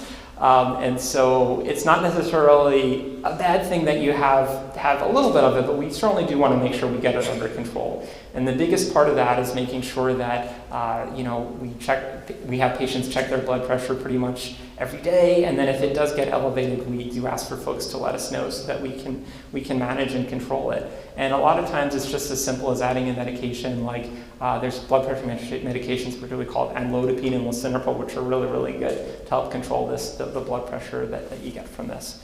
Or hypertension that you get from this. If the blood pressure gets really, really high, like over 160 for the top number or 100 for the bottom number, we may potentially stop the antihypertensive medication, or stop the VEGF inhibitor and potentially uptitrate the antihypertensive medication. So diarrhea is very common. We often advise patients to take a medicine called loperamide or Imodium that can help with this. If it gets very severe, again, please do let us know. For patients that are on a VEGF receptor inhibitor therapy, so the oral medication and an immunotherapy, it can be a little bit trickier to manage.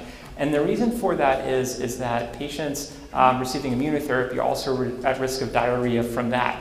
And so a lot of times what we have patients do is we ask them to stop the oral medication, the VEGF inhibitor, receptor inhibitor oral medications, and see if that helps the diarrhea. If it doesn't, it might be due to the immunotherapy. And in that case, we might have to start patients on prednisone or steroids if we think that the diarrhea is due to inflammation in the colon. Okay. So changes in taste. Changes in taste can have a really big impact on quality of life. I'm sure that's not surprising. There's some things that you can do to help. So avoiding spicy food, using a soft toothbrush, Just keeping the mouth clean can really help with this. Some cases, just a treatment break is what's needed, and that's I find particularly true for changes in taste, and also we'll talk a little bit about the rash in the hands and the feet. Sometimes we just have to do a little bit of a treatment break. Really, this therapy, it's oftentimes a marathon and not a sprint, and so if we need to take a few days off from the therapy in order to be able to have patients be on it for the longer term and be able to tolerate it and have some quality of life, in my opinion, that's really can make sense. So again, with the rash on the hands and the feet, sometimes patients can have blisters, calluses, redness of the skin, and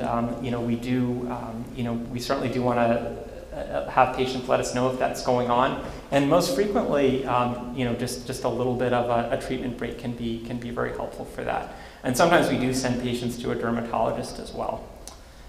We also do lab monitoring, so we monitor your kidney function, we monitor for inflammation of the liver, we monitor for low blood counts. So we do like to see patients pretty regularly on these medications, certainly at the beginning.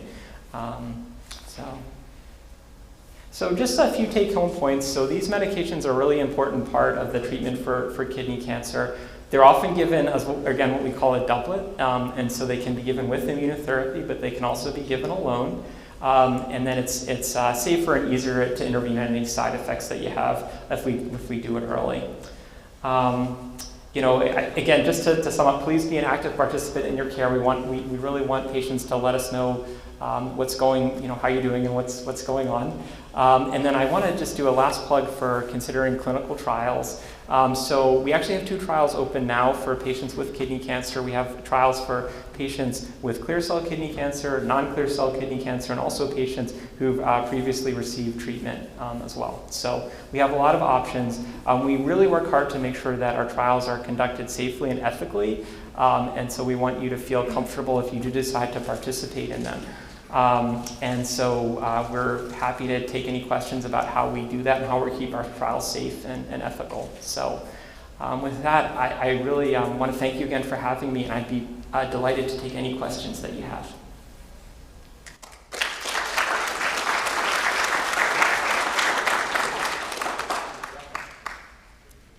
Hey Doc, how you doing today? I'm doing very well. Your patients are very lucky to have you. I'm one of them. Question for you. I see the VEGF inhibitors are in pill form.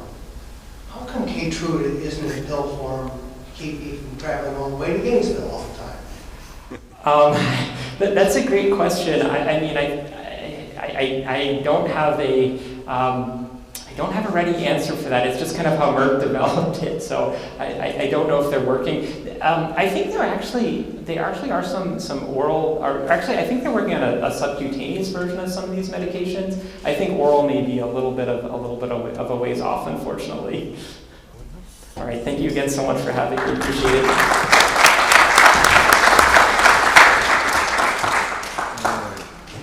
I think with the immunotherapy, because they're antibody-based, that's why they have problems getting them into an oral form.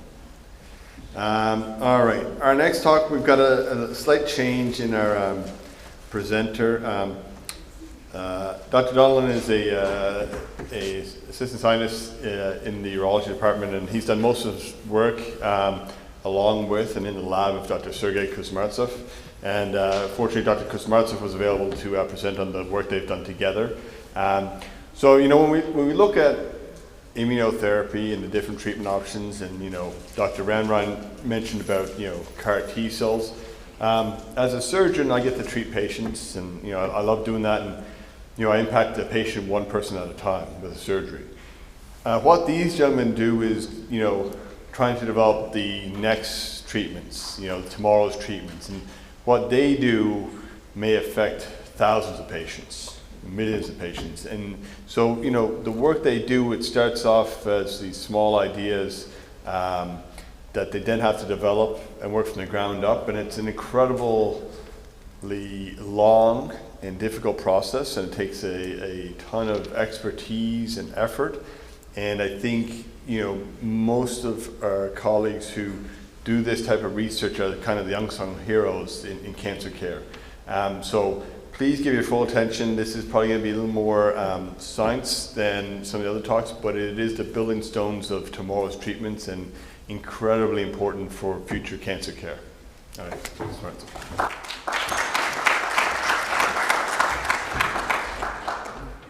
Thank you, Dr. O'Malley, for presentation.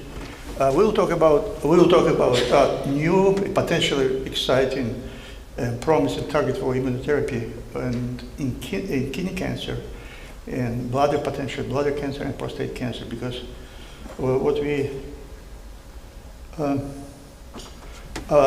talk about cancer immunotherapy. As Dr. Ramnaraign he explained recently in one of the previous talks, cancer immunotherapy is very promising and successful new treatment. And for cancer immunotherapy is using own immune system to fight cancer. And major goal of cancer immunotherapy is to induce the immune-mediated tumor killing, shrinking, and tumor rejection. One of the gold standard in cancer immunotherapy is T lymphocytes, or CTL, or cytotoxic CD8 T lymphocytes.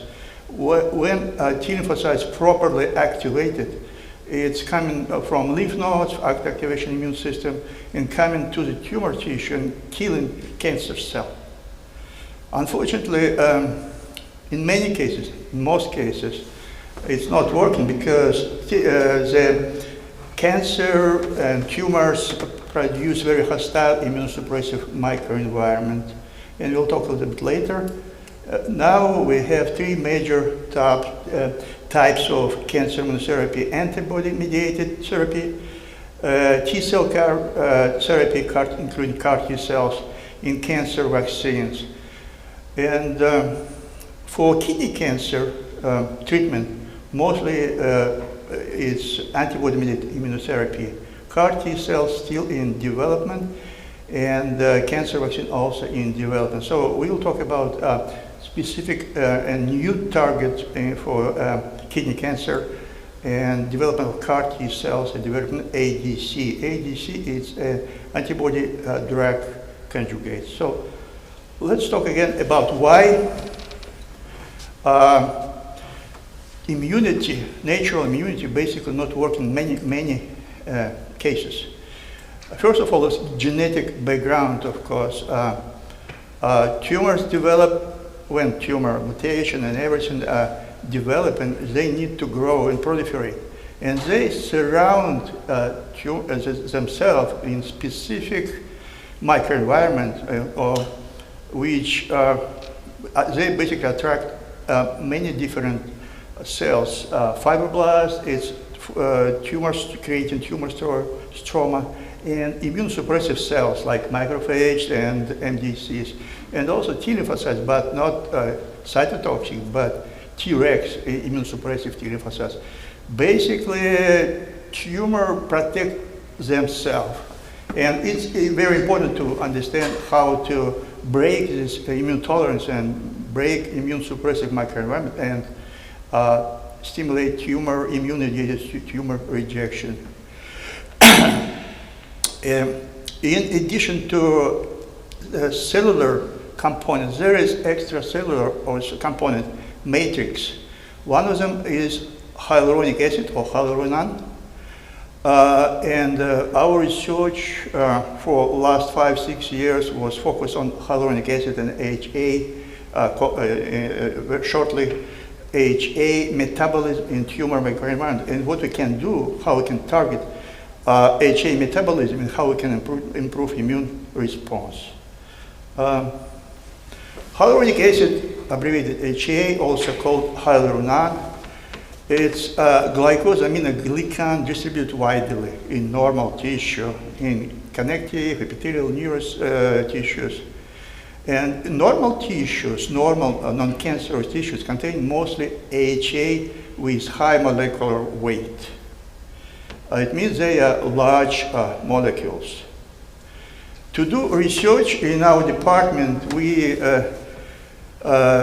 normally have tissue from cancer tissue from surgery, after consent, of course, patient consent, after regulatory approvals and everything.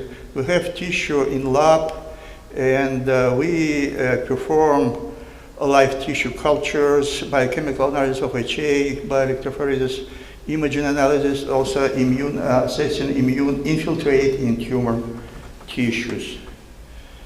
And we published our studies recently in Cancer Research Journal, Journal of Immunology, and a major finding our research, probably two of them. First is HA or hyaluronic acid degradation in tumor tissue, but not in normal tissue, fueling, stimulating cancer inflammation, tumor angiogenesis, immune suppression, and promoting metastasis. So somehow tumors degrade high molecular weight HA, like present in normal tissue, into small pieces. And we found that major responsible element for degradation, HA degradation in tumor microenvironment, is HIL-2. HA degrading enzyme hyaluronidase, or we call it HIL-2, is responsible for enhanced HA degradation. HIL-2 expressed by two major type cells. It's tumor cell itself and myeloid cells coming from bone marrow, and they work together in tumor tissue to degrade HA and produce small HA fragments, pieces, which promote inflammation, immune suppression, angiogenesis, and also promote also metastasis. So, based on this finding, we decided to target HIL-2 in neurologic cancer using only preclinical studies. So for selective targeting HIL-2, we developed monoclonal antibodies which specifically recognize and bind HIL-2 in human and mouse, both of them. There is these anti-HIL-2 MAPs, monoclonal antibodies, we normally utilize now for the treatment of urologic cancers using preclinical tumor models. Two types of therapy right now we have in lab. First is HIL-2 ADC therapy or antibody drug conjugate therapy. ADC, a class of pharmaceutical drugs designed as a targeted therapy for treating cancer. Unlike chemotherapy, ADC are intended to target and kill specifically tumor cells which specifically express target and not targeting healthy cells. Before moving to any clinical trial, a new drug should be tested in preclinical studies. And so far we have some encouraging results in our studies. I want to share some CAR T-cell therapy, ADC therapy in preclinical models. So we used our monoclonal antibody in lab to make conjugate with a specific chemotherapy drug. And after conjugation, we first applied in vitro in culturing tumor cells and without in presence of ADC. As you see, ADC, increasing dose ADC, promote tumor cell death because we have less and less tumor cells in culture. Next, we move to the in vivo studies using preclinical model of cancer, murine tumors implanted in mice. And we see that injection of ADC IV intravenous in mice with bearing tumor, we see there is dose-dependent response. On the left, there's 35 microgram per mouse, and on the right, it's 70 microgram per mouse injected once IV in tail mouse. And on the right, we see about 50% response because 50% of mice were tumor-free, so complete tumor eradication.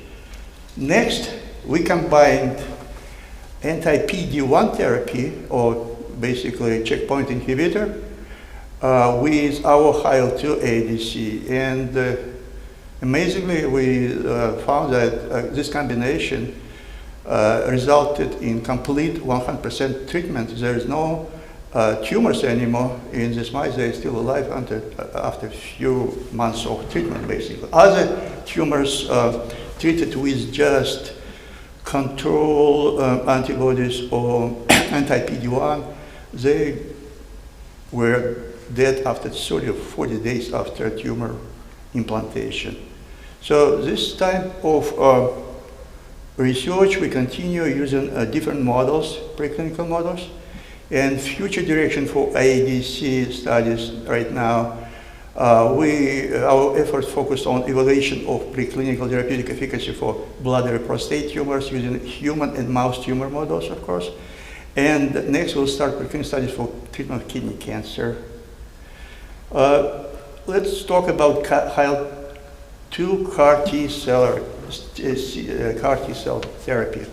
CAR T cell therapy, as we already heard today from several people, it's a cell-based treatment that involves altering or modifying immune cells, called T cells, blood cells basically, blood white cells.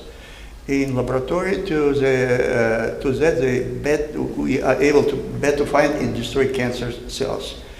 In our case, we overexpress Heithaus in these human T cells, and after injection back into tumor in mice bearing human tumor cells, so tumors. So engineered CAR T cells are placed back into body, normally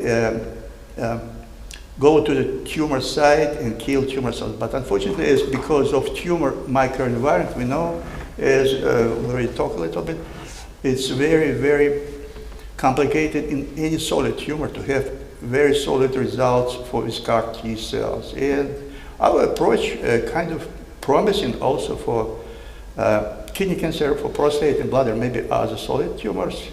Let's talk a little bit about CAR T cell therapy again. So basically from patient, you have to remove blood T cells from peripheral blood and make in lab engineered T cells using to express chimeric antigen receptor or CAR. That's why it's CAR T cell. So in our case, we overexpress Heithaus. And after grow numbers of multiple millions of CAR T cells in vitro, infuse CAR T cells back into the patient. And these cells come again to the tumor and kill Heithaus expressing cells, including tumor cells, of course, first of all. Just a little bit about design. CAR T cells in our lab made mostly by William Donnellan. He is here, PhD, and this is a kind of very complex work to produce CAR T cells. But we use third generation of CAR T cell receptor, and after transduction in vitro in lab T cells, human T cells with CAR T cells, they express Heithaus chimeric antigen receptor. And they are green on the left. You see 100% of cells express Heithaus chimeric receptor. Right now, with CAR T cell, we just started in vivo experiments, mostly before we did recently in vitro. I will show some of them, some results. So, if you see top row 33 panels, human cancer cells plus control non-specific T cells. It's just 6 hours co-culture in lab. And basically there is no dead cell red because there is no specific CAR T, or they don't recognize tumor cells and they don't kill in 6 hours. But once we added Heithaus CAR T cells, which express Heithaus specific receptor, which recognize Heithaus on tumor cells, you see many red cells in vitro become so inducing apoptosis, inducing death of these cells. Most important part is not just very important part, but another important part is there is increased production of specific cytokines, immune cytokines, which are help and promote anti-tumor response, including interferon gamma and IL-2 and others. So basically, our conclusion right now is, we have a couple of conclusions. Our results indicate that IL-2 is a promising novel target for therapy of radiologic cancers, including kidney cancer. At this point, we don't know which approach, IL-2 CAR or IL-2 ADC, will be more efficient. So, therefore, we go right now. We continue in both directions: CAR T-cell projects and ADC projects. And I would like to thank, of course, our researchers, Will, Paul, Elizabeth, Dr. Lee, and also our doctors, surgeons, Paul Crispin, Padraic O'Malley, and Wayne Bridgman for providing clinical specimens for research. Of course, I would like to thank the Department of Urology and cancer patients. Thank you.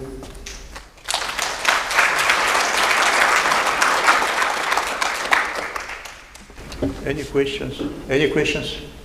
On the ADC and the CAR T-cell treatments that you talked about looking at them for kidney cancer. Now, would that apply also to RCC that has maybe eventually moved on to lung or liver? It's still kidney cancer. Oh, okay. So we inject an ADC IV intravenously, and they go in, they present in body for 6-7 days. If they work, actually, they come into tumor because they are specific, they go specifically to kill specific IL-2 expressing cells. The tumor cells and also supporting cells, like myeloid cells. So they don't provide harm to other type of cells.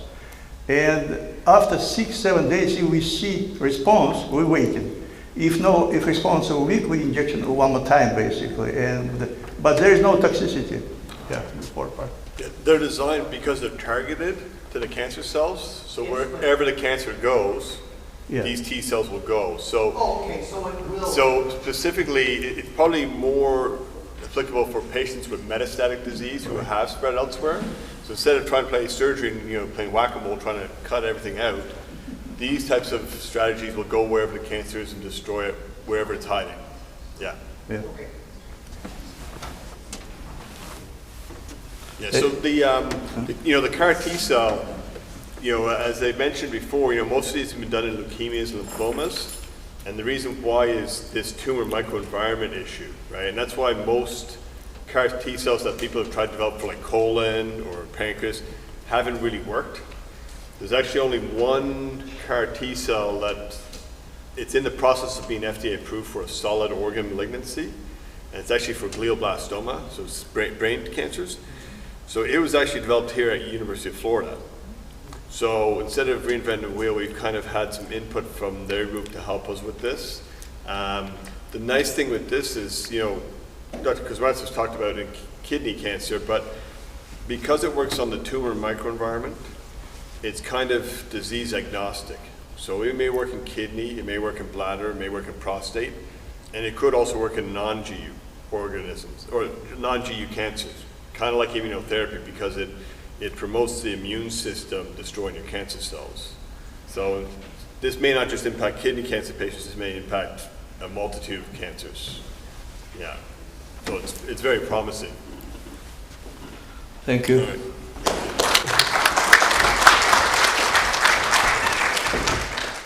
Hello, I'm Dr. Tina Cloney. I apologize that I cannot be there today. Unfortunately, there were mechanical issues with the plane preventing us from making it to Gainesville on time. Today, we are going to be covering the importance of nutrition and physical activity in kidney cancer. Nutrition has evolved. Historically, research showed that it helped prevent deficiencies, everything from different types of vitamin deficiencies to mineral deficiencies. Well, now in the 21st century, we see that nutrition plays an even more vital role in health, not only preventing deficiencies, but also it can help reduce risk of various diseases, disease progression, and disease recurrence. So not only is nutrition fuel for the body, it's also a medicine. Food is medicine. So today I'm going to cover the research and how it's been shown to reduce risk of progression of kidney disease as well as reoccurrence, the treatment and recovery from kidney cancer, and then reducing risk of metastases. So, if you look at a diet rich in nutraceuticals, what are nutraceuticals? Nutraceuticals are a combination between antioxidants, the vitamin C, the vitamin E, the beta carotene, selenium, and then on top of that, phytochemicals. Phytochemicals are the nutrients that give your fruits and vegetables their rich colors. So I will be going into phytochemicals in a minute, but why are antioxidants and phytochemicals so important to health? Well, if you look here on the left part of my screen, you see a DNA strand there. Think of your DNA in terms of a shoelace. So you see the shoelace, and at the ends, you see these orange tips. Well, those are kind of like the tape that you put around the end of the shoelace to prevent it from fraying. Well, in fact, we're trying to do the same thing with our DNA. The tips of DNA, also known as telomers, they have been shown to be linked toward long-term health. The shorter your telomers are, the greater risk of cancer, cancer reoccurrence. The exciting thing about these telomers is our lifestyle choices can impact the length of those telomers and our risk. So as I move forward with what I'm going to cover today, all of this is to help lengthen the telomeres, reduce the shortening that generally occurs with aging or certain things in our environment or nutrition and physical activity standpoint. So as you can see here, it reduces risk to DNA. Damage can trigger abnormal cell division. And then the different things we expose our bodies to on the outside or through diet can affect the methylation in DNA. And this is what impacts risk, the shortening of those telomeres. Also, nutraceuticals reduce inflammation and oxidative stress in the body. And these nutraceuticals can promote cell death in tumors. They can slow the growth of cancer cells, slowing the progression of cancer, and deactivate the secretions from kidney tumor cells. As I said before, rids the body of free radicals. These free radicals affect both our cancer risk as well as our heart disease risk, promoting carcinogenic changes. They can prevent the damaged cells from reproducing, and to offset some of our less than healthy choices. The goal here isn't perfection and no judgment. We need to enjoy the things that we eat, and it's not all about being perfect. That's not health, but it can offset some less than healthy choices.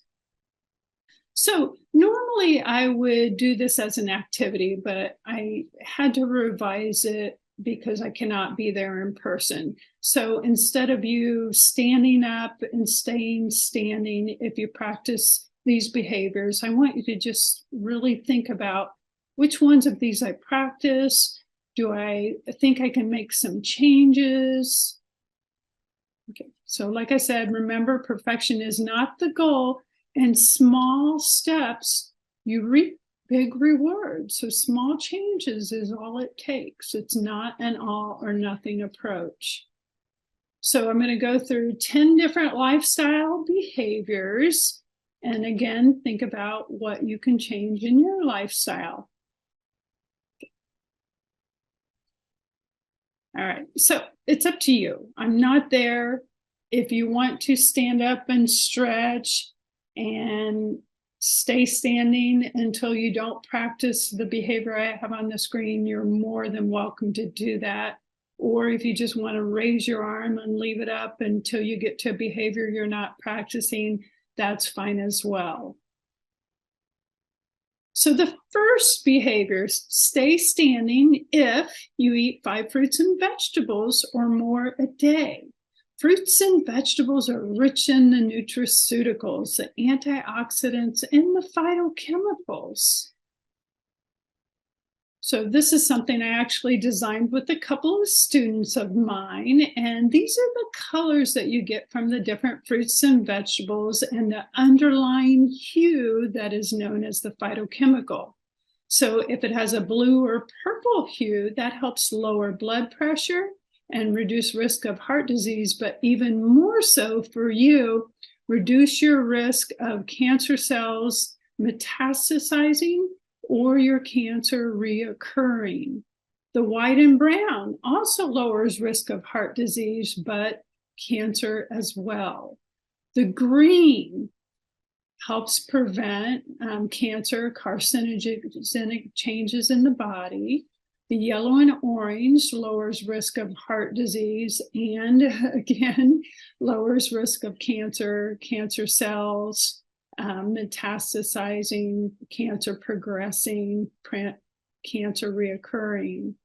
And then red, last but not least, the hue that we get in our fruits and vegetables, reducing risk of cancer. And this is even more important, prostate cancer. So you'll see ketchup bottles that say on them that they contain lycopene. Well, that is actually the phytochemical we see in the red and the fruit vegetables that reduces risk of cancer. So going more into the formal names of these hues, aka phytochemicals that give your fruits and vegetables that precious color, the blue and purple are called the anthocyanins and resveratrol. So that is the hue, whether it be for our berries or eggplant. The yellow and orange, you've probably heard of the benefits of carotenoid and lowered disease risk when it relates to heart disease. Well, we see it in cancer as well. And then beta carotene. So we're looking at everything from melons to carrots to pumpkin. And then the red, I already mentioned the lycopene, ellagic acid, and pterostilbene are other ones that provide our red fruits and vegetables with this precious color that offers us so much more benefit than the macronutrients, the vitamins, and the minerals. And then the green, the sulforaphane, zeaxanthin, lutein, and glucosinolate provide that precious green color. And then the white is known as alicin. The thing to remember with the white is we see a lot larger amounts in onions and garlic versus some of the other vegetables like your mushrooms and your potatoes, whereas with the blue, the yellow, the red, and the green, it's in various fruits and vegetables. The white is more limited to the onions and garlic. Something important to remember with these precious phytochemicals, you cannot overcook your vegetables or overbake your fruits if you're baking them in the oven for whatever purposes, because it can destroy these phytochemicals. So don't boil, don't overheat. Steaming in the microwave is great. All right. So the sixth one.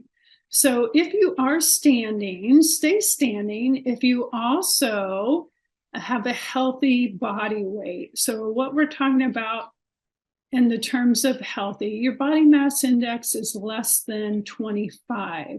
If you're someone who works out a lot, exercises a lot, has a lot more muscle mass than the typical person, then maybe you do have a healthy body weight and your BMI just is over 25 because of having a higher amount of muscle mass. So only you'll be able to answer that. And there's body composition testing if you're really curious and you think this might be you.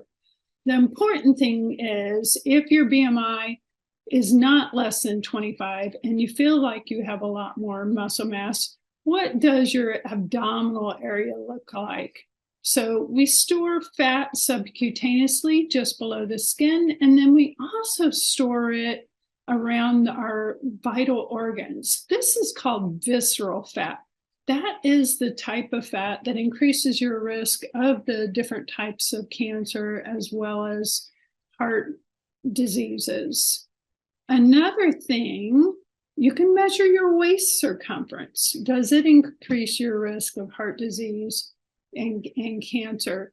For a female, your waist, if you take a measuring tape and measure the smallest part of your waist, it should be less than 32 inches. And if you're a male, it should be less than 37. You may see this somewhere where it says less than 35 and less than 40 inches. Well, those numbers have changed. So on to the third behavior, and if you're still standing, and if you're not, it's okay. We all have areas where we can improve. Stay standing if you include beans and nuts in your meal planning. Most nuts and beans are rich in flavonoids and polyphenols, which have been shown to lower our risk of cancerous changes in our body, whether that is preventing it from returning or preventing it from progressing. These things, nuts, beans, and soybeans, are rich in nutrients that help our body fight. All right, this is a difficult one for some people. Alcohol, whether it be wine, beer, or hard liqueur, they have been put on the carcinogen list, cancer-causing chemicals. So we need to watch the total amount of alcohol we drink. The fifth one, stay standing if you limit or avoid fatty cuts of meat. Well, when you look at your choices and you look at, for example, this picture, the beef, you see all the white around the edges and throughout, that is actually fat, saturated fat, marbling. We want to purchase our meat with not so much of this fat. And then certainly before you cook it, trim that off so that fat doesn't transfer into the meat during cooking. But another thing to look at from a perspective for cancer here is pesticides accumulate in the fatty parts of the meat. So if we're eating higher fat cuts, we're going to get more pesticides, which can increase our risk of cancerous changes at the cell level. So, for example, fatty cuts of meat would be prime rib, ribeye, sausage, bratwurst. If you're going towards steak, a leaner option would be your filet or your sirloin or round, middle of the road, T-bone, porterhouse. So definitely something to take in consideration. So if you followed these first 5 things pretty closely, go ahead and stay standing, or just continue to think about, oh, maybe this is somewhere I can start making changes. Then the 6th behavior, stay standing if you avoid charring foods. I know while I was young, I absolutely loved marshmallows roasted over the fire. Unfortunately, when you do that, you're charring those marshmallows, and that is unfortunately a carcinogen. Same thing when you're cooking meats on a grill. Do not let the tips of the flame touch the meat. that blackened those chemicals that are produced at such high temperatures are carcinogenic.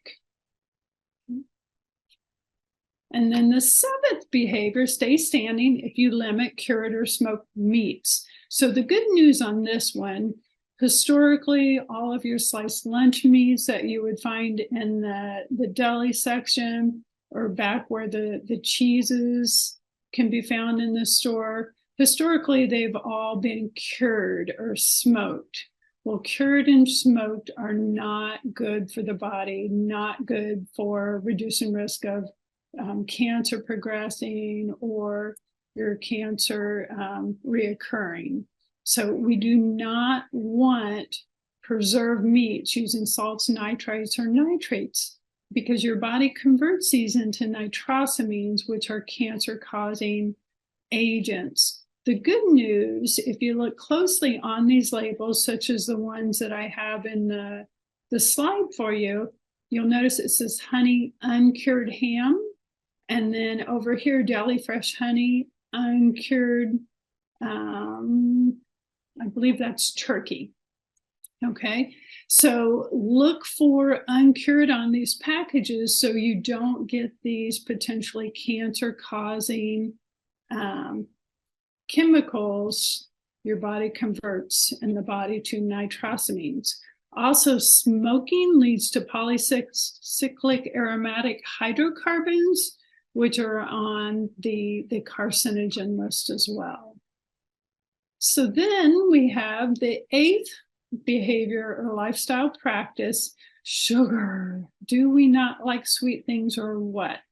Unfortunately, if we consume too much sugar, it can do one of two things, and really three things in the body. One, sugar promotes tumor cell growth, and we do not want to be doing anything to fuel tumor cells.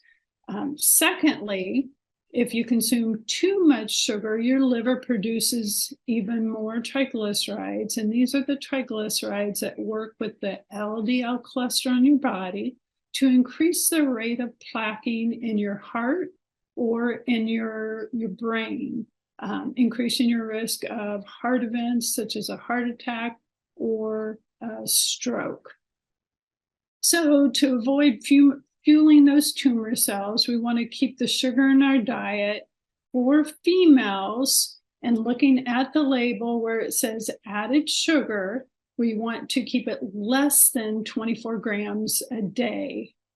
All right, not 24 grams, not up to 24 grams, but less than 24. So we're not aiming for 24, but trying to keep it at most 24.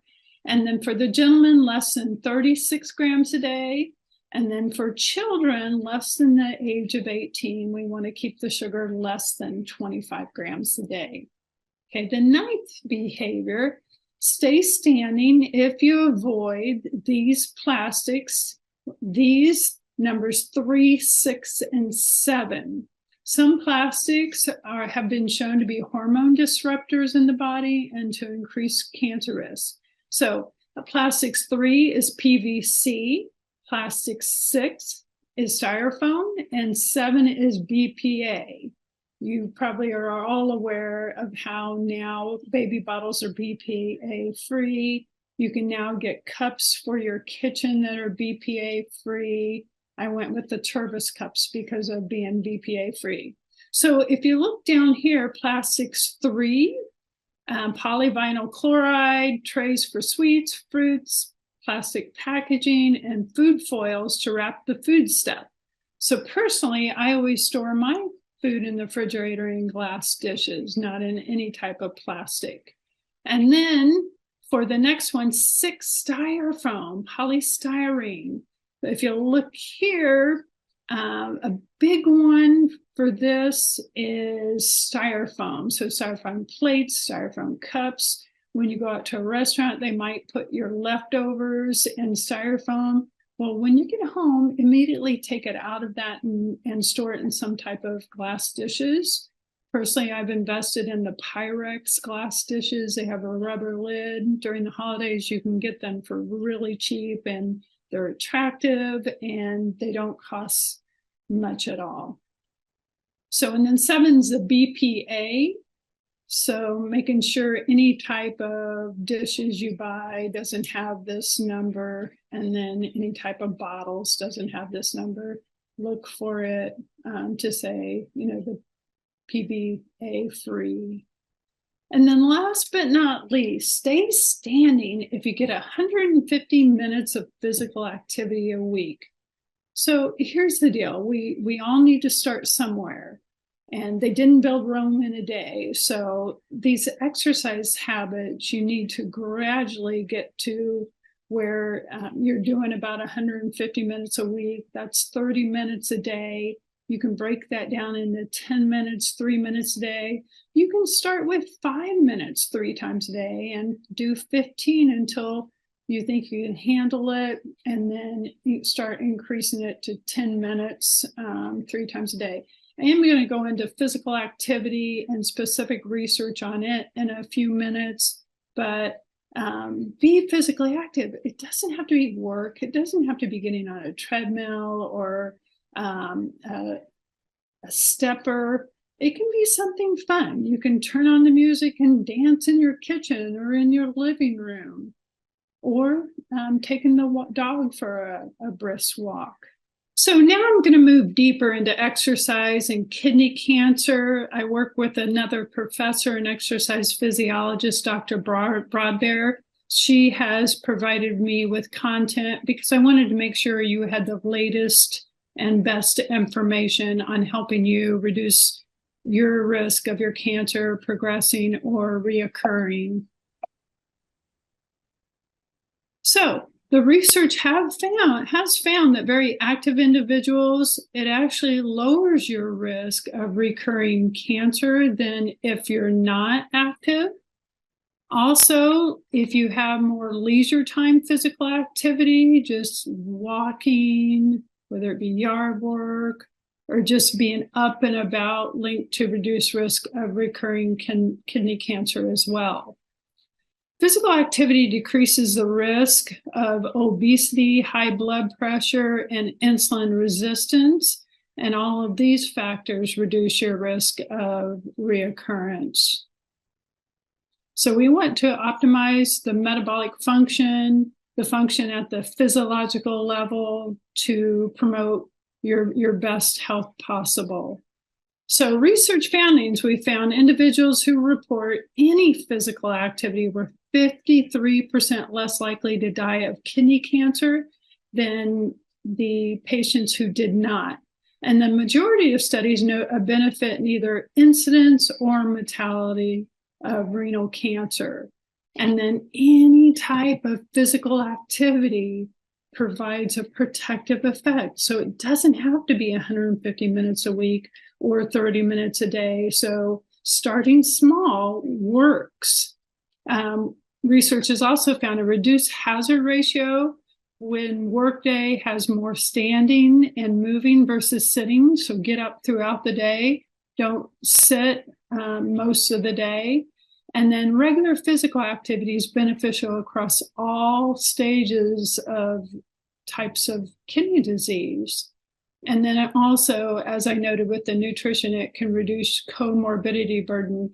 We're not just trying, and I don't mean just smally, but in addition to reducing risk of the cancer or it progressing, we also want to prevent the heart disease, the type 2 diabetes, high blood pressure, etc.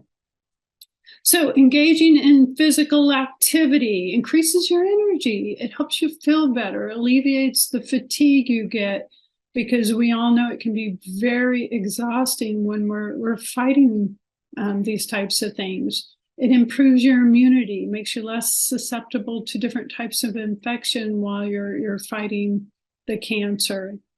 Improved heart health, decreases your blood pressure.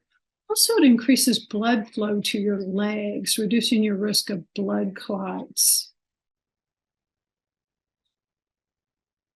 So Many of you probably feel sad or anxious when it comes to the cancer and fighting it and preventing reoccurrence. Exercise or physical activity can help you with this feeling so that you feel less sad and helps you feel more in control. Helps you feel better, your self-esteem, helps with your memory and brain function. Helps you sleep better so that you can have a greater impact and feel better the next day and just your overall quality of life. Okay, so for best results with the research, and start small, like I said before, and work toward. So we have 150 minutes a week. This is moderate intensity aerobic activity. So with moderate intensity, this is activity that you're doing that you can't sing the same time. All right. So there's mild, there's moderate, and there's strenuous. Mild, you can sing and talk normally. Moderate, you can talk, but you can't sing. And then if you were to go toward a combination throughout the week, the 75 to 150 minutes, the strenuous, you cannot talk regular. You would have to take a pause after a few words. That's considered vigorous aerobic type activity. Aerobic INGs, walking, swimming, running. So you can't sing or talk. And then also on top of that, to try to promote muscle retention, healthy muscles, your strength, your endurance, try to do a little bit of weightlifting a couple times a week. So keep in mind with these different activities, the nutrition and the physical activity, you're in the driver's seat. Start slow.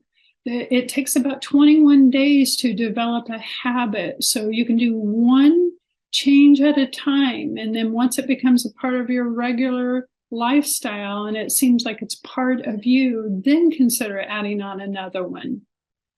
Support.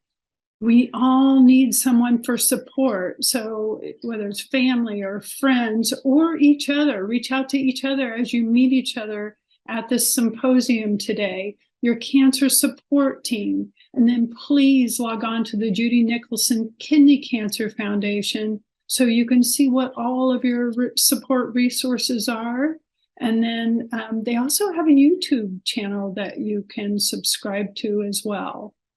So I really am sorry that I cannot be there today. And if you have any questions, I still would love to answer them. If you do, please email me at tcloney, CLONEY,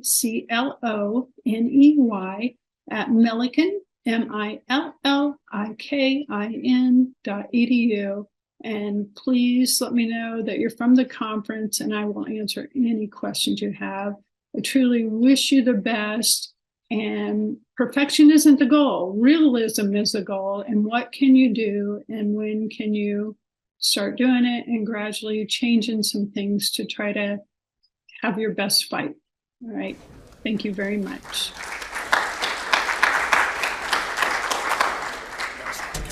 All right, so thank you all very much. It's been a long day. Let's see if it gives your attention for our last speaker, and perhaps the most important, our patient, on their perspective and what they've been through and some thoughts from them.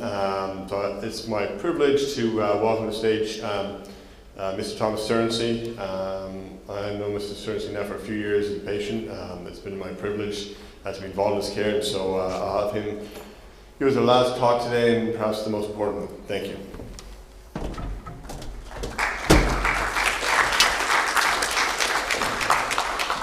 Thank you. I'm very nervous for being up here, but I'm very thankful to Almighty God. For my family and friends for the support, for Dr. O'Malley, Dr. Ramnaraign, and their team, and the research study, especially for my wife.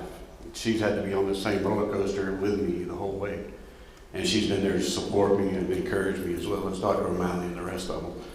But I had stage 4 cancer. Long story short, I'm 52 years old. My name is Thomas Cersey. I worked at the heavy equipment for 30 years. I retired, and you think you're going to retire in life. I went and bought a boat, went and done what you do when you're going to retire, thinking everything is going to be all right. Well, life threw me a big curve. 3 months after I retired, in 2020, I got sick and couldn't get no better, so I went to the emergency room and they done a scan. That's how they found out I had kidney cancer. I had an 11-centimeter mass on my kidney. So naturally, you hear that, your mind just starts going crazy. You're like, I retired, I work all the time, I'm gonna go retire, go back to work, but then you see you can't. I'm down, I'm depressed. They sent me home, telling me I had stage 4 cancer. I had an appointment with Dr. O'Malley, and he said, he gave me my first sign of hope. That's what we're here today for, hope. And Dr. O'Malley gave me that hope. He said, I think we could do something. So, going on, we got real sick. I went in, Dr. O'Malley took my kidney, my spleen, and 18 centimeters of my colon. That's what the cancer had got. And like I say, there was times where I just felt like I had given up. I felt like I was at the end of my rope. You know, the saying is, when you feel like you're at the end of your rope, tie a knot and hang on. And that's what you got to do, because there is hope at the end of the rope.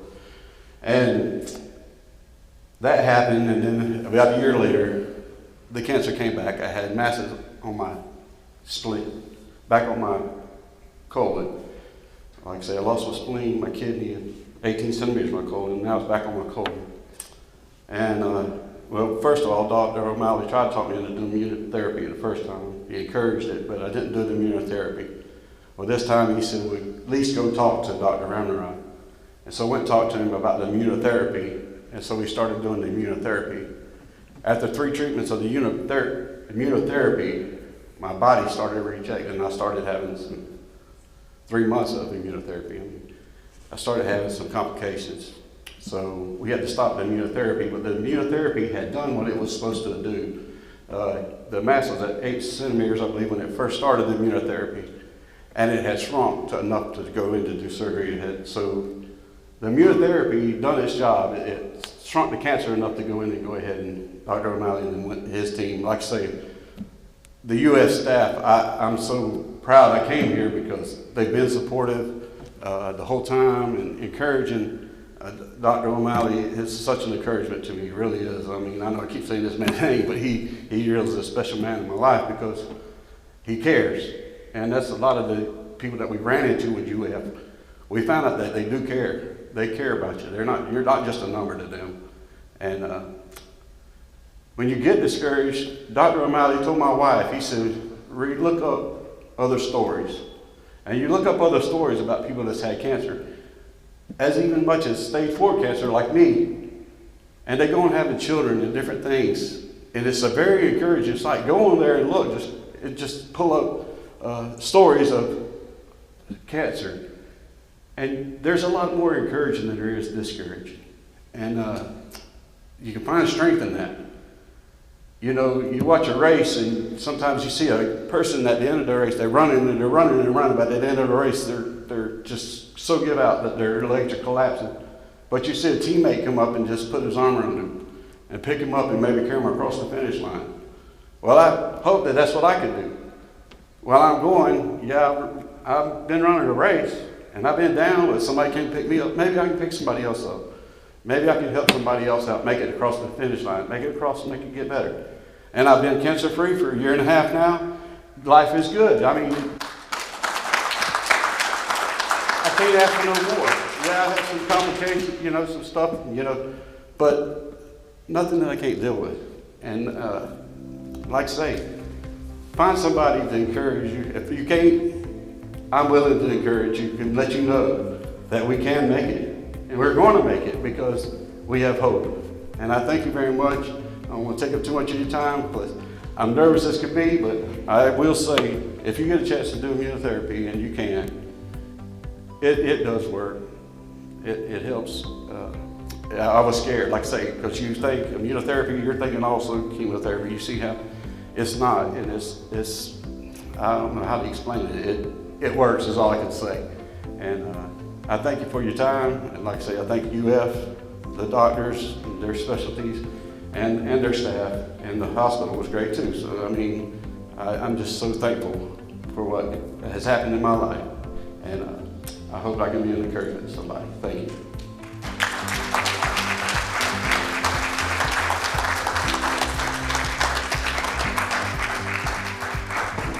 All right, we'll have some closing remarks. I'm not sure not much really you do to follow something like that. Obviously, you know, I think as providers, you know, we got in this sort of line of, or this profession to help people. And it's stories like that you know, keep us going too. Certainly it's easier on my side than on your side. All of you that are here today are here because of your connection to kidney cancer or friends and families who have kidney cancer.